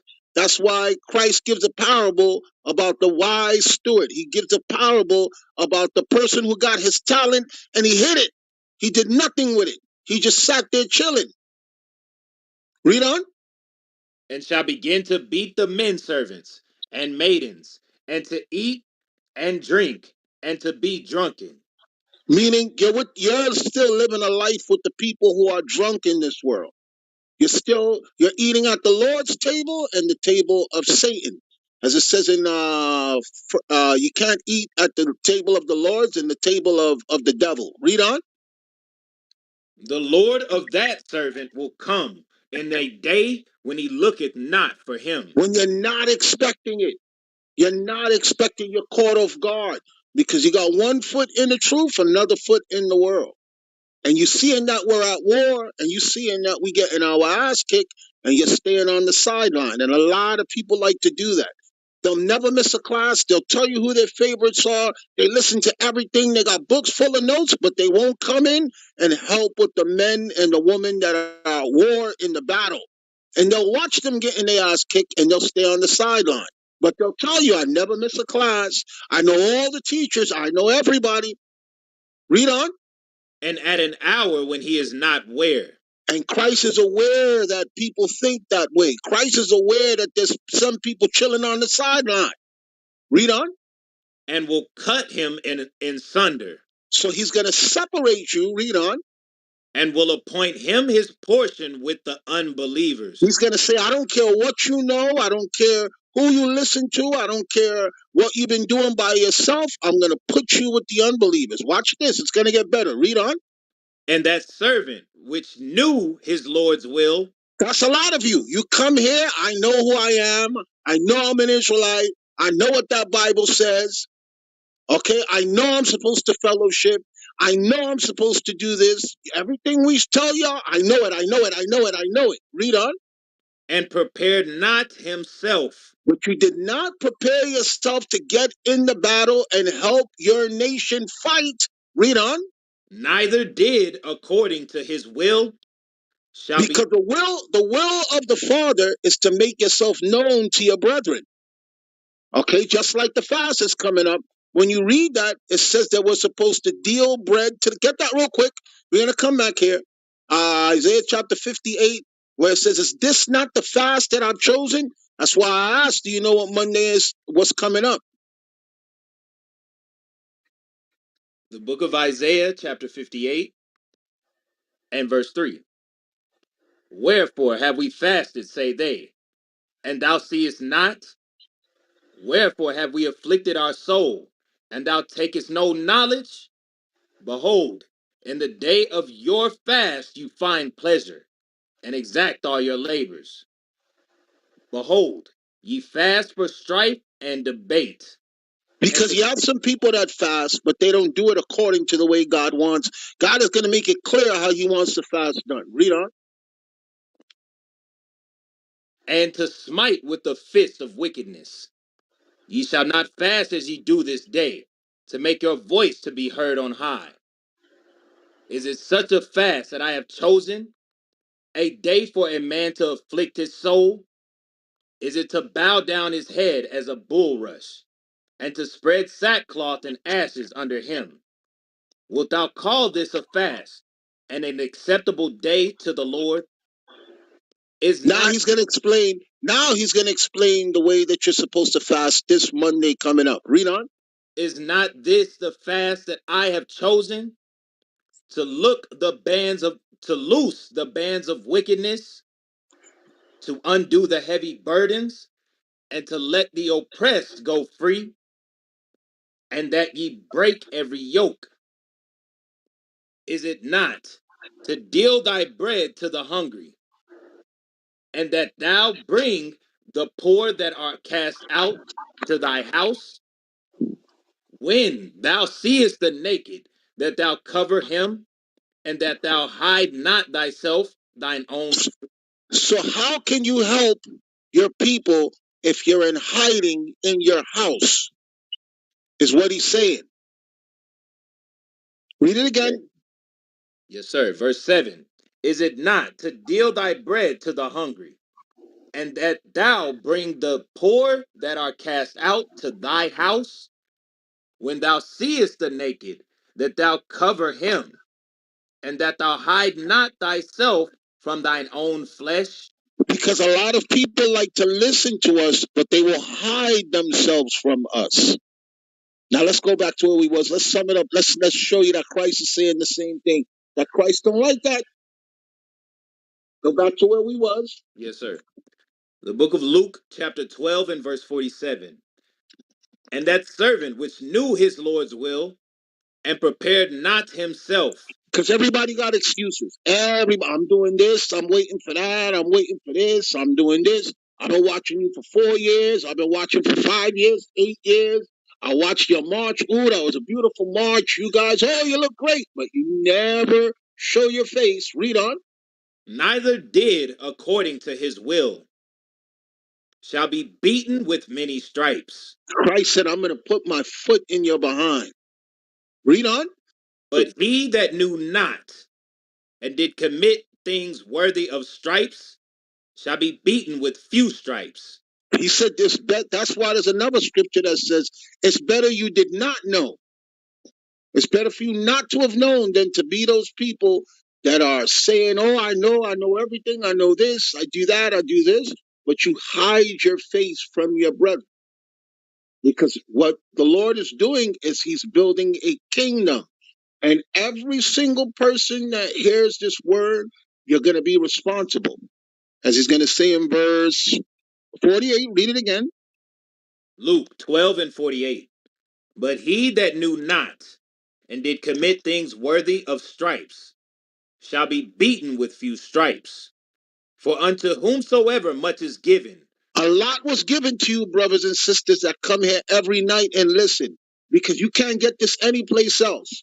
So, to whom much is given, you ain't getting this in the Christian church. You ain't getting this on CNN. You ain't getting this from Oprah. You ain't getting this from Jay Z. You're not getting this from Farrakhan. You ain't getting this from no place else. To whom much is given at 5 o'clock in the morning, 7 days a week, we teaching. Read on. of him shall be much required. So you're gonna have some explaining to do when Christ get here. I mute my mic. Yeah, yeah. I just wanted to explain then, because like I said, I had some obstacles. Well, not obstacles. Like I said, things actually as coming into the truth. Yes, everybody departed. Everybody, when I come into this here, everyone that's surrounding me departed. Had nothing else wanting. I mean, me having anything else wanting to do with them. As a matter of fact, I was always this way about anything. If you would tell me to show up to a party, and hey, I'm having a birthday party, I would tell you like, yeah, I may come through or I come through, but end up not showing up. And this has always been me throughout my life. Yeah, not showing up, or if I do, I'll come say hey, and then all of a sudden they ask where's C at? Oh, he's gone. Oh, he didn't stay around. All of a sudden I'm getting a call about hey, where'd you go? No, man, I left. It wasn't for me. But anyway, like I said, things are starting to depart, go away. And I had a 16-year-old dog, which all of a sudden he got old. And I had to get rid of that first. I had to get rid of him. I put him down. Okay. The wife introduced the puppy to me. I had the puppy here. I trained the puppy. But then it come upon me that I need to get rid of the dog. I ended up, which it wasn't hard because I don't worship the dog, but I ended up getting rid of the puppy. I gave the puppy to my niece, and few of my friends said he wasn't going to get rid of him. Yeah, I'm going to get rid of him because now it's something else I need to be doing. So I did get rid of the puppy. And so now, like I said, those are the things that I needed to get straight and get out the way. And now that actually I told my brother, I said, now I can go do things that I need to be doing. And that was actually to get and congregate with like-minded people. And that's the reason why I got rid of the last dog that I had. And it wasn't for me to keep it. I got rid of it. But yeah, all the scriptures are correct. And I understand that the Most High, yes, if you don't use your gift, then, it's going to leave you. So I understand that very well. And I I got need to one more for you. congregate. I got Go one ahead. more for you. Matthew Go ahead. 21 verse, I'm sorry, 22 verse 1. The book of Matthew, chapter 22, and verse 1. And Jesus answered and spake unto them again by parables, and said, The kingdom of heaven is like unto a certain king, which made a marriage for his son. Because the relationship between the 12 tribes and Christ is a marriage. The king is God. So God is setting up a marriage between Christ, who laid down his life for us, and Yeah. us. He's the groom. We are the bride. Read on. And sent forth his servants to call them that were bidden to the wedding. The servants are us, the prophets, and we're trying to get people to attend this wedding. Read on. And they would not come. And people are making excuses. You're going to hear it. Read on.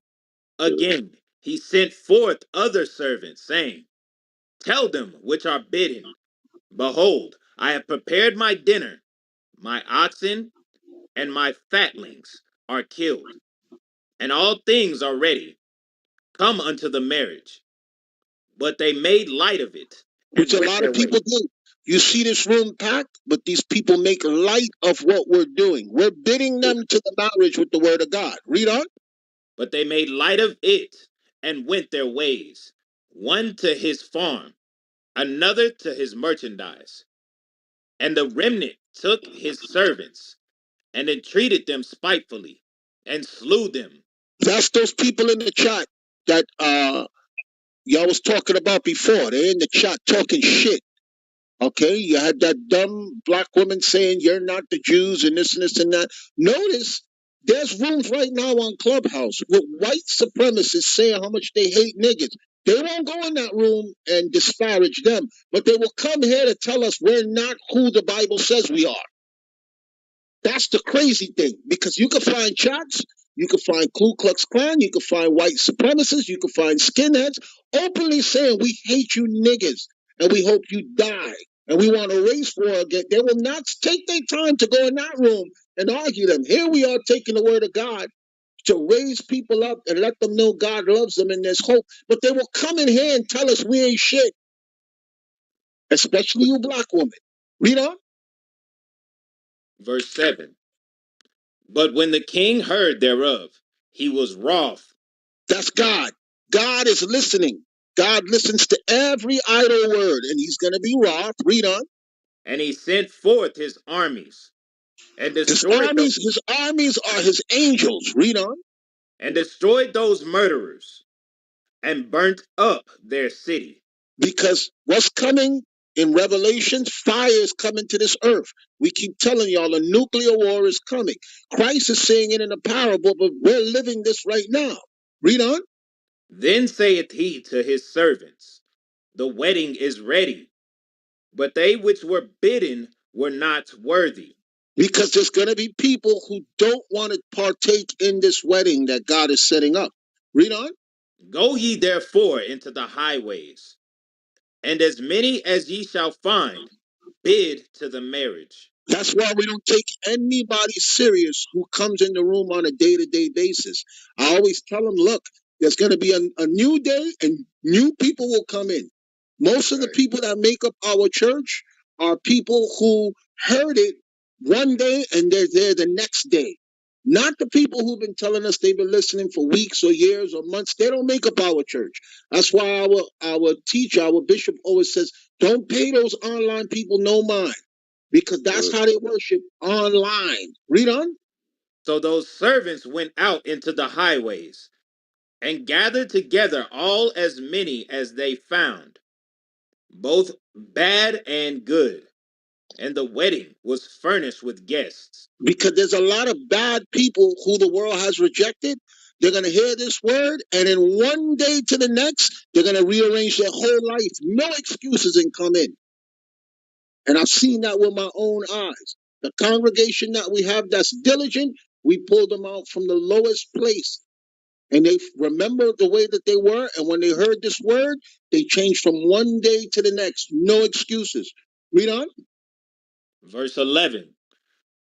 And when the king came in to see the guests, he saw there a man which had not on a wedding garment. Because there's a certain way you got to prepare yourself.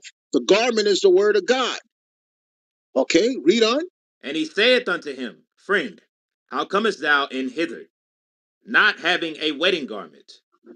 And he was speechless. Because a lot of people make excuses. And when you press them, they're speechless. Read on. Then said the king to the servants, Bind him hand and foot, and take him away, and cast him into outer darkness. That's why some of you will hear this word. You'll be listening for a long time. And God will erase everything from your memory and put you right back in darkness. That's my greatest fear. That's why I get in where I fit in, and I try every single day to participate, because I've seen. That's why David said, take not thy Holy Spirit from me, because God will give it to you, realize that you're not doing with it, and just take it off from you just like that from one day to the next. Yeah. Read up. Hey, yo. Oh, go ahead. Go ahead. It's almost There finished. shall It's be, almost finished. It's almost finished. there shall Okay. be weeping and gnashing of teeth. Verse 14. For many are called, but few are chosen. So, y'all brothers and sisters that are listening, don't take for granted just because you heard this that you're chosen. There must be actions that must be met in the eyes of God. He'll call you here. A lot of you are going to get called. The room will get packed. That does not solidify your spot in the kingdom. There's works that have to come with what you heard. And a lot of people don't execute it. They come and they listen, just like me when I teach Friday. If I don't show up one Friday, I'm getting emails from people, where you at? Why you not on? I'm like, who are you? Okay, because there's sometimes things will happen in their email. And who are you? I've been watching you for 8 years. I don't know who you are. You've never been to the school. Nobody knows who you are. Okay, I've seen a lot of come. I've seen a lot of go. But this scriptures right here is just to let you know. I mute my mic. Hey, yo, and the reason why, I mean, I want to say this because I just recently got rid of the dog.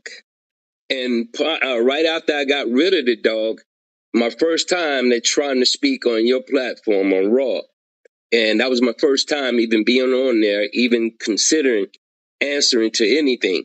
So now that's how I know the Most High, yes, he's working at me, because prior to that, I would not comment or say anything. Yes, I did post a lot of videos, and I do listen to everything when it comes to that, and read the scriptures daily.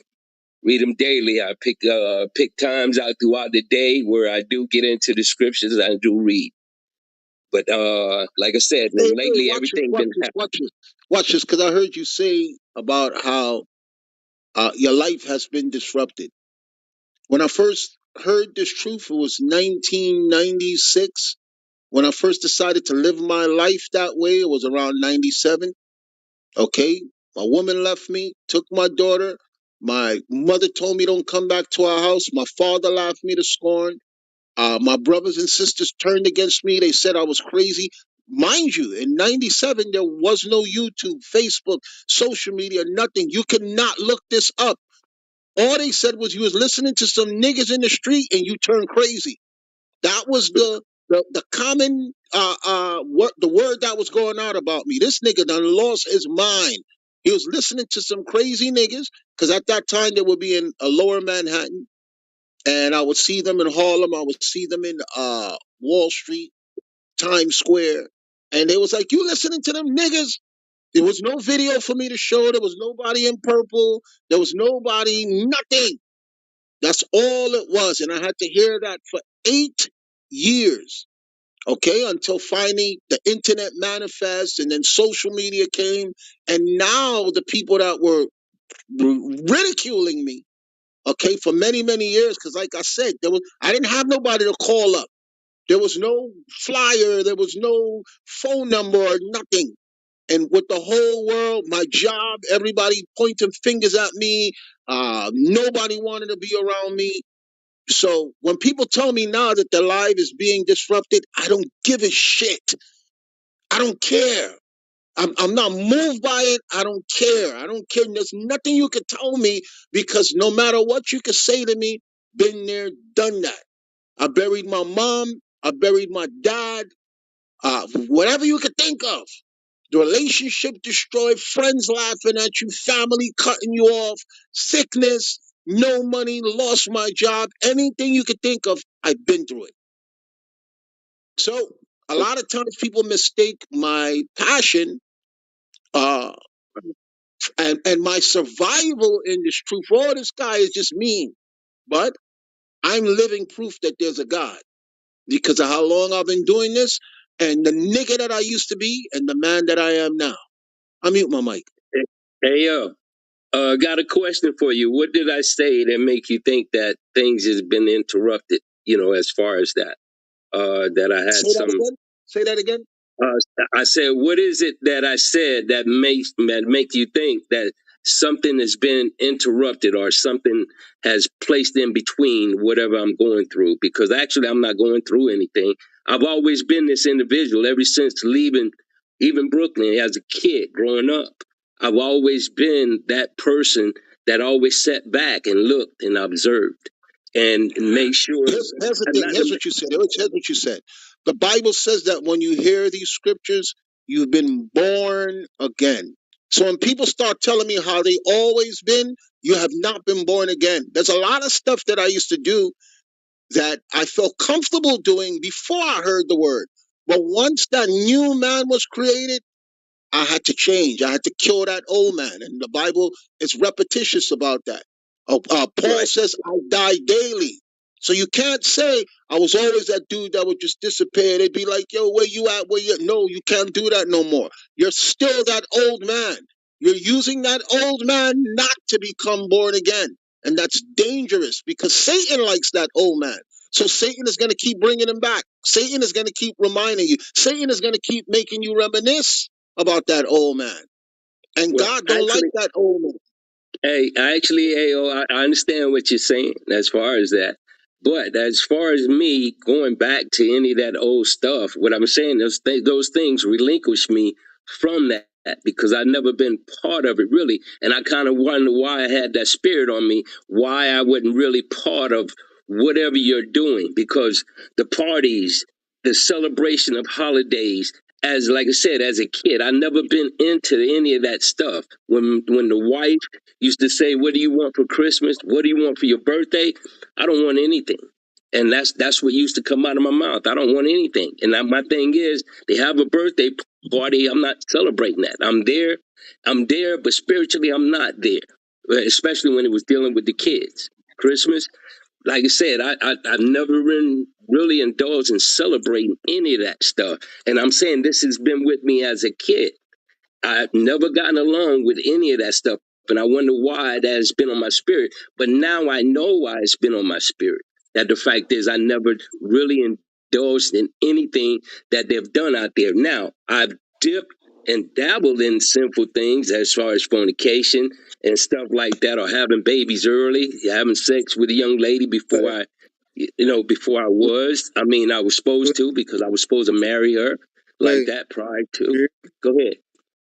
Yeah, what you fail to realize is, and A1 tried to make the point to you, Go ahead.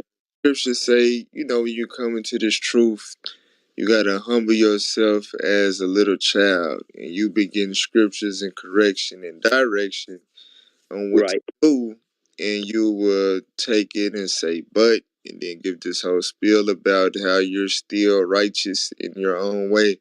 And we're not interested in hearing that, bro. We just want you to Right. apply. Gotcha. We want you to apply the scriptures that we gave you. You know what I'm saying? For you Right. to grow in this truth. Period. That's all. That's it. That's all, bro. Okay. That's my next move is to congregate. That's all right. All Straight to the point. praises. That's my next All move. praises. That is my Hey, next I'm move. sorry. I'm sorry, Clay. Where you said you live? I grew up in Brooklyn. So you're in New York. No, I'm not in New York. I left New York, man. That's the reason why when I was there in that chat and I was trying to find out information because you remind me of a young childhood friend that was like a brother to me coming up in New York before I ended up leaving. So So that's what what I'm state saying. You you're in look now? like him. Huh? What state are you in now? I'm in NC now. I moved Oh, back to North North Carolina. Carolina. I Okay. was originally in Miami. All right. North I was Carolina got after New 3 York. schools down there, so you Yeah, I shouldn't have a know. problem getting in. I know Raleigh, Durham, also in Charlotte. And Where's Gastonia. the third one at? Oh, in Gastonia. That's Gastonia way just over over. there. That's right. Yeah, Okay. that's way And over there. That's west. our top teachers are the man that taught me is in that school. Yeah, Okay. yeah, okay. He's the one that sat me down and stripped the niggerdom out of me and and gave me scriptures on how to repent. So you in And that's North the one. Carolina, better take advantage of that. That's exactly where I'm trying to get to. Because I'm on the east side. I'm on the east side, so I'm like a couple of hours away from that over there. And that's the reason why that thing with the dog. That's the reason why I got rid of the dog and gave the dog to my niece like that, so I can go ahead and do things that I need to do. And that's what I was explaining, that I need to Brother, go do you know who this. put dogs before people? You know who does that? Go ahead. White people. Yeah, I White don't. people. I don't. Yeah, I don't. That's the Hey, reason why I was able to get just rid of make it. sure. Listen, bro. Just make sure you go to the school, man. Make sure you Yes, go there. sir. Hey, All but right. I need to talk with you though. I'm telling you, because the fact is, you remind me of somebody, and I wanted to ask about, the age range when it comes to that, because, like I said, you remind me of that friend that I had. I'm talking about the good friend that I had, and DK. You know how I know it wasn't me? Because I was a bad friend when I was in the world. My good friends now are now. I Well, was a bad friend in the world. hey, hey, So, Hey, hey, yo, you keep it but real, listen, hey, yo. hey, hey, but the thing about it would come up. It was one that we had. I mean, that I had around me. That was around me, and the one I'm saying that was my good friend. That was actually that person. That was actually that person that we didn't follow. When it came to him doing what he did and stuff like that, we let him roam by himself. So those are things that we doing. We let him roam by himself, and I would tell my partner, "No, we ain't doing that, dude. Let him go. Let him go do what he doing." well, And I this could was be a early. good friend. I could be a good friend to you now. But all I was in the world was a low down, no good nigga. And it Okay, started from so what age, though, Ayo? That's what I'm saying. What I'm talking about, what all I right, did before 8. So you see what I'm saying? Before 8 years old, that's when my good friend came up. Before 8 years, before 8 years old, all the way up until 8 years old. And then that was the last I all right. seen him after I left. Hey, I want to hear that you're in North Carolina, bro. All right, got you, All got right, you. All shalom. praises, all praises. And then and Judd and Manuel, I got you, bro. All right, and I wanted to talk to Dion too. So I appreciate you guys, man. The Most High in Christ Hey, bless, bro.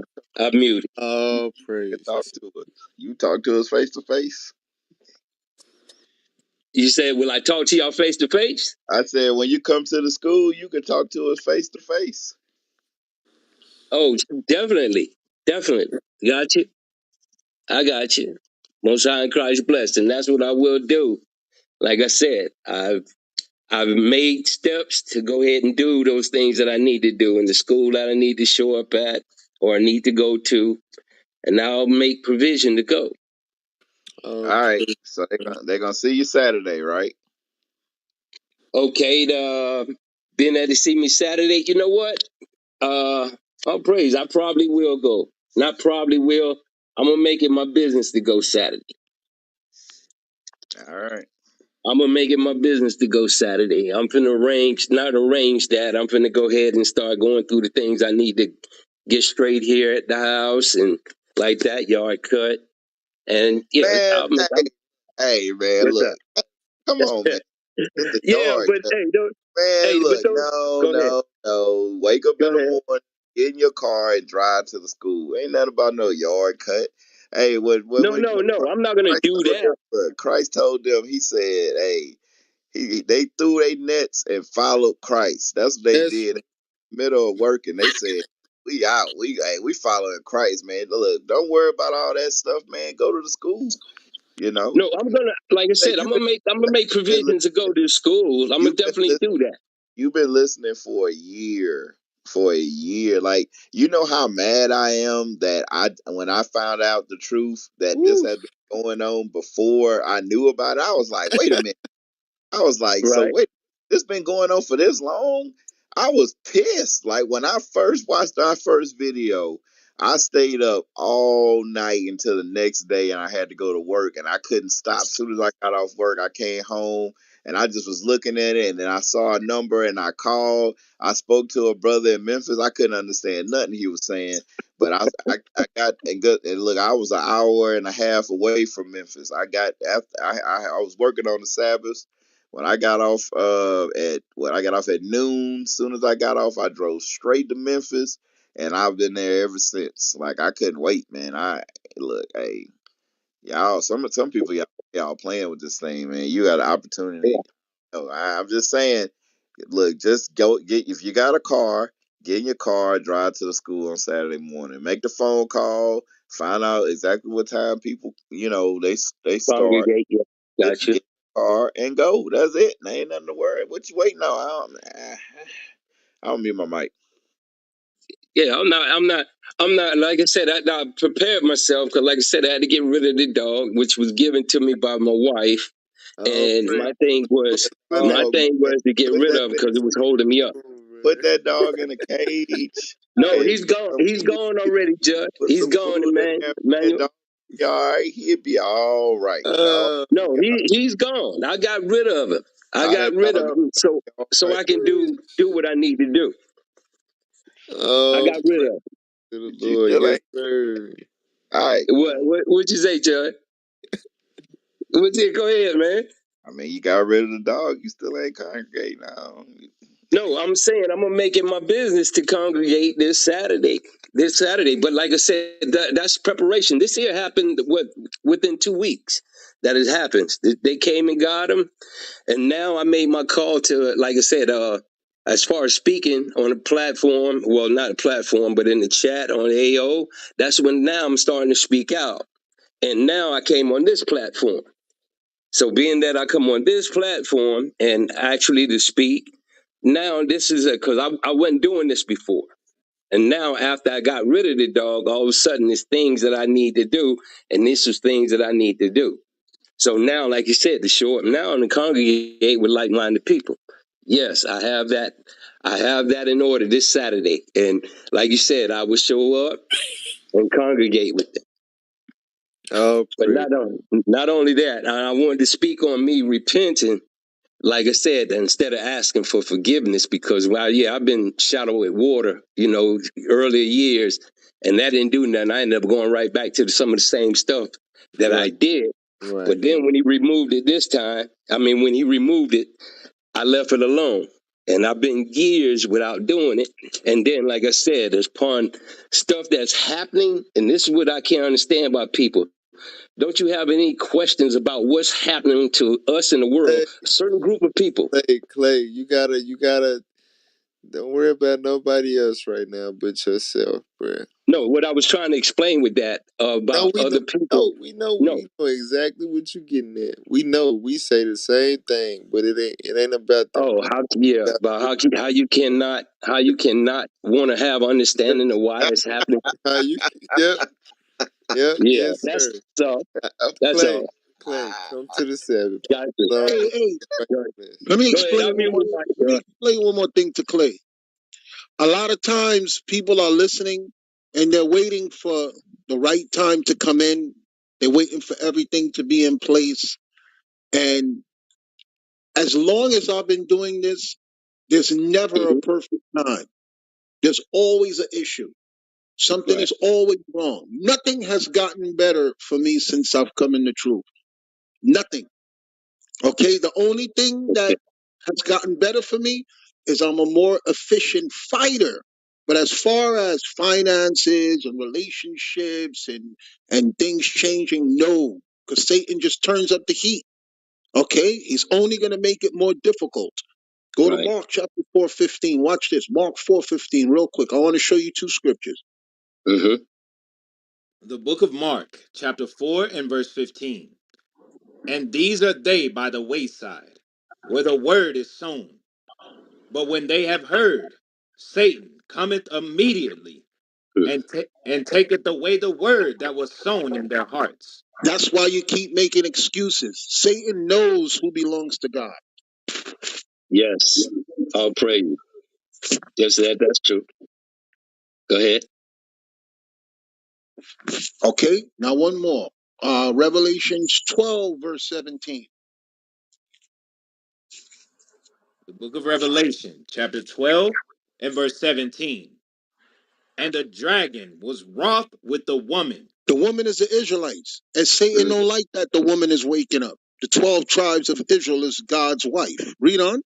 and went to make war with the remnant of her seed. And that's what's happening now. We're at war, whether y'all believe it or not. This is not some Bible study group. This is not, oh, I just love the way these brothers are bringing the scriptures out. We are at war. Read on. Which keep the commandments of God and have the testimony of Jesus Christ. And that's us. Okay? Yes. Satan is only focused right now on the people who have the testimony of Jesus Christ and are working to keep his laws. Nobody else don't matter to Satan or God. Everybody else who don't want to get in, they're going to die. Okay? So Don't take this lightly. A lot of y'all keep thinking, I'm speaking to everybody, not just Clay, because a lot of y'all come every week and y'all just want to listen. You're hearers of the words and not doers. You are literally going to pay with your. This is like a movie. You can make a movie about this. The world is coming to an end, and you're on the sidelines. And then when that destruction come, you burn up and you die. I mute my mic. Yes. All praises. All right, so I need everybody to follow the moderators in the room, follow the room, biblical smoke. We've been going about 7 hours strong now. Yep, 7.5 hours strong. Praise to the Most High God. As y'all can see, the email is pinned up at the top. If you want to email us, get in contact with us, you can do so. biblicalsmoke@gmail.com. Alright, we got a beginner's booklet that we can send you, and we probably have a location near you, and we are willing to provide information. Just reach out to us. Alright. The last person we got in the queue, he hopped off. Thug Bishop, something like that. Y'all can ask you a quick question. Go ahead. I remember before, maybe the last month, y'all was doing like a Q&A Tuesday. Do y'all still do that? Yes, sir. It kind of got a little played out a little bit, so we trying to, we'll bring it back around in due season. Okay. Hey, but if you got a question, you can ask it now. Oh, okay. It was about the 12 tribes. Like, how do you pinpoint the scriptures on like who's who the 12 tribes are? Like for like African Americans being Judah, Jamaicans and Benjamin and stuff like that. Man, I tell you what you could do. Mm-hmm. You could download the app, right? Oh, Matter of fact, put it in the thing. Somebody tag it where you can watch a video where it break down all the tribes and give you the understanding, like a real deeper understanding of the tribes, 12 tribes of Israel, by men that can explain it way better than I can.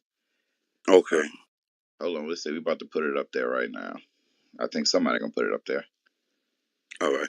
I appreciate that. My Yes, sir. cousin, she's we both in the truth. You know what I'm saying? Like beginners of it. But she always asks me like, how do you know? Because I always refer her to like IUIC. Hey, watch this, Yeah. watch this. All right. When white people were told that they're the Jews, they never asked nobody to explain to them how. You ever notice that black people are the only people saying, "Show me how I'm a Jew"? Meanwhile, there's no historical, there's nothing, there's no writings. They even admit that they converted to Judaism. We can give you the year, we can give you the proofs, we can give you the artifacts that they converted under Cajun bullying. Okay, we can give you the time, and they admit that's why they call themselves Jewish. But here, we're telling black people, you the Jews, and I'm not saying you, I'm just saying for anybody online. I'm not saying your sister or whatever, because I noticed that this has been a topic now when people keep telling us, prove it, prove it. And I realized that in the Bible, they were doing the same thing. The Jews were telling the prophets to prove that they were the people of God. Y'all ever notice that? That's how crazy black people are.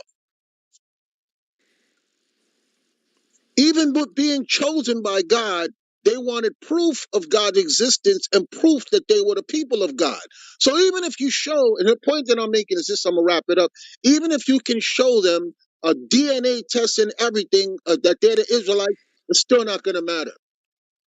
Okay, that's why God says you're not sent to a people of a strange speech. Get that real quick for me. I don't remember if it was Jeremiah or Isaiah. If God said if I would have sent you to the other nations, they would have took it with no problem. Ezekiel chapter 3 and verse 5. For thou art not sent to a people of a strange speech, and of an hard language, but to the house of Israel. Watch this, read on. Not too many people of a strange speech and of an hard language. whose words thou canst not understand. Surely had I sent thee to them, they would have. If what he's saying, read it slowly. Surely had I sent it to the other nations who cannot connect themselves to this Bible. Read on. They would have hearkened unto thee. And that's why you got so many nations now that were rising up saying we're the Israelites. They're trying to get in now. They don't care about Christian, Methodist, Baptist, Catholic culture. The reason why there's so much focus around those men in purple and the church attacking them is because they're saying this is exclusive. And that's never been done before.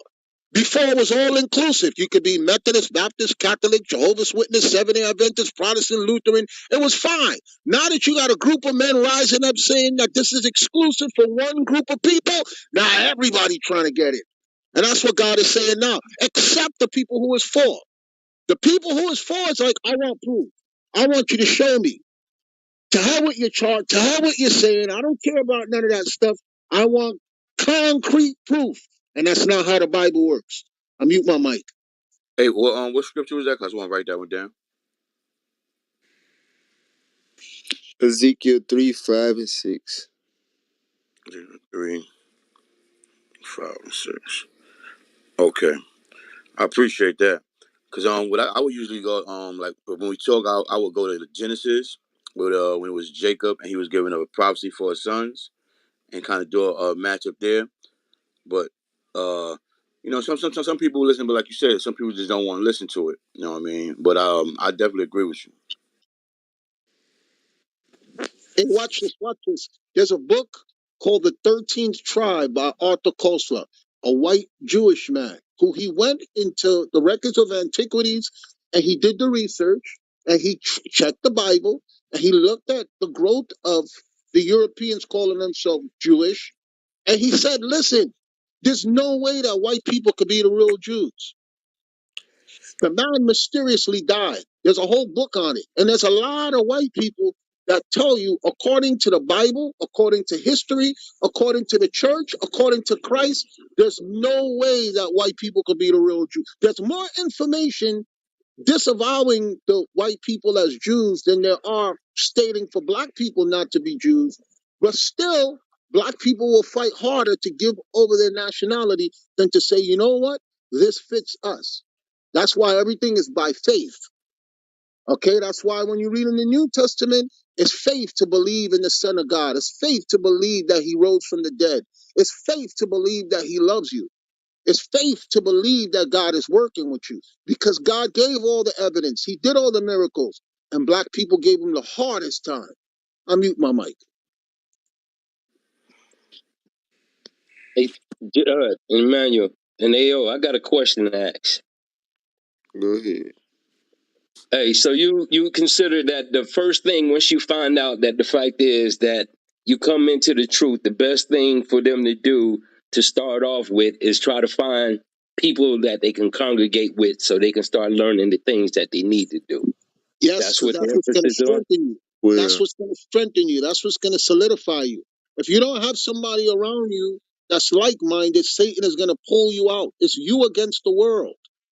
So yes, that's what you need. Now finding out, listen. I'm going to give y'all one more thing. I got to go.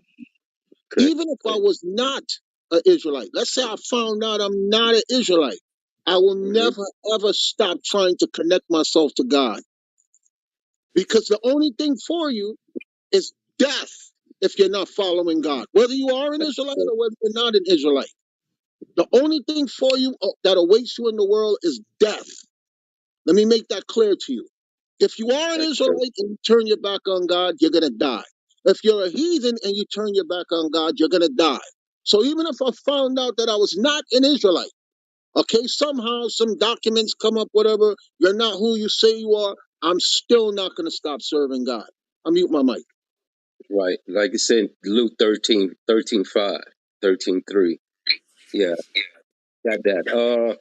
Reason why I asked that, because, I'm pretty sure you got a lot of people out here that's following you, that's wearing your fringes, finally growing their beard, the women keeping their head covered, like that right there. But the least thing that they're not doing is the fact is the congregating part of that. And my thing is, I suggest that what y'all from y'all telling me and what I understand in the Bible that if if or when you come into the truth, the best thing to do is to find you like-minded people to congregate. Yes, Bible say. All praises. Hebrews 5 and 12. Read that real quick. Okay. The book of Hebrews, chapter 5 and verse 12. For when for the time ye ought to be teachers, ye have need that one teach you again, Right, the Bible says we all have need that we be taught again. Read on. which be the first principles of the oracles of God. That's the first principle. That's the first thing you need to be doing. You need to be getting up under the tutelage of experienced men that's able to teach you and instruct you in the way of the Lord. That's the first principles. That's the first thing you need to be doing as a newborn babe in Christ. Period. Go to chapter 10, verse 25. Hebrews chapter 10, verse 25. Not forsaking the assembling of ourselves together, as the manner of some is, but exhorting one another, and so much the more as ye see the day approaching. Right. So not forsaking the assembling of ourselves together. That's the whole reason. That's the reason why the Lord is waking us up, man, to gather the Israelites together, the nation that's not desired. That's what this movement is all about. All about. If you ain't gathering together, then you hindering the mission. You understand? So you cannot forsake the assembling of yourselves together, as the manner of some is, meaning his brothers and sisters that wake up to the knowledge, know who they are, know they Israel, and will not gather with Israel. That's stupid. That's counterproductive. God said, don't forsake the assembly. We got to exhort one another. We got to push one another. We got to edify one another in order us to endure to the end, bro. That's what it's all about. You don't want to be by yourself in these last days, bro. It's not going to work out good for you. So, look. So good. Go ahead. Go ahead. Yeah, I was just going to plug the room and wrap it up. You had something else to say? No, okay. What do you suggest to the people that feel that they come into the truth or want the understanding, but end up going right back to the church? How you go Because back? you got a lot of people that's That's doing that. that's Right. retarded. Then I don't know how you.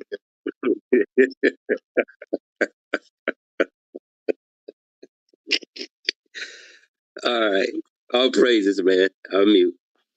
All right, so look, everybody follow the moderators in the room. All right, follow the room itself, Biblical Smoke. Y'all already know, man, it's night in, night out. We come and give solutions to our people with various topics dealing with the Black and Hispanic community. So it would behoove you to follow the room, follow the moderators so you can always get updated and notified when we go live. All right.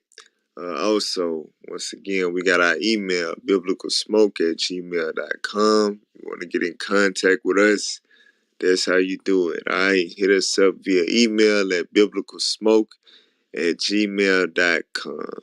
All right. So we're going to go ahead and wrap it up for the night. Lord's willing, the people got edified. It was a very good topic. We had a very good series of dialogues with the people. So all praise to the Most High for that. Let's read Matthew 26 and close out. The book of Matthew, chapter 26 and verse 6. Now when Jesus was in Bethany, in the house of Simon the leper, there came unto him a woman having an alabaster box of very precious ointment, and poured it on his head as he sat at meat. But when his disciples saw it, they had indignation, saying, to what purpose is this waste? For this ointment might have been sold for much and given to the poor. When Jesus understood it, he said unto them, why trouble ye the woman? For she hath wrought a good work upon me. For ye have the poor always with you, but me ye have not always. For in that she hath poured this ointment on my body, she did it for my burial. Verily I say unto you, Wheresoever this gospel shall be preached in the whole world, there shall also this that this woman hath done be told for a memorial of her. With that, we say shalom.